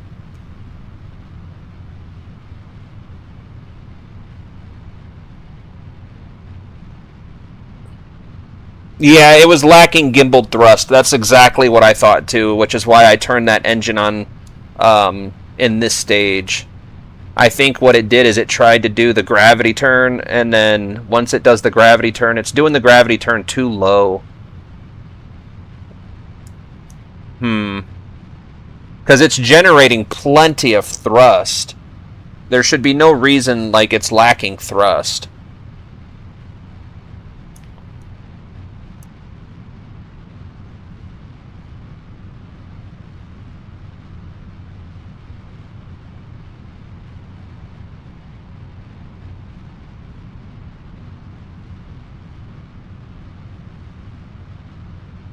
Maybe the gimbal on this engine is just not strong enough to control it, possibly?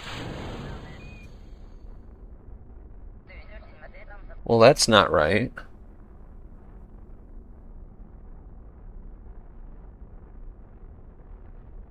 Unless he's trying to change our course?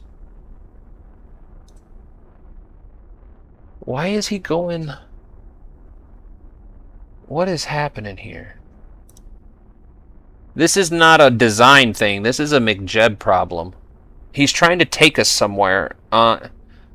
Why?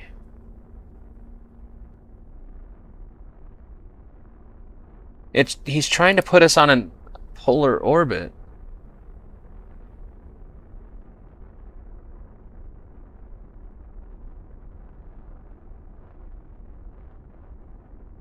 Or unless he's trying to turn us all the way around. Okay. That's a problem for another day. We know the rocket works. Look at the stage. Like, this is a McJeb problem.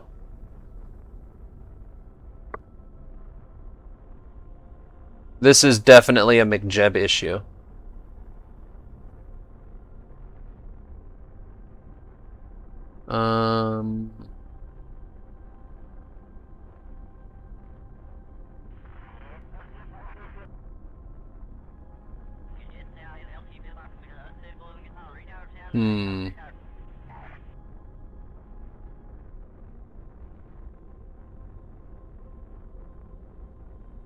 Because, I mean, if he gets us into an orbit that I want, I don't mind, because that's what this stage is for.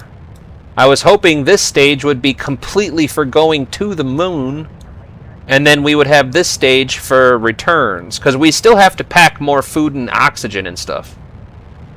Like, what is McJeb? This is completely a McJeb issue. Now, the other thing I could think of is maybe we need better fins on that lower stage, but that's going to have to be another day. We'll pick this up Saturday. So, thank you guys so much for dropping in. We still have some work on the Sky Lotus to do. But one of the things I did want to look as I'm signing off is... Let me see something here. How does this work? Can I put this in here and have it fold up? Hold on, let me put it here. Oh. That's interesting. So the question is could I squeeze it in here somehow? Where's that folding wing? Let's say I do.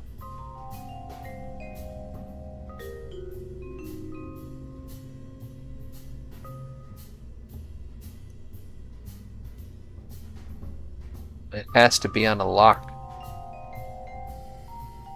Wait, can I do this?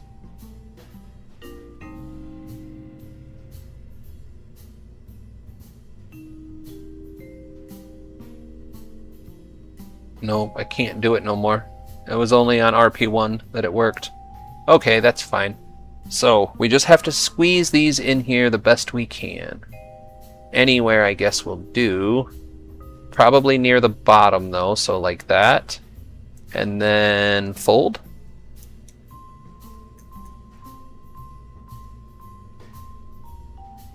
Why did you not fold? Fold. Fold. Fold. Okay. So, how do I get them to unfold? I know. I'm getting off, I swear. Ho ho ho ho ho. Alright. Let's make this number 3, I guess.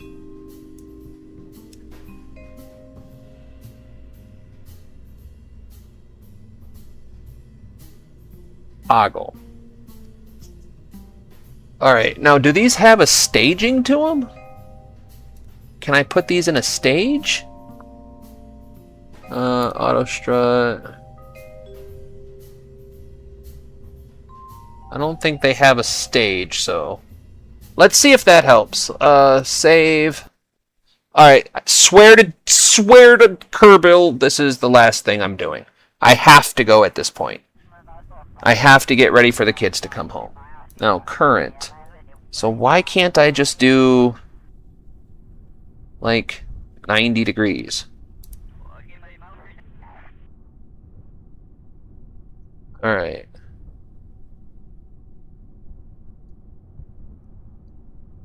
Okay. Let's see.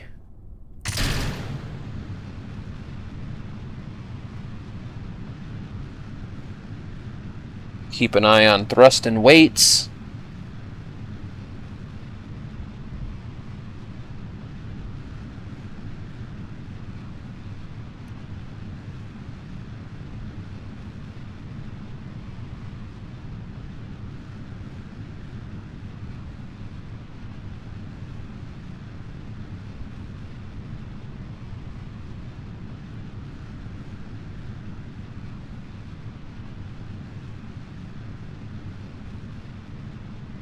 I do kind of like having this.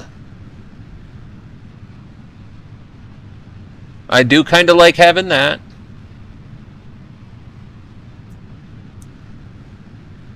Okay, yeah, so we're going more north. Well, that was less than ideal. Why are these all fired up now? Oh, they're just folded, I hope?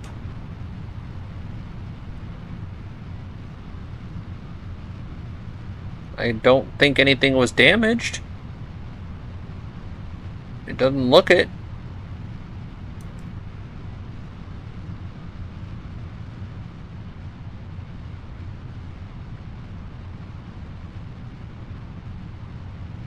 And there it goes. 3.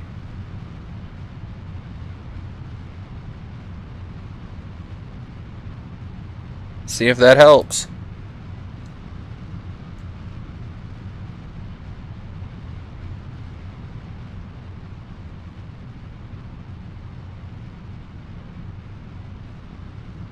Certainly looks like it helped.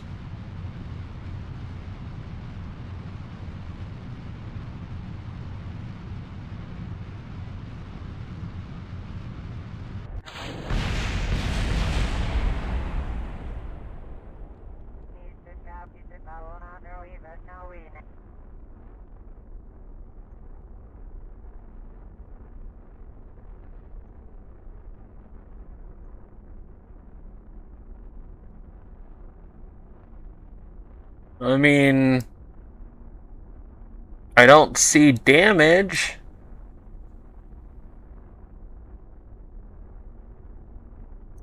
Okay, so it's not a graceful thing, but I do kind of like the idea of folding wings.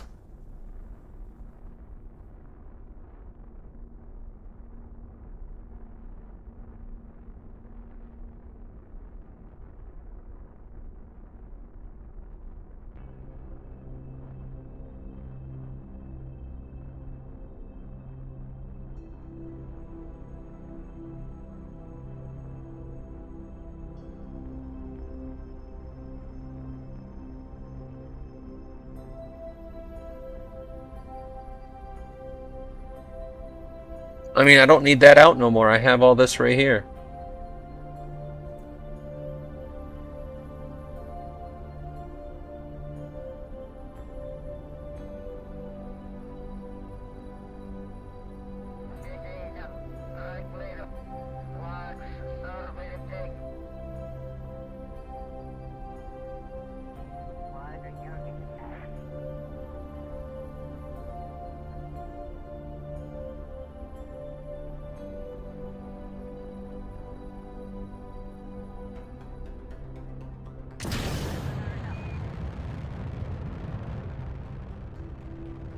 That's so much better.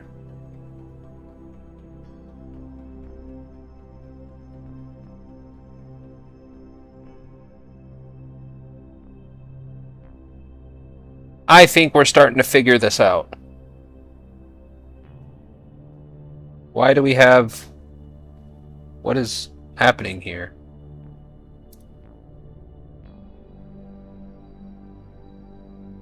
Oh, cool. It's showing us the launch sites.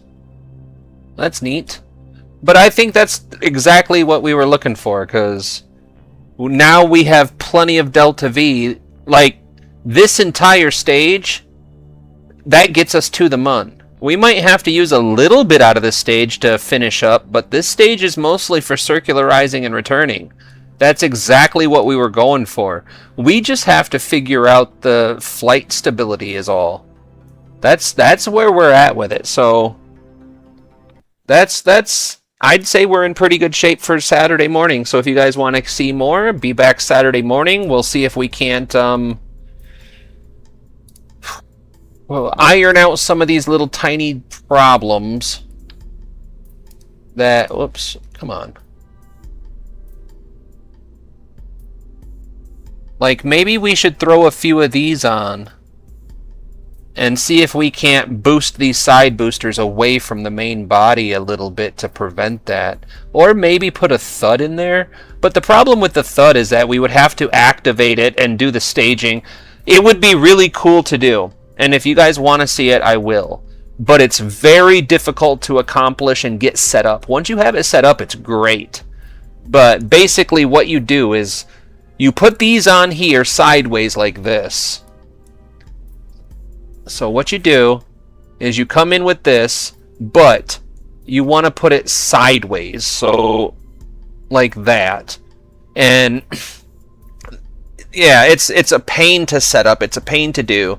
The other option is if you have enough room, you could try to squeeze it like in here, you know, sort of just move it down, because what you're trying to do is push this away.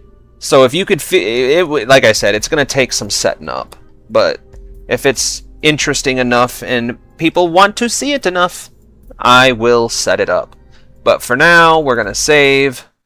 And I will see you guys Saturday. Thank you so much for all the new likes and follows, guys. Hopefully next stream some of our old regulars come back, because I kind of feel bad you guys didn't get to meet none of the regular crew. But maybe next time. Till then, bye-bye!